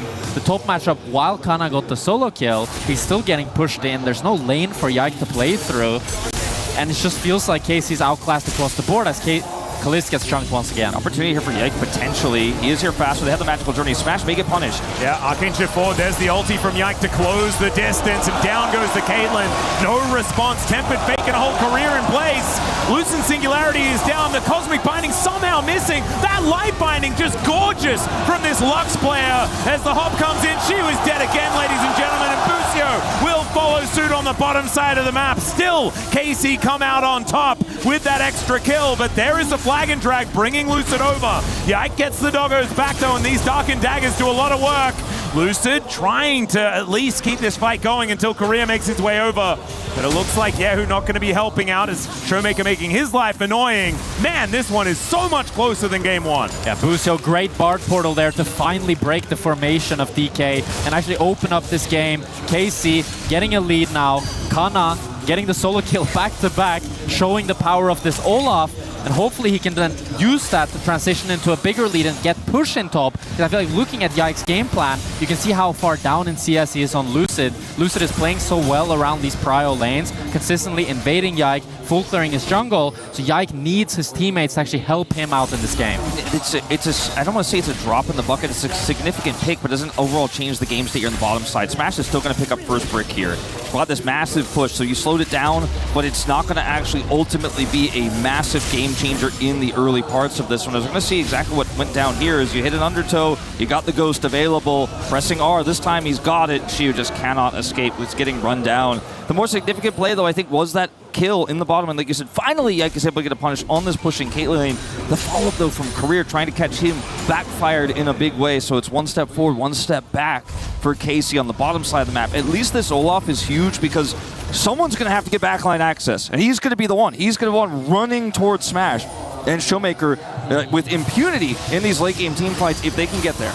And someone needs to kill the backline because Kalist is down 1,500 gold. If this is a fight where Smash and Kalist are both just able to do their damage, Smash is going to do way more, especially with Career landing the Cosmic Bindings. He's ahead as well, got that Shurelius. And Showmaker, while he's completely equal, he should be able to start getting ahead now with the pressure from Lucid with how strong this Jarvan is into the Anivia. Yeah, and these undertows really do need to land. With Shurelius done, it just gives you so much extra movement speed as Busio, snagged by the Light Binding. Man, Korea is having one heck of a day today as he lines up the angles, keeps himself safe in the previous fight, and executes Busio in this one. 0-2 now for the Bard, unfortunately, and more plates are in danger. These three grubs putting in work alongside the Caitlyn, just getting around the map. And I was going to say this before, this reminds me of Deft and the way he used to use Caitlyn, which is park it outside a turret the entire game long. And they are just playing this siege game so beautifully. Yike now going to take a bit of damage through the doggos. Going to need to press W to grab those ones back. But Showmaker and Yehu have just been fighting anywhere on the map right now. D+ are going to group for this. And KC just don't have any in right now. Yehu has TP, but he doesn't have Prio on the top side. Showmaker gets here first. If they are going to commit those, I don't think they will. I think this one is just a done deal with all the mid Prio right now. D+ are in such a good spot. If KC hard force and lose this fight, it might be the end of the game for them. KC just don't have a lane to play through. Oh, Kalist, Arcane shift forward, but he's still losing the 1v1 Kana's against flanking Smash. a little bit, but he's found here by Xiu. If they can stall out the Mega Gnar from Xiu, could be a big deal. I do think that Kana is going to be the most important part. There's the Tempered Fate catching onto the Jarvan. Not a lot of follow-up there, though, as Korea demanding that Arcane shift out of Kalist. the problem is the lanes. KC recognized the fact that DK are pushing both mid and bot. If they're going to get the Dragon, it needs to be right now. They can probably rush it and get away with it. It feels like they kind of got away with something they shouldn't have, as DK were the stronger team. But due to the fact that DK decided to push both mid and bot at the same time, small window with how much damage Nefiri does to the Dragon, KC get the Drake. And KC also get another gift, and that is, it's a Chemtech Soul this game. Olaf with Chemtech Soul? That's broken. That is absolutely ludicrous. I think when you look at that last fight, it was a sign to me that, first of all, I liked Kana's flank there, kept the Gnar honest, prevented Xiu from looking for an over-the-wall engage there, but it also meant that D+ realized there's a level of volatility in this fight, which gives a potential, if KC outplay there, for them to get back in the game, and they're just willing to give one elemental to not toss this one away, especially with the Gnar bar fading away. Speaking of Gnar bar fading away, Kana is just taken over the side lane. He's got a Strybreaker he's going to use this. We do have a bit of a Herald fight here on the top side. Yeah, being able to fight away from the Olaf could be a good thing here for D+ here, as now Showmaker slithering his way down from that top side of the map. Busio loses half his health bar. There's a great knock up from Lucid, and now where are they going to look? Showmaker is bearing down, gets the flash ulti, but no stuns to come in, but he's just sidestepping the rest of KC. Kana now making his way into the fight though, and you can see immediately DK like, nope, get me out of there. Just going to get the turret here instead. And KC, they're onto the Herald, but they do this so slow. I think DK can just rotate and force them out. They're just going to get the turret, and then they're going to come over here and try to stop this. Lucid is on this left side angle, can actually get in so easily on this Jarvan. Light Binding comes in, connects onto Kana. He doesn't press the Ragnarok button just yet, as the Ghost has been used to start this one off. Yike gonna have to get out of there. Mega Gnar in perfect timing for Xiu to make sure that this Rift Herald goes over to D+. And the pressure just continues to mount on the shoulders of KC. And DK are just bearing down on them. Yeah, DK are routing them. They have full control, and the way that they can just poke them without giving KC the engage. KC are the ones with the S-roll. They have the poke themselves, but due to how far behind Kalist is, his damage doesn't stick to any target. And Showmaker's so, like, Showmaker's tanky, Lucid is tanky, Shiwu is tanky, so as long as Smash and Korea are not the ones getting hit, that's now Yehu looks like he might be dead. Got some friends coming though. Yeah, Cataclysm comes in. They're going to have to grab this egg as soon as possible. There's the auto attack to do it. And he can no longer move. There's a knock up onto an already very stationary target. True Shot Barrage not doing too much as Yehu down already. Busio keeping himself alive though, and now Kana bearing down with these axes. Lucid is going to be his next victim. And okay, never mind. He's just going to take the Shelly exit. He's going to drive towards this mid lane. Yeah, he's going to come in and try to, well, I said try to, get into the mid lane there and look to actually push that towards that inner turret.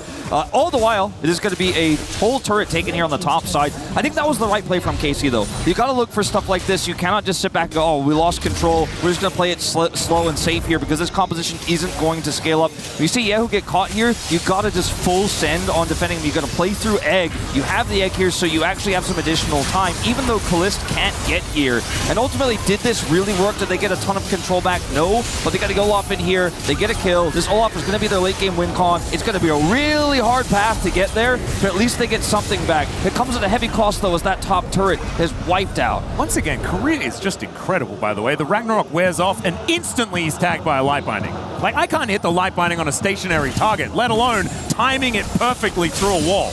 I just feel like KC are so weak apart from Kana. Like, you see that fight and there's like no damage on Showmaker until Kana gets involved. And the problem is, if Kana wants to continue evolving himself in these plays, Shiwu is going to take those towers so incredibly fast. He has 3 grubs, has the Trinity Force, and a fed Gnar is going to be even more difficult for KC to eventually have to deal with. It's so weird that you say fed Gnar when he's been solo killed twice. But he is just getting so much time. I'm you're absolutely right, and that's what makes it so weird. Because it's pseudo 3-carry comp. It's not quite the 3-carry we saw with the Tristana in game 1, but he's going to be a side lane threat. He's going to be difficult to answer. And so a lot of resources will have to be spent if D+ continue controlling this map, which right now, they're doing such a great job. I mean, Lucid here is starting to challenge the camps of Yike directly in his face. He's a full level up. Just straight up here on this Nefiri. Lucid would look for a little bit of an angle there, as Busio going to have to use his Mikhails to keep himself alive. The magnetized life bindings always connecting here from Korea. And it just feels like every part of KC is outmatched by DK. You see Lucid forcing Yike out. You see Career forcing Busio out. KC really need to find an angle to get a numbers advantage somewhere, but it's a very similar situation to game 1, where they don't have one lane that they can actually play through. All the lanes are getting pushed in, so they need to channel that creative energy that we saw from game 1 to be able to find a pick using the Tempered Fate, using a teleport flank, or just some other creative avenue. It's a 2 Drake game at 20.5 minutes. And D+ are going to get this third one, but I don't think this is one that KC should fight over. Another potential angle here for KC when their Ezreal is, at 21 minutes here, not even on that second item spike. I think you just have to play slow. I think you have to play through Kana being the raid boss. You have to play through Kana being the one and follow up on that, try to zone with your Anivia wall, and not try to play a traditional team fight, but just play an Olaf team fight later on in this game. I also think showing how much control DK have of this game is the fact that they just did Dragon, and KC's cross map was 1 plate on top. Hey, at least they got a plate on top. At least they got a plate. And got a little bit of respite with the wave being pushed out or two. That's certainly helpful. Canna on the bottom side of the map as well is going to greet this outer turret at the same time. 3 turrets, though, have been taken here for DK. The map is just shrinking on the side of KC. And Canna comes on over. Yes, he gets the overgrowth. That is about it, as Korea just kind of by himself is pushing KC around here in this mid lane. Lucid looks for an angle in as well. That is a possible engage option, but I don't know about fighting into a Lux and a choke with a Jarvan here and a Gnar that's sitting on TP in the bottom lane. They're going to have to evacuate. If you try to look for picks with this KC comp, it's not the Camille comp we had in game 1, right? Sure, they have a Nefiri, they have a Bard that can maybe split a team fight in half, but you're just not at the power level right now to actually win said fight, even if you have the numbers advantage. So I think they need to play passively, but if you play passively, you just get pushed out the map. It's a losing game almost no matter what choice you make. I do think, though, when you look at the items, this is really the timing that KC should look to fight, because it's 2 items across the board for pretty much every player, while if you stall, then now Smash can get the LDR before Kalista gets his third, Showmaker can get his third faster as well. So I think if there was a time for them to try to find something, it is right now, but it's really difficult to see how they do that. Yeah, what tools do they really have besides a wall and a potential Bard ultimate? Because D+ are playing grouped. They're actually following each other, not sending someone super deep in the side. And when they know KC are grouped elsewhere, that's when Shio pushes aside, right? Or vice versa. Showmaker, right now the 1-3-1 is working a treat, and KC got a blast cone here to maybe try to play with onto Showmaker. Maybe that's your best angle, but he's got this ward here, he's got vision, he's got the push. It's hard to catch anyone, and if it takes you too long, then all of the rest of D+ rotates up, which is exactly what's happening right now. So Showmaker's just chilling. Here comes Lucid. Yeah, because DK can just continue pushing in mid. So as long as that 5-10 second timer, the side laner respects, DK can always cover that side. That's why KC needs to find someone misstepping, be really, really decisive on that play. Oh, maybe a bit of an angle here. There's Yike coming on over, but they do manage to get the shield out for Korea, helping Lucid stay healthy. So KC moving on over now. True Shot Barrage connects onto Smash. They get that position. Flash out of the way of the Tempered Fate is good. And Korea is now definitely going to be a juicy target here for KC. So they utilize the timer there of having Yehu drop the top wave and moving straight. They get the flash as Kana looks for the solo kill. Oh dear, a third one. Let's see whether he can make it happen. As yeah, this one's looking easier than the first 2. Although the kiting comes down, there's the undertow, and he'll be able to lock that one up. On the other side of the fight though, Yehu going down to the egg one more time. Would you like it scrambled, DK? That is the question. They got some time to think about it, as Showmaker is going to be able to grab that breakfast. Still, Lucid's going to go down as well. And that is Kalist now with a kill to his name as well. The Ezreal feeling better, and you mentioned it. This is the spike KC want to play around, and they get their fight. I need to see a replay. How did Yehu end up so deep in enemy territory there? Luckily, Lucid goes a little bit too deep, and they're able to one-shot him as he goes in, but Yehu... Fishing for stuns. This looks good. This looks good. Yeah, fishing for stuns. He gets chained. And then I think what I would have liked to see here for KC potentially is a TP from the Olaf. If Olaf TP's behind, maybe they could actually make something more of this, but he was so focused. He doesn't have his ultimate, obviously, but I think even him being a body there on the other side could give him more of an opportunity, as this is the first-person view on the third solo kill here for Kana this game. I feel like Kana, let's see how low he was. He finishes this fight at 700 HP. The thing is, I feel like KC should just back off, let Kana finally get bot push after you've gotten the solo kill, and then you should finally have a pushing lane that can generate you some pressure. But it's good that we continue to see KC fight. You know, they continue finding these angles, and while that wasn't the play from Yehu, it still ended up being a 1-for-1. Lucid was a bit of a shutdown. Yeah, shutdown. It's a Kalist as well. So it is like gold going over the side of KC. It was nearly a 4,000 gold lead for DK. Now it's 2,000 with KC looking to pressure up top lane. Definitely a big swing back in favor of KC. Still haven't done all of the work just yet as we crest the 25-minute mark. Baron been up for about 5 minutes time, but it's a 20-second timer on this Chemtech Dragon. That'd be soul point for DK. Lucio almost just dead. There's the ace in the hole. Almost dies from that one as well. And all right. Oh, there's the final spark. Sometimes the emotes come too soon as Career puts him down. Career just capping him in this game. He is destroying him. This is probably Career's best game. I haven't seen a performance out of this guy like this for a really long time. It's crazy. You know, we could argue a little bit of a mistake there from Bucio as well, but he just keeps hitting these bindings. The headshot comes through. The Caitlyn is online. Like, this is crazy. Doing so much damage. KC, if they want to win a fight, they need to focus Smash down, because otherwise he will tear down their team apart. And this is just a free dragon here for D+. I mean, look at the map. There's just no way in. KC don't want to give this up, but they don't have a choice. Kalista also in a bit of a bad spot here. Yeah, Peacemaker does not find the target. There's the Tempered Fate to keep them at bay. Shiyu now looking for Yike as Yahoo is up towards his top side as well. Yike gonna have to flash out as Oldenar just barely not able to get in there, but Showmaker turns up and Yike realizes, I'm just gonna have to hold forward. Unfortunately, you're going straight into the Petrifying Gaze as Yahoo is getting surrounded. Kana shows up though. Do they have the DPS to deal with this Olaf? That is the question. He does put the chicken in a cage, and Showmaker is going to come over and sink those fangs in. And now, with the Ragnarok running, he's looking for one kill, but Shiyu's going to survive because he has his friends here this time. And DK, they find 3 in the topside play.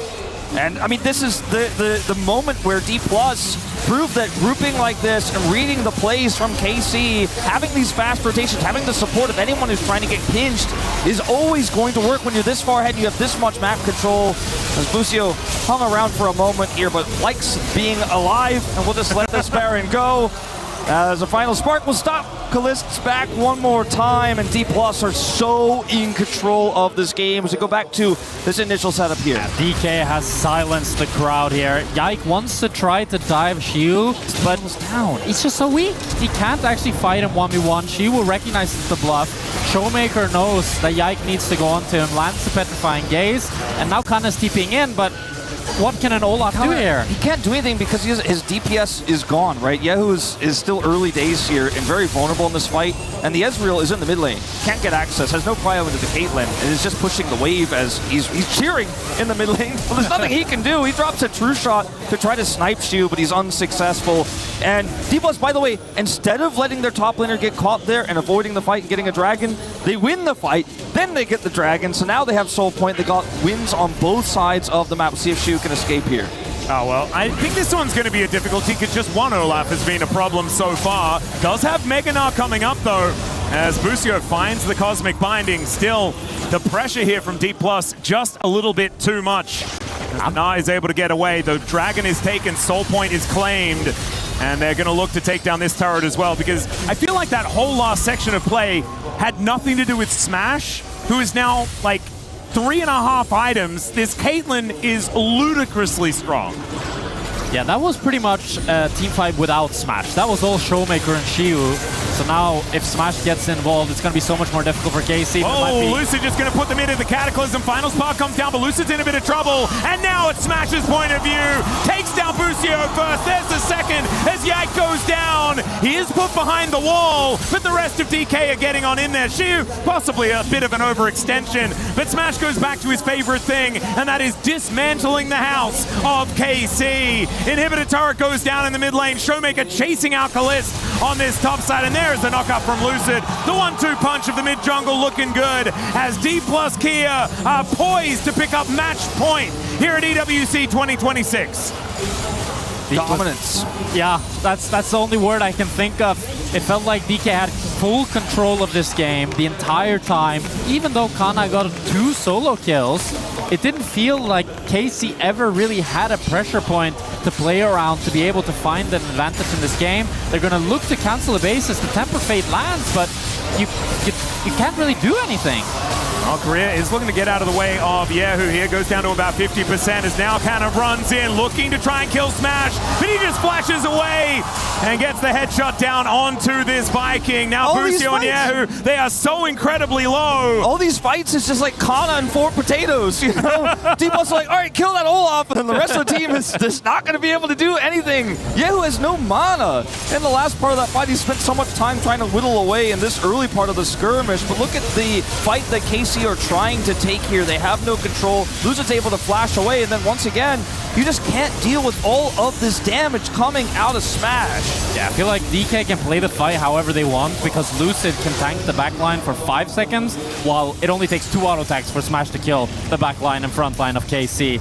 So it's so difficult to see an avenue for success for KC this game, because it just feels like they've been shut down every single play that they went for, every single lane that they went for, and DK have just been better throughout the whole game. Just feels like suffocation here from D plus Kia. Every answer seems to be there, from this Caitlyn Lux lane being so incredibly suffocating, and then the Olaf that has found so much success into the Gnar. 3 solo kills against the Gnar, and it just hasn't meant anything. Let's not forget, part of the reason why Smash got so online so early was because Busio tried to affect the rest of the map with his roams. It wasn't successful. And just from the outset, D+ had such oppressive control. The Gnar is so difficult to punish even if you solo kill him. He's still going to be relevant in team fights later on. He spent so much of this game just hard farming. Now we've got D+ closing in on the base of KC that is already in shambles. Yeah, trying to avoid these noxious blasts. He's doing a decent job, but he is Anivia. He can clear out waves quite comfortably. There is no Baron left to help with this push. And they are at least able to deal with these minions for the moment. Miasma goes down though. Yike not very happy about that one, as there is a pesky Gnar just trying to knock down Nexus turrets here. And KC just kind of getting pulled around the map. The pressure is just not going away. DK are doing what they've done so well all game, just playing it slow, suffocating KC, and not letting them have any avenue for an engage, play with the minions. The Tempered Fate, Busio is trying, but there's nothing there. There's nothing there, and I mean, the super minions starting to hit these turrets. They're running out of time, they're running out of health. As another wave is coming through mid and top, and D+, worst case scenario, they back away and take Baron. Best case scenario, KC fumble the defense here, and they just lose the game right now. Another inhibitor poised to go down here. The rest of KC are starting to mount a little bit of an attack. Showmaker fighting against Kalist. The ulti's interrupted from Yike though, and now Yehu has to flash out of the way. D+ always there to have the back of their mid laner, and now Xiu is on Nexus turrets. Light bindings are flying through. Smash is just hitting the structures, and Kana might be CC immune, but he is not death immune. And now Xiu's getting his revenge. Another final spark here from Korea, and I think that might have been the final one here in game number 2 for KC. As D+ Kia, they demand a reverse sweep out of the hometown heroes if they are ever going to win this series. This is domination from the 5th place team of the LCK. D+ could not get out of. They struggled to make sure they were out of Rise Group last year, but they are looking so much better this year around, and EWC has been their tournament, and Smash seems to be the man of EWC 2026. And I'm so sorry for completely messing you up there, Wolf, because you said 5th place in the LCK. I remember a team that managed to win the World Championship coming from 5th place, and D+ Kia poised to do the same thing here at EWC. But now it is time to throw it over to Digon to let us know what they thought about this game. Thank you very much, guys, and that is correct. I want to quantify how unique this is for D+ Kia. Yes, they have Showmaker. Yes, their players have been stepping up, but it has been such a long time since we've seen them firing at full form when it mattered the most, and now they're one game away from achieving that potential here. It is 2-0 D+ Kia over Karmine Corp. Honestly, I've had this feeling through this tournament, and it's just really coming to the surface now. Who is this team? Because even when D+ Kia was having great results, they never really showed this level of control. And even when Shiwu was getting, solo killed, unfortunately, in this game, it felt like the momentum was always in D+'s favor. I mean, for me, biggest difference between earlier the split of DK and now is that they have specific idea coming into the draft. I think I remember CVMAX getting flamed about his weird draft. But I think it finally the outcome is here. I think the theme that they have right now is just so much clearer than Karmine Corp has. I feel like they have the early game, they have the control, but I feel like the connection between the picks are not working out for Karmine Corp, especially. You have Nafiri, but what is Anivia doing with it? So I feel like all the picks that they have is yes, we have to pick away from DK, but this is not the one that we wanted. I feel like it was primarily Casey here just trying to pick anything that's comfortable for them, right? We've seen the Olaf work into the NARP multiple times.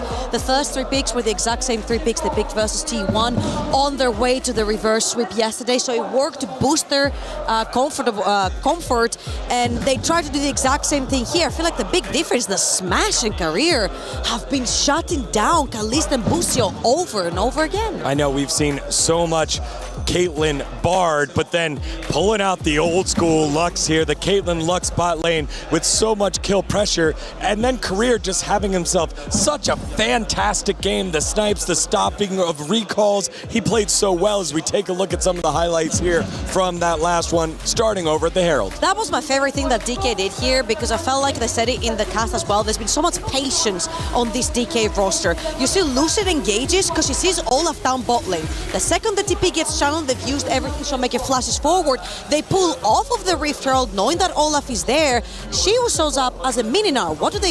They focus then on that mid lane, whilst Career is peeking into the Herald, and after they've taken that mid lane tower, they see that Kalist is now taking that wave. They've got numbers advantage, and they move back in. And I'm telling you, regular season D+, they don't even see the TP coming in. They're just fighting. They're going in. There's no hesitation. So the level of control and patience, as you said, just a whole nother level from what we saw from them domestically in the season so far. Yeah, again, it has been such a learning journey here for D+ Kia, not only this year, but over the last several years, adding different pieces, adding Lucid 2 years ago as the Rookie of the Year, then adding Shiwu last year as the Rookie of the Year. Now those rookies down on the bottom side of the map, they knew who they were building around in Showmaker, a proven world champion in his own right, but then slowly having to have all those growing pains throughout. As we take a look at one more highlight on the top side of the map, 26 minutes in.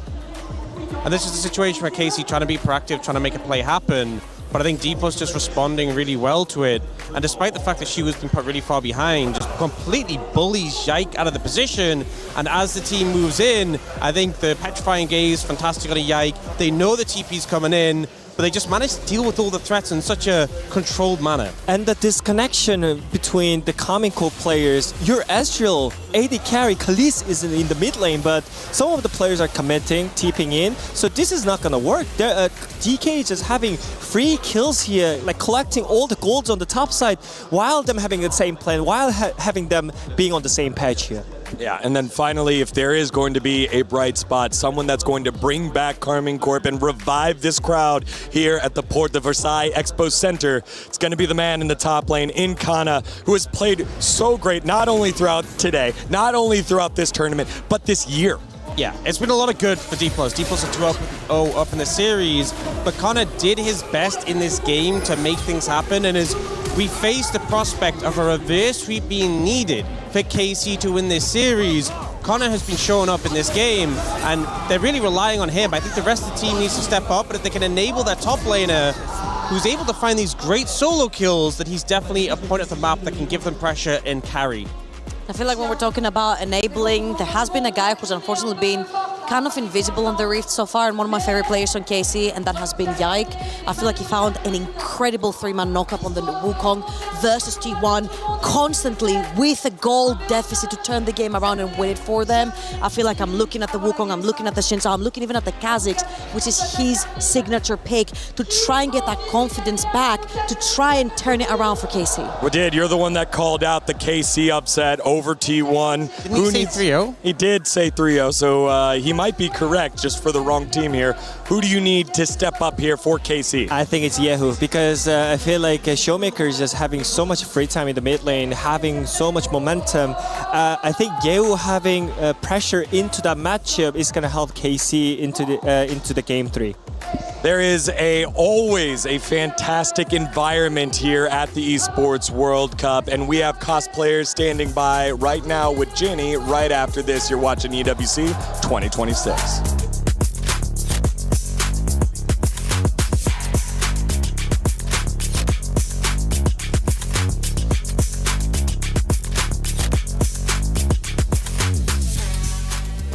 Play is in our DNA.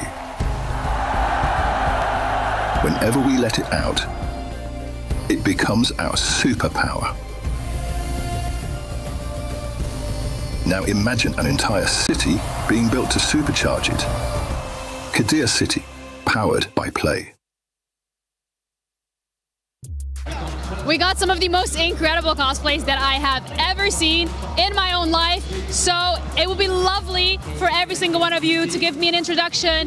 Why you do what you do, what is it about your cosplay? I'm gonna start with you. Okay, so I'm Camelia. I've been cosplaying for 16 years. I wanted to cosplay Aurora because I really like the fact that she is autistic, she's very nerdy, all that kind of stuff. I really feel myself in her. And I also wanted to have an easy props to, for example, pass to people, visitors, to pose with it. So we'll have something nice to interact with people. Hi, I'm Enzaeru and I cosplay today Vi from Arcane.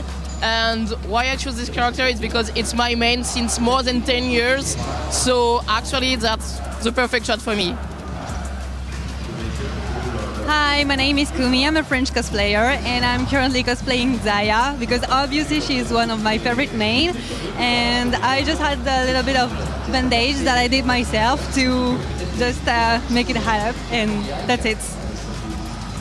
Hello, my name is Biol. I cosplay Yone from League of Legends because I love the champ, I love his design, and to play him in LoL. Hi, I'm Paku and I cosplay Seraphine. It took me 1 month to create the costume, and then I had a crush on this character when she was released. Hi, I'm Kiana, ruler of the land. You can't really copy perfection, but I guess I can manage. Hello, my name is Lin and I choose Iris Star Guardian because it's a character from Ionia and I'm Chinese. Also, this skin in particular was gifted to me by one of my friends, so it was very dear to me. Hi, about our cosplay. So basically, we love way too much Jinx and Echo, and that's the motivation of our cosplay, and also the love of LoL, the love of Arcane. That's very, very important. All right, thank you guys so much for all of that. That's it from us over here. I hope you guys enjoyed the cosplays just as much as I did.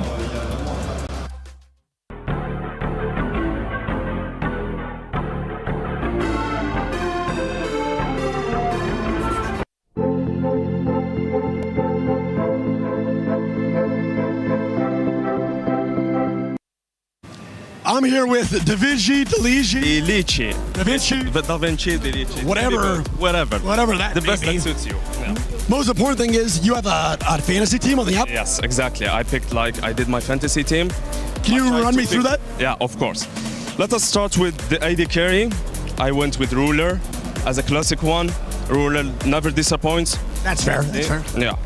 And then I went for Kyle for support. It was a bit of a budget pick. Yeah, I tried you to were save a bit some broke. money, you know. I tried to save money for my GOAT, but I will tell you who is it. I give it a surprise. Okay. All right. Now I went for top lane Kana. Strong pick, as always. He did a great tournament. Yike. A bit of owning, you know. We're fanboying a bit now. Yeah. Casey fanboy. And now, the last for the best, always. Chovy, the GOAT.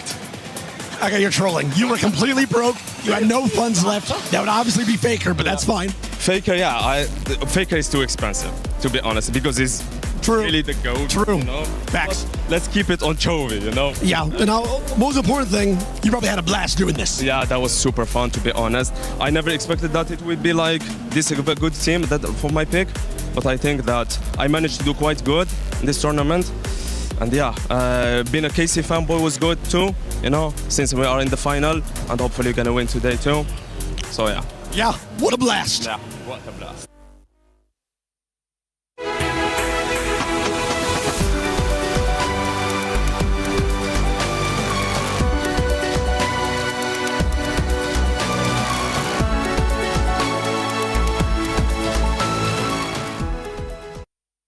근데 이긴 것 같아. 이제 잡았어. 잘해봐, 나 없어. 딜을 걸래? 나 포켓. 나필이 노공이야. 올라풀. 애니비아 만화 없어서 해도 돼. 애니비아 만화 없어. 해. 위에. 나 줘. 해도 돼. 나필이 노공에 애니비아 만화 없어. 올라풀. 점자. 끝. 나이스. 아니, 이게 내가.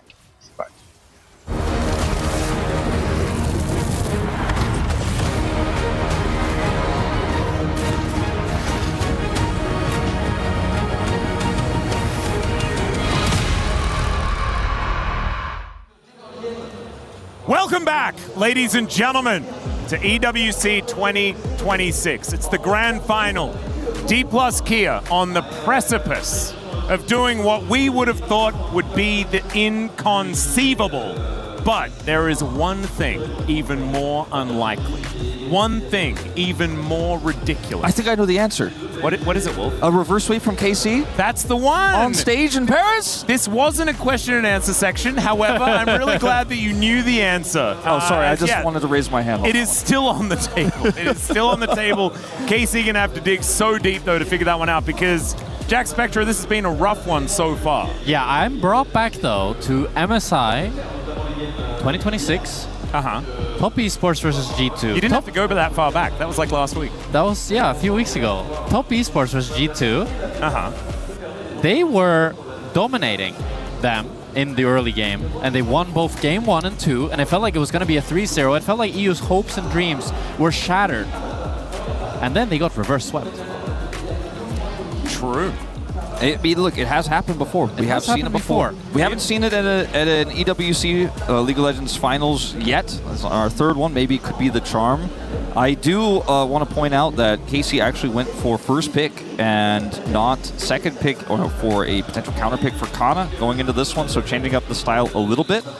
I'm curious to see what their game plan is going to be. The later you go in Fearless, sometimes that counter pick can really, really matter. While there's still so many strong picks available, if a curveball's thrown in the initial ban phase, maybe they've got a strategy prepared here. I just feel like the most important thing in this series are the matchups, because we've seen now, if DK have winning matchups, they just run away with the game. They don't let you scramble with them. They don't want to tango. They don't want to get in the mud. What we saw in the T1 KC series was T1 was always willing to fight back whenever KC went for a play, but DK, they've been very, very patient, very, very disciplined. So I think if KC again draft losing lanes, if they're playing into a really strong bot lane, strong mid lane, strong top lane, then DK are just going to 3-0 this series. Well, we'll see what happens as we are into Champion Select for game number 3. The Orianna and the Vi both taken away here from KC. And as far as D Plus is concerned, they're not allowed to play the Syndra, Poppy, and the Ambessa. And it's weird that I said it like that because no one can play any of the champions, but there are the decisions that were made from either team. Two and picks Jace taken away as well. That I think are potentially going to come up big in this game are the Talia and the Ryze that we haven't seen yet with so many of these mages removed. And it's certainly picks that we often see take over the map, as we will see Kana's Rumble first picked here with that first pick. We've seen this a lot in game 3s of this tournament. Yeah, I think if you can force Shiwu now onto a tank, and having Kana on the Rumble, being able to constantly push that tank in and just be stronger in the skirmishes, it speaks really nicely for KC's early game, which seems like they've kind of caught on. We need to have strong winning lanes if we are to come back in this series and make it a reverse sweep, but there's not many things that beat this Ryze now with how many mid laners are outside of the pool. So Ryze going to be locked in. Is it like you could go Pantheon alongside this as well? That's which would exactly be what I was thinking. The amount of global pressure. But the Nocturne is also up and available for what feels like the first time in the last few days. Still, it's going to be K'Sante. This has been an answer in the LCK, especially into the Rumble. But like you were saying, doesn't necessarily have push in the lane. Yeah, a little bit slower, but definitely setting up a front to back and a late game composition. So the answer is, like, I don't know if you necessarily want Pantheon here as Yike in this draft. I think maybe you want the Wukong instead. The only thing is Wukong's early game clear and early game skirmishing power isn't the best, but we saw Yike on this Wukong yesterday was so key in their victory. I mean, this was their exact comp in the last game yesterday against T1, where they had the Wukong and the Annie that found some clutch engages to be able to come back against T1. The scariest thing is the lack of power in the early game. It means that Kalista and Busio really need a stable bottom lane, otherwise they may just simply find themselves dove, and Yike might be stuck down there trying to patch that hole. I think Lucian is a big pick for Kalista's game. Kalist could be another one. Or Kalista. Kalist. Kalista for Kalist? Kalista for Kalist. The only thing with Kalista is that very volatile. All it takes is one play to go wrong, and it can be incredibly scary. You also still have the potential of a Taliyah bot lane for Smash, in which case I would hate to play Kalista into that. So I think that could be something that KC looked to target. I think as well, Xayah Rakan is an option. I mean, Rakan, Annie, Wukong, this is something that we've seen in the LCK, especially in our Ryze group matches last year, was the keep it simple composition. The problem is you're playing into the Kings of the Ryze group, which is D plus Kia down there as well. So a dangerous prospect, but Rakan paired alongside the Wukong and the Annie is very, very scary. Interesting that they're the ones who banned the Lucian away, because I'm kind of with Jack Spectre on this one in terms of strong lanes they could play. Maybe they're looking for the Kalista ultimately in the end. They really just need to have a lane that wins. I think maybe they're going for the Xayah Rakan. Even though they'll probably lose slightly in the early game, I think the Rakan Wukong, as you say, Atlas, it's just like it's so easy to play. What about something like a Misfortune Rel, I suppose, could also work down there? It's, again, a little bit dated, but it certainly could still be strong. A Seraphine ban. Maybe they were worried about the Ashe Seraphine. That's also a really strong early game and really nicely scaling with the Wukong. I'm curious to see what DK wants to go for. They banned the Varus as well, so they're kind of trying to target the strong champions for KC. Yeah, obviously KC's going to show their hand first, so D+ will have the ability to react here.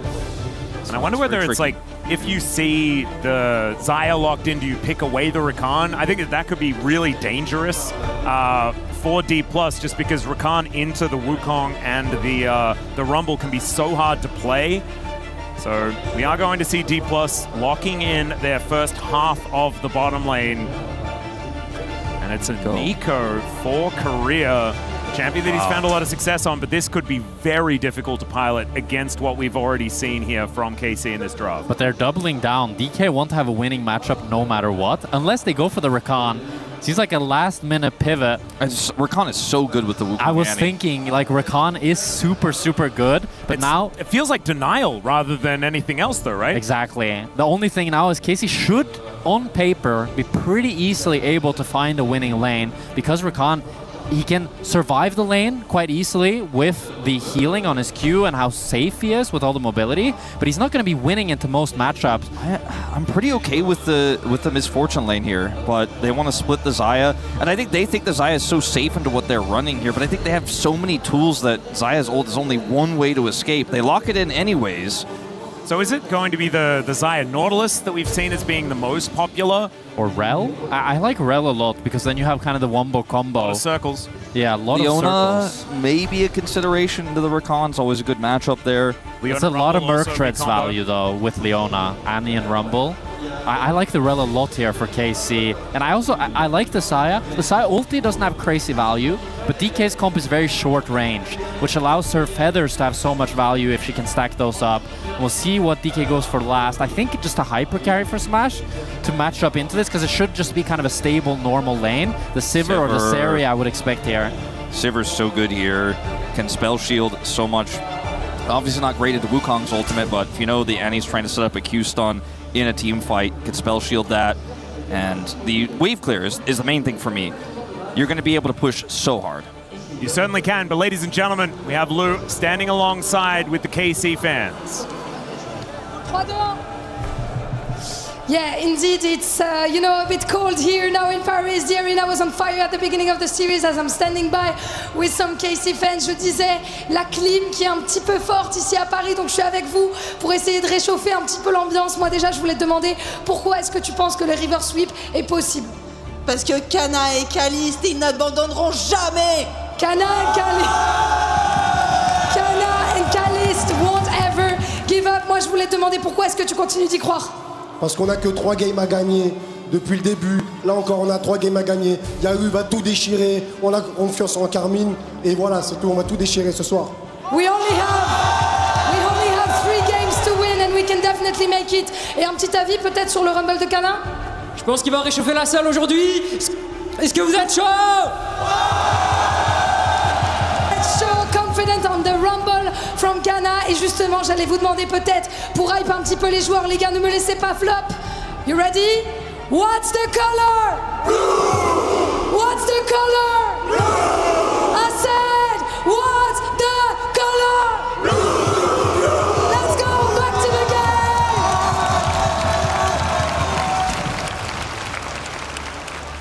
Thank you so much, Lou. Let's see whether the KC fans can at least get a game, right? They need to start this reverse sweep right now. I think this draft looking a little bit better, a little bit more winnable, perhaps, in this game. I'm feeling very cautiously optimistic here. I feel like this is the best draft they've had thus far. I would agree. It feels like a comp where it should be really hard for DK to show that laning prowess that they showed in game number 1 and 2. So we can actually get to see some late game team fights that is on equal footing where KC can show their mechanical prowess.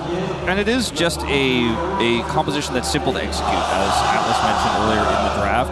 And sometimes, I'm not trying to say that the KC can't handle complex drafts, but when you're down 0-2, your mental's in the gutter a little bit. Yeah. You get that easy comp, you get back on the right footing, you have that coordination come back. That's how you could potentially start a reverse sweep. So I'm with you guys. I like this draft a lot, but it's not by any means a hard winning draft. I think it's a very close one here, but the closest so far. Yeah, I agree, Wolf. I will say, though, I think it's kind of a hard game for Smash, because the Sivir spell shield, realistically, it's only really good against Yehu on the Annie. Into Rel, if you get flash combo, the spell shield's not going to do anything.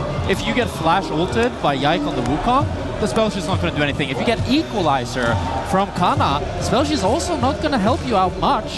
So I feel like if they're able to find good angles onto him, he's so short range, they have a lot to make this simple comp work.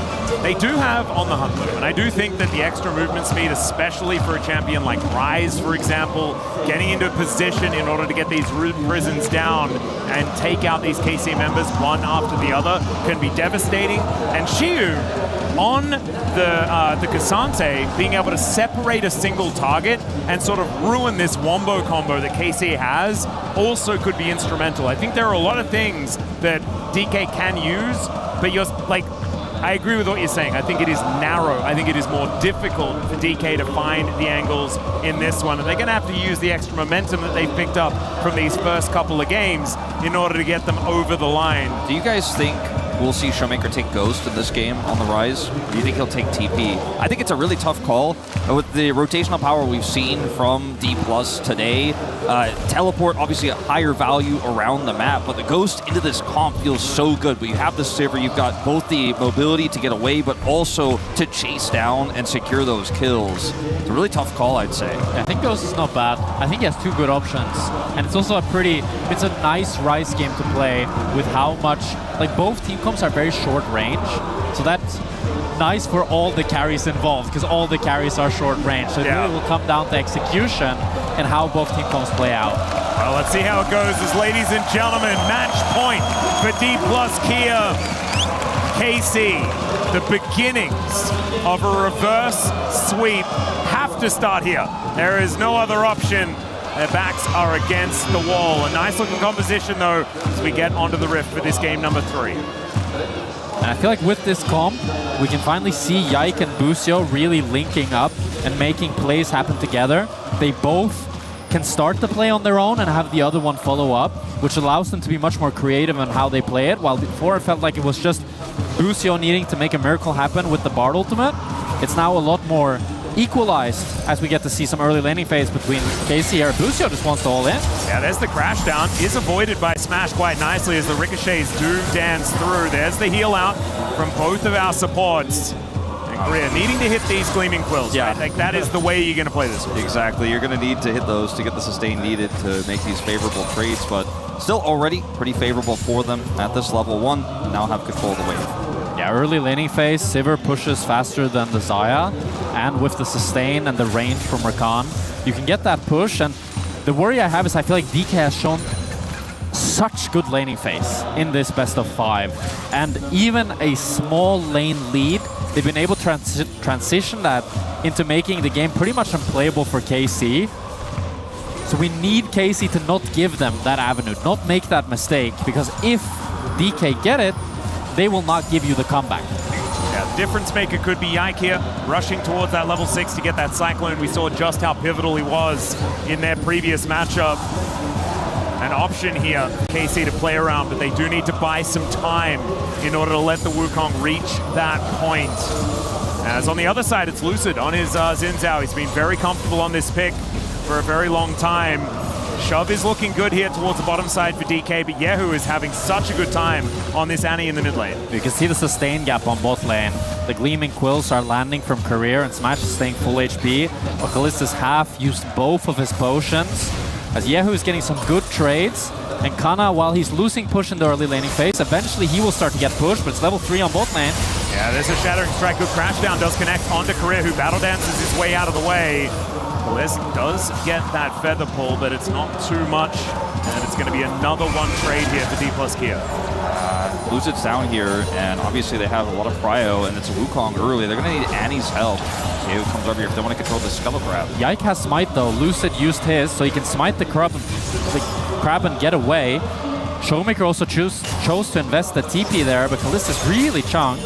Yeah, this is a lot of damage. Grand Entrance gets the flash out from this Xayah. Not a lot of value of that pullback, as well as now Lucid wants to get on in here. There is the thumbs up once again. It hasn't exactly been a good luck charm here for the Xayah as he throws down the feathers and just dies. First blood over to Lucid here in the bottom lane. And DK's laning has just been superior in this best of 5. All they need is a slight lead and they will run away with the game. Busio will be getting dove. Kallista's already dead. It's a disaster for KC. And this is not the start of the reverse sweep that you were looking for. It's a disaster in the bottom lane. 2 kills early on over to Lucid. He's up 600 gold. Sure, Showmaker's TP wasn't the greatest, wasn't super high value, but they didn't even need him. And all they got, all they walked away with was the Scuttle Crab. They at least got the Scuttle Crab, though. That's pretty cool. On the top side of the map as well, Kanna is getting a little bit of a shove in, but you can see Xiu is still actually ahead in farm by just a little bit. Not too bad for this Cassante, who is looking a little worse for wear otherwise.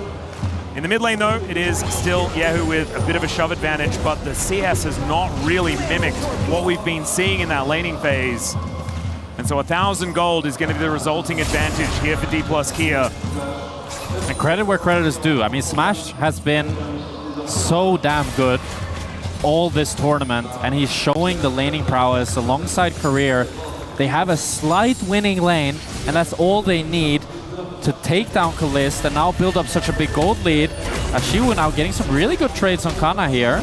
Yeah, Kanna just teleported back, so this is not optimal. The wave's in a terrible spot. He can't teleport anywhere else, really, but Shiu's on top of his teleport ward, and he just loses all of his health, and because he doesn't have TP, if he's forced to back here, it's after his Yehu! Rune Prison goes down. Lucid does get the win, becomes lightning, but does not managed to catch out the Annie before she gets underneath the turret. And this pre-6 Wukong just isn't able to do a whole lot. Yike's getting pushed out of his own jungle now. Here's the Realm Warp. Yeah, Showmaker getting himself into position as Yike gonna have to get out. That is a little bit of a cute play, but it does not catch Lucid out. Showmaker going to pick up the third kill for D+ Kia.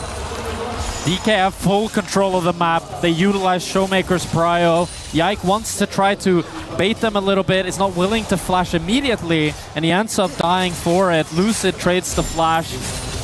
And KC, it just feels suffocating. It feels like they're not able to find any angle as DK shuts the door again and again and again. It's just understanding of pressure and control, right? You know, they push the Annie out, and they're like, well, guess there's a Wukong in here, doesn't have Cyclone. And he avoids the knockup. But where's he gonna go? Showmaker gets the root. He is just locked up, forced to flash the wall, and Lucid is there. Showmaker picks up the kill.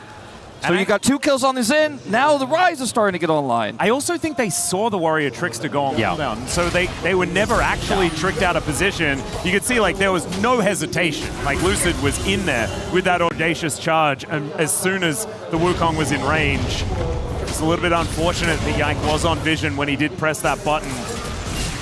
It's now Shiv pushing Canna away, does have that Negatron cloak now. It's only going to get worse as he builds towards that Koenig Rooker as item number 1 for this Cassante. Yeah, who does find the stun. Tibbers is out here being annoying as Busio spotting Korea. Now Smash with the On the Hunt looking to chase down Kalist, moving back towards his turret, but these feathers do go down. Oh, the boomerang comes back and Kalist is just dead. Korea also able to battle dance his way out of danger. Oh my goodness, DK is just kind of messing with him now. And Kalist was so close to level 6. He needed 1 more minion, but that was all Smash needed to all in. Doesn't get hit by nearly enough feathers. And he just takes down Kalist, and the game is starting to feel over for KC. He knows Kalist doesn't have any way to get out of here either. You know, he doesn't have flash, so he's just stuck. All he can do is try to kite back, but he just doesn't have the numbers, just frankly. It's just simply 2 AD carries hitting each other, and Smash is the stronger one. Yeah, and also, he just kites to the side, right? All of these feathers that were landing on the ground, nothing that Kalist could do. And what you need in that moment is the flash, right? Yeah. And he didn't have that flash up and available to reposition those feathers and make the outplay. Feeling dire for KC. There's no other way to put it. I feel like we're starting to see the fight go out in them.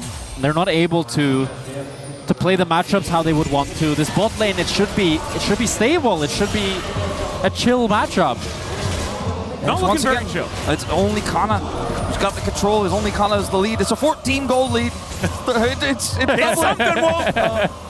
But D+ are just in so much control of the map, and they have been able to keep I mean, all 3 games look like this. When they get a little bit of control, they turn it into a ton of control. Now Yike pushed away again on this Gromp. It's rinse and repeat.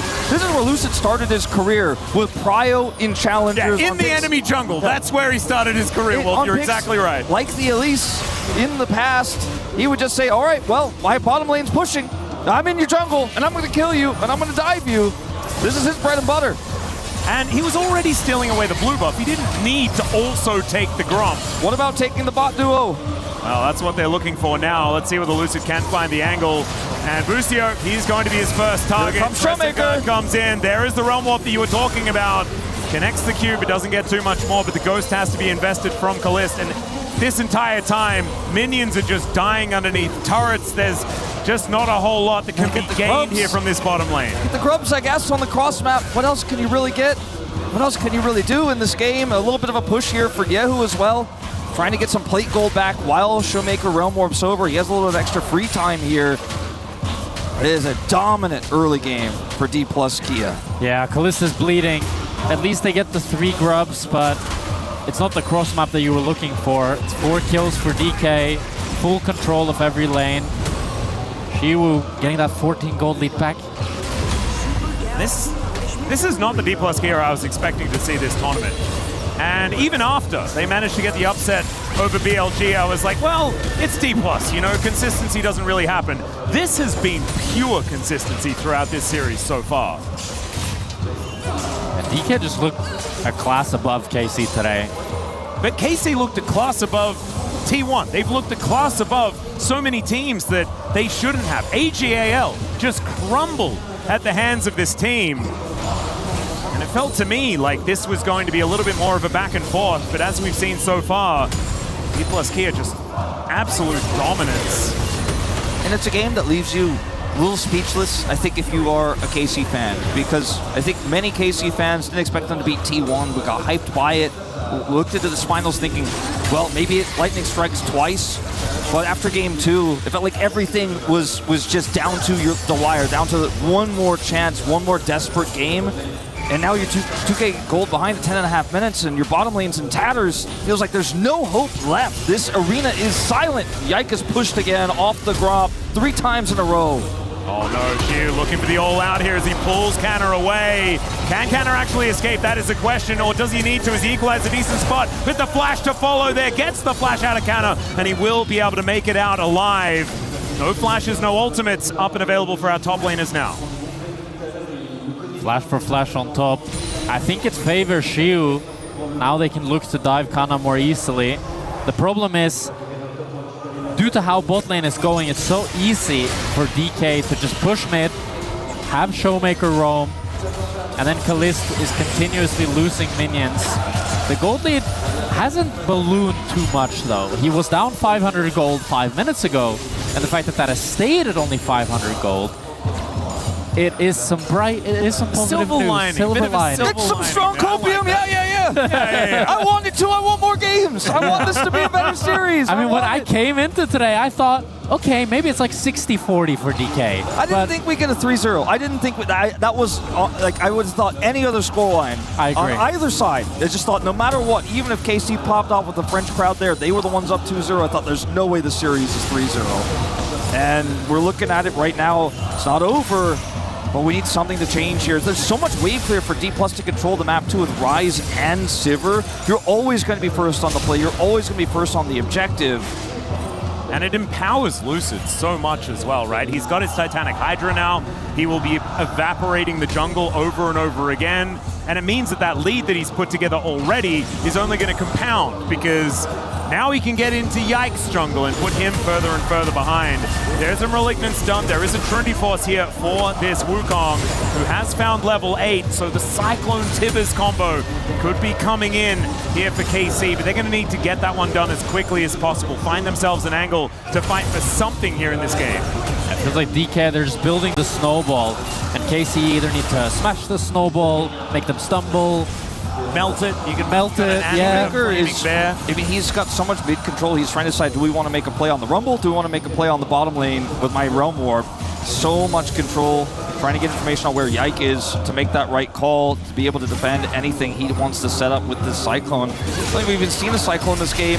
Oh dear, Lucio now in so much trouble. Does crash away from the situation, but Showmaker, he is closing in. There are 3 people around him. There's the equalizer from Canna. Maybe an opportunity for KC as somehow Smash is just solo killed on the other side of the map, and now both AD carries are dead. Korea not finding the angle here though, and now Lucid gonna need to try and get this fight going in his direction. And in fact, he kind of is. There's the Magnet Storm from Busio though. Wind doesn't become lightning. It is going to be Busio falling, but he'll take so much more for the trouble. And KC will come alive. Finally! They finally smashed the snowball from DK that they were slowly building up.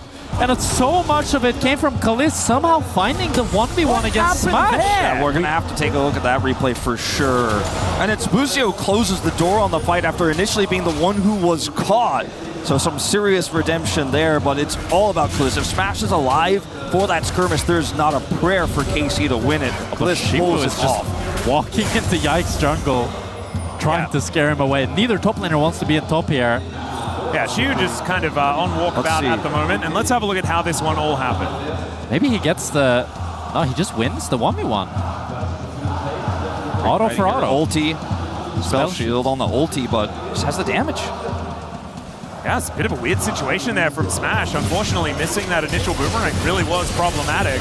Lucio is the initial one who's caught here, but he has Yike to back him up, and they're being sandwiched with the positioning. Okay, we have a fight live. Yeah, that is, yeah, Shiu is just looking for an angle, and he does find it. Just solo kill on a roaming Busio.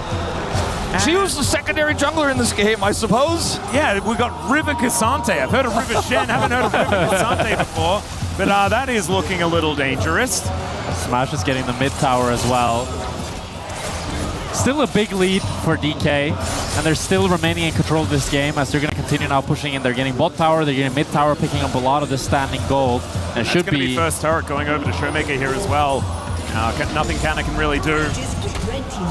And another one going to fall in that mid lane, you have to think, in a couple of moments as well. As Yehu here towards the top side, going to try and push Shio away. Doesn't have the all out at the moment, as he used that to kill Busio just earlier on.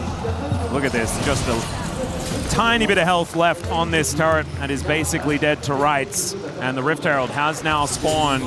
Feels like that little bit of momentum that we saw shift away from D+ Kia kind of being regained as we've hit the neutral once again. It just feels like KC never get prio. They don't get prio on mid, they're not getting prio on top, they're getting pushed in on bot. And that's been the story of this series. Every single game, especially after the 15-minute mark, DK are just pushing them in every single lane, not allowing them to make any play happen or make any point of pressure. Yeah, it's just constantly them setting up plays by the fact that they have that priority in the lanes. It means that KC has to play defensively. They did a great job of it previously, as Lucio's going to look for a bit of an angle here. Smash is base. They can look to rush the... Oh, they're keeping... Shiu is back to the river once again. He got annoyed he was in the bottom lane.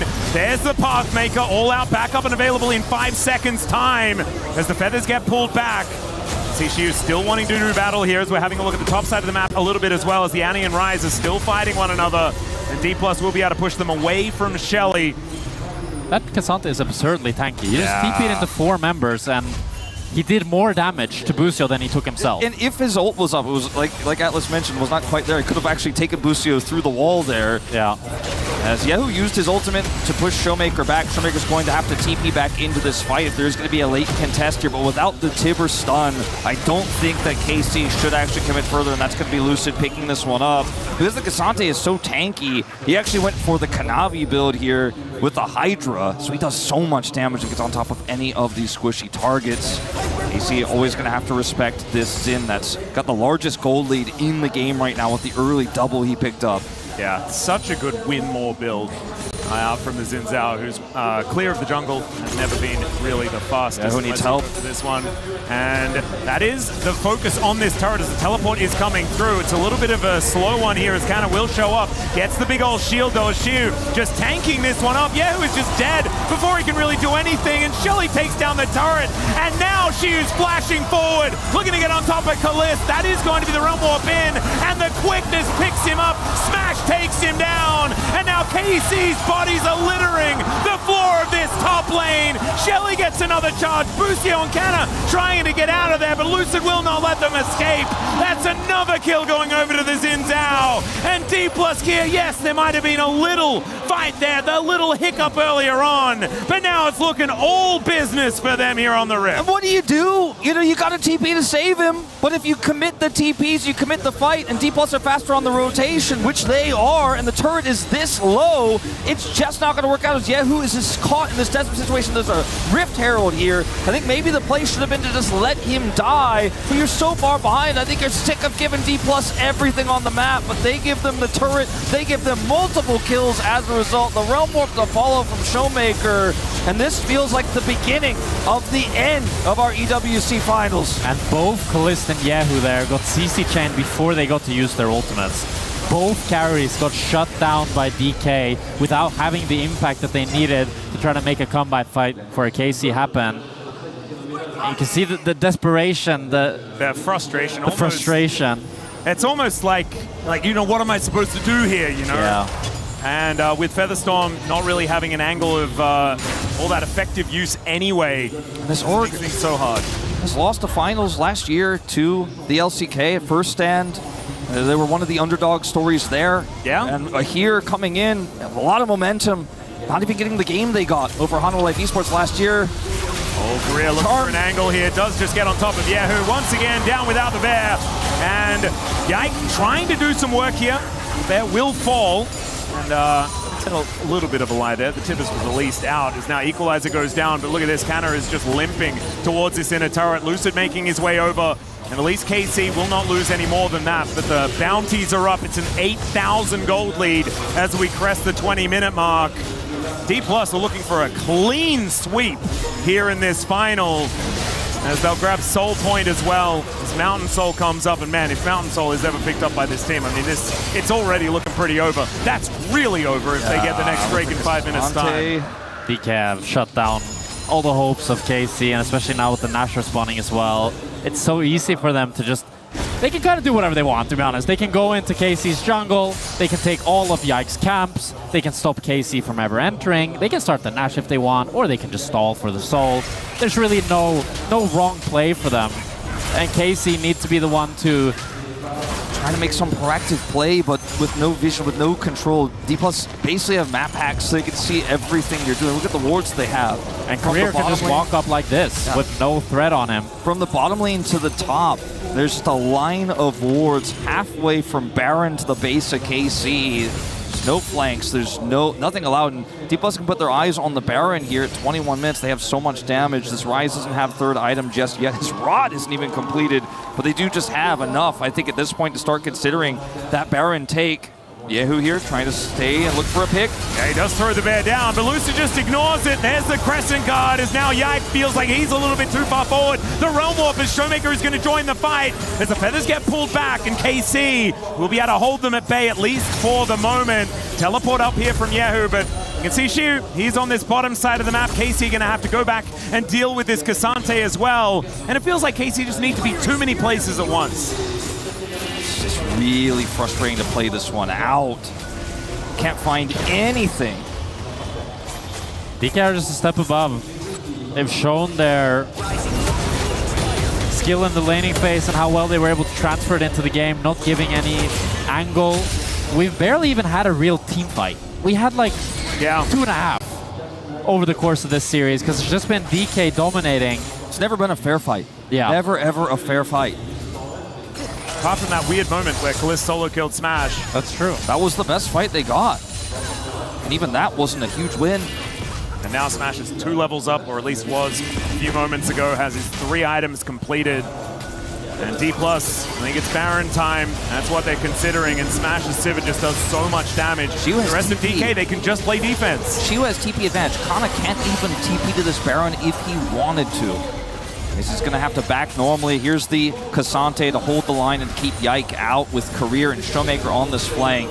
It's just gone. It's going to have to be perfect, but it doesn't even matter. The Baron is going to be taken here as KC looking for a potential team fight. There's the Magnus Storm just onto Showmaker to try and escape, and the all-out brings Shiu in there. It's a decent position on this equalizer, though. The problem is the wallets are just way too heavy. Lucid dashing on forward as Kana gets into the base gate and tries to keep himself alive. There's a Crescent Guard, and Lucid says, good night, Rumble. Oh my god, he lives! Busio going to be able to get out of there, but that top laner not going to survive. And D+ Kia with their new Baron are going to push towards the KC base. Yesterday, after getting the upset win over T1, KC's players were on the floor with joy, but in this series, DK is putting their bodies on the floor in these team fights. It's not close. They can only look with their binoculars at the Baron pit. They are not able to get into touching distance, nowhere near in this fight. It's an amazing equalizer, and in a closer game state, maybe that could have been the difference maker, but not in this game 3 of the Grand Finals. But the fact that Lucid 1v3s this with the Sundered Sky procs, gets the triumph. What are you gonna Unreal. He has GA now. He's soon to have a Mountain Soul. KC, they can defend this inner turret at least for the moment. You were talking about a walk 1 minute until that Mountain Soul is on the Rift. We'll see whether this game even lasts that long, as DK do want to utilize this Baron. 3,500 gold already in that power play, as they are ahead 12,000. Exactly right. It's so much more money here for DK, as in goes Lucid one more time. He's got GA, and so he can actually go down in this battle, as Smash is going to solo out Yeho on the backside of the fight. Showmaker takes out Yike here as they're looking to break open the base. Busio trying to canter away, and Canna at least gets the dash cannon out, but Showmaker still going to be able to put him down. And D+ Kia on the precipice of sweeping the grand final here at EWC 2026. There's nothing left in the tank. Yehu's down for 25. Busio's looking for a flank angle here to try to buy some space. He wants to pull the wave. He's gonna pull it. He's able to do so. 15 seconds on Yehu, 10 on Yike. Yeah, sidesteps the grand entrance quite nicely here. And at least D+ are forced to go back. But the problem is, they're forced to go back to a Mountain Soul, which is going to make this game even more impossible. Showmaker's just having fun. Look at him on the player cam. He already knows. He can see the trophy that he's got. Oh, he can see it in his mind's eye. He's got his library card out, man. He's like, oh, I'm ready to borrow some books. Everyone's staying quite quiet in here. Smash looks emotional. He's had an amazing tournament. A big front runner to pick up EWC MVP if they could close this one out.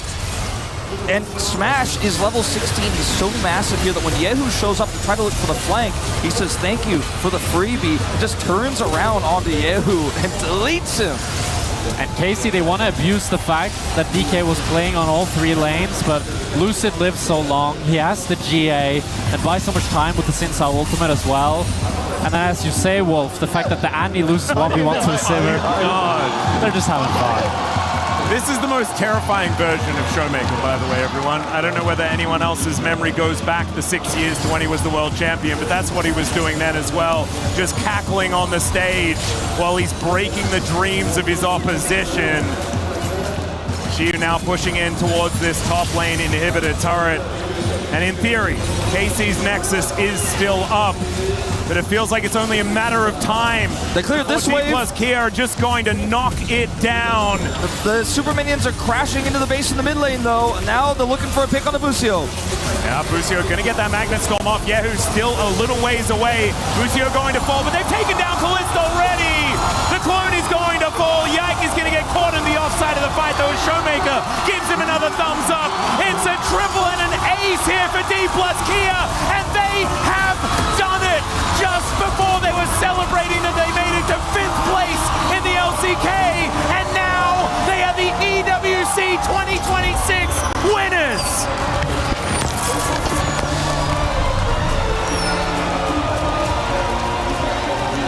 A well-deserved celebration. The second that ace came across, they were high-fiving across the line, but I think they knew 20 minutes ago that this was gonna be their title, but they didn't mess it up. They didn't make any mistakes. They were oppressive in this series. What an unbelievable performance from D+ Kia, your unlikely heroes, the 3rd LCK team to lift this trophy, and they keep it in Korea. Now it is time to throw over to Ian on the stage. This has just been an incredible journey full of surprise. And this has been such a dominant performance, and look what it means to each of the players. Before you have the opportunity that you deserve to raise the trophy high in the air, there's one last piece of business that we need to complete, and that is to crush the final key for League of Legends at the Esports World Cup. Gentlemen, it's part of the process, it's tough. One of you needs to step up to do this, but before you do, I think Lou is standing by just briefly before we wrap this up. Yes, Ian, I am with some DK fans real quick. What do you want to tell your champion? DK! DK! Yeah, they're ready for that crush, Ian. The time has come. The brutality of EWC in full effect as Korea steps forward here to crush the key. Carmine Corp's key will be crushed in front of their adoring fans.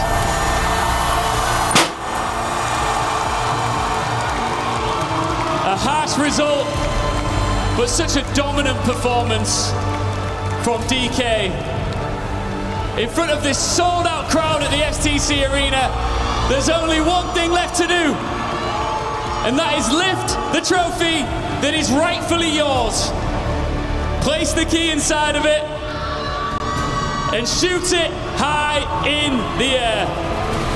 Mesdames et messieurs, D+ Kia sont vos grands gagnants de l'EWC. League of Legends!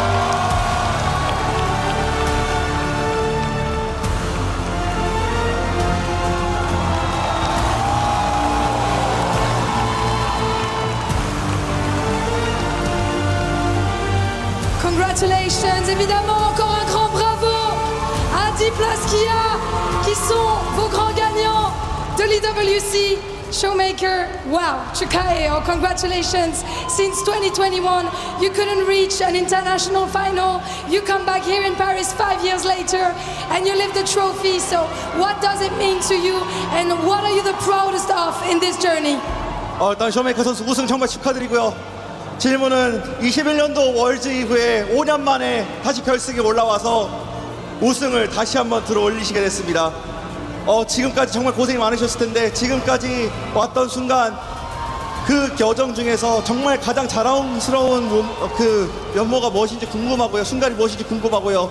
그리고 기분이 어떠신지 궁금합니다. 일단 네, 이렇게 5년 만에 국제전 결승에 왔는데 우승해서 너무 행복하고 또 네, 오늘 지금 이 순간이 제일 자랑스러운 것 같습니다. Yeah, I mean it's been 5 years since the international stage, and yeah, I mean I still feel so proud of myself. I'm just excited right now. Just excited, we can get a lot of emotions, effectivement. Ça fait 5 ans que Showmaker n'a pas joué une finale internationale. Il arrive à Paris, il la gagne, et ce qu'il nous répond, c'est qu'il est trop content, il est débordé évidemment par ses émotions, et il est effectivement enfin soulagé de gagner ce trophée. Maddox, come and join me over here just for a moment. Korea. Listen to this crowd. Hey, make some noise for Korea right now. This has been described as a Cinderella run, a fairy tale, but it was such a dominant grand final. When did this dream feel like a reality for you? 정말 많은 사람들이 꿈만 같은 정말 신데렐라 스토리 같은 얘기를 하는데 결승에서 정말 압도적으로 3대 0으로 이기시면서 정말 강력한 면모 보이셨습니다. 그럼 어느 순간에 우승이 가까워졌다라는 생각이 드셨는지 궁금합니다. 일단 초반 바텀 라인전에서 너무 잘 풀려가지고 그때 3세트인데 이렇게 잘 풀렸다 해가지고 심지어 자신 있는 챔을 잡았어가지고 이거 이 판 내가 캐리할 만하다 이겼다라고 생각했던 것 같습니다. In the early phase of the bot lane, I initially realized that like our first kills came out there in the game 3. Yeah, we were up 2-0. We had a great start. I'm in a champion that I'm confident of. That's what's the moment I felt I won. Phenomenal. Paris, question. Who do you think is MVP? It's time to announce our Sony MVP of the EWC League of Legends. Congratulations, Smash! You are the MVP!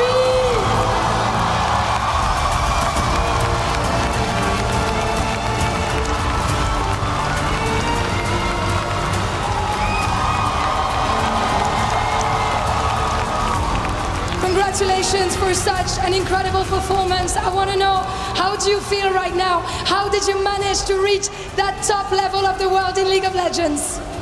지금 이렇게 정상에 서신 소감이 어떠신지 정말 궁금합니다. 일단 너무 행복하고요. 이렇게 제가 오늘 생일인데 이렇게 MVP까지 받고 너무 가장 기억에 남는 생일일 것 같습니다. Yeah, I'm so excited right now. I'm so happy. And this is my birthday today in Korea. Yeah, this is phenomenal birthday. Happy birthday! Un joyeux anniversaire, puisque en Corée, c'est déjà son anniversaire. Alors, mesdames et messieurs, je vais vous proposer de chanter un joyeux anniversaire à Smash en français, tous ensemble. Joyeux anniversaire! Joyeux anniversaire!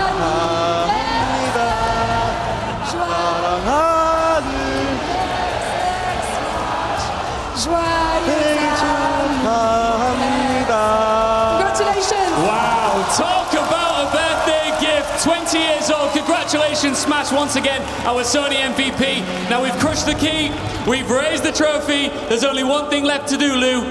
Gentlemen, you need to go to the totem. 이제 토템으로 가셔서 이제 본인의 이름을 새길 시간입니다. 앞으로 가시죠. Please take the trophy with you as well. You can bring the trophy with you as well. 트로피 가져가시고요. It's gonna be the moment that D+ Kia writes their name on the wall in the history of the EWC, mesdames et messieurs. Encore une fois, faites du bruit!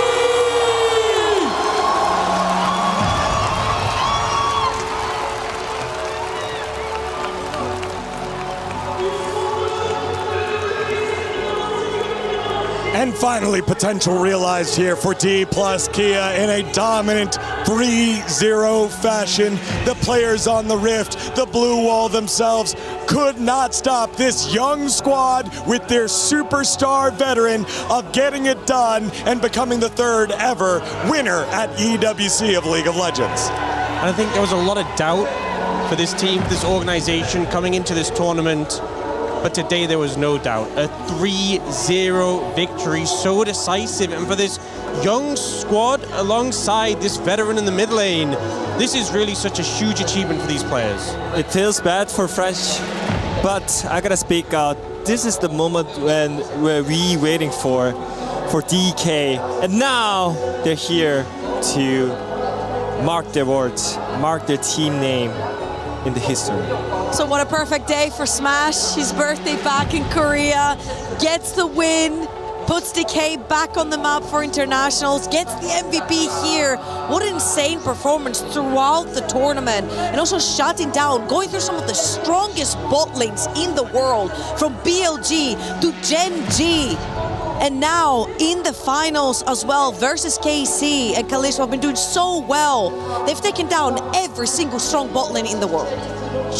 Shiwoo, Lucid, Showmaker, Smash, and Career, D plus Kia will pick their keys at the totem. And they have arrived. As they choose the 3 teams they are going to add to their trophy.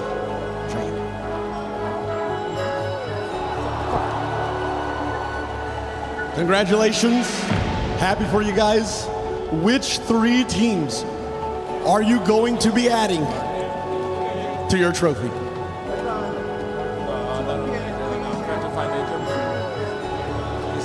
First team? Oh yeah, first team. First team? To the guy in the suit. All 3. It's gonna be all 3. BLG. BLG.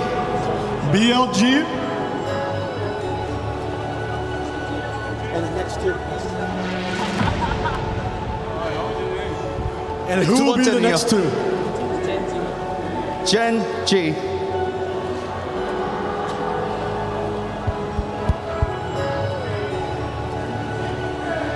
And finally, your 마지막은요. last. 마지막 팀을 골라주세요. Carmine Core. KC!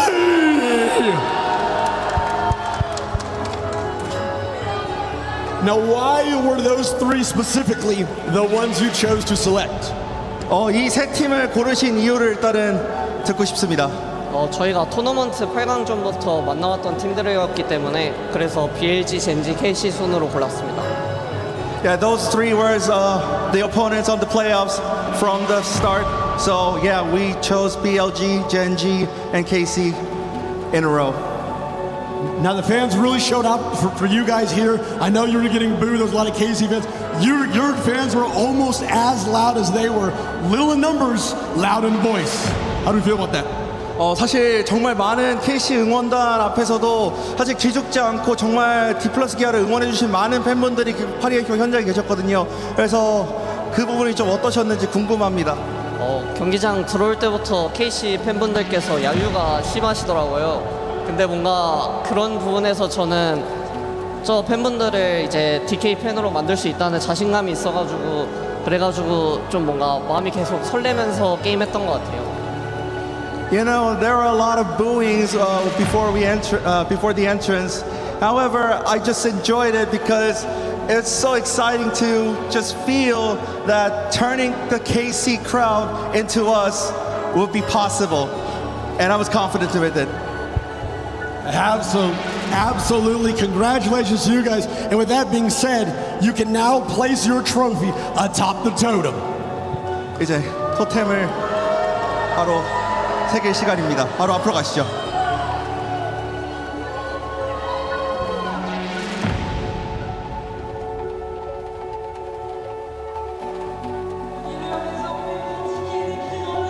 It's been a long road here for Showmaker since the last time that he's lifted a major trophy.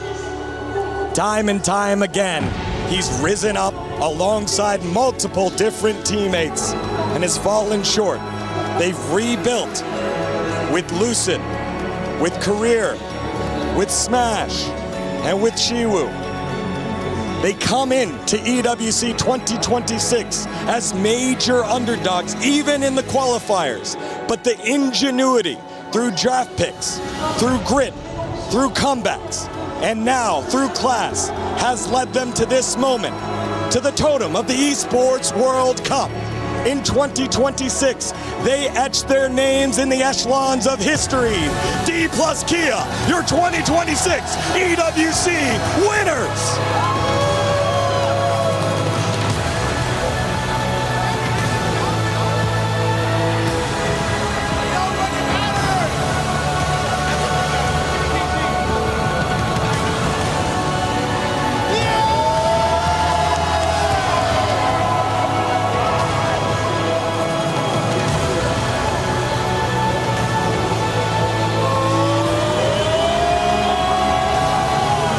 Frame immortalized in the totem, their key put into the game trophy. As they lift it one more time, the winners of 2026 EWC League of Legends, it is D plus Kia. I cannot think of a team who's had to overcome so many trials to get to this point.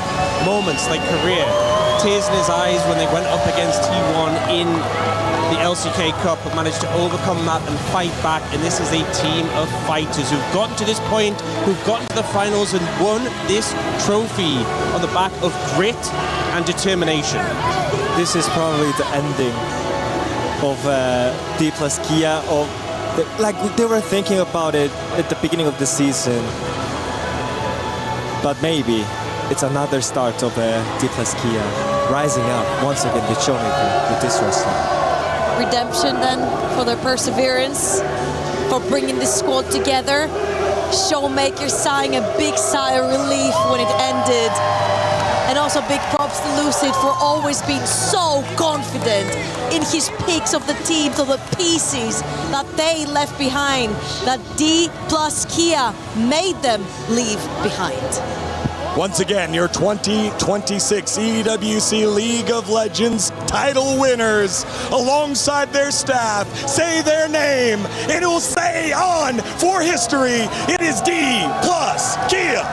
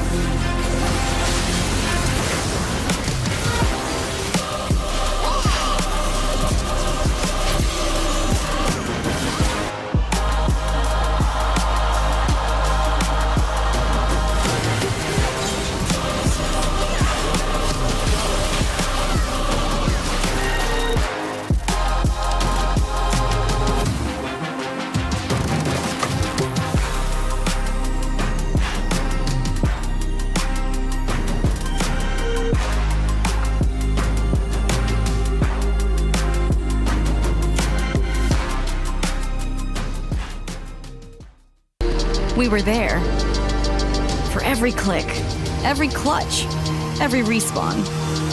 We were there for the years of grind, and we're here. Now, the proud founding partner of EWC, powering the biggest event in gaming, shoulder to shoulder with the world's best, making history. Greatness deserves a stage. Lenovo Legion. Reach your impossible.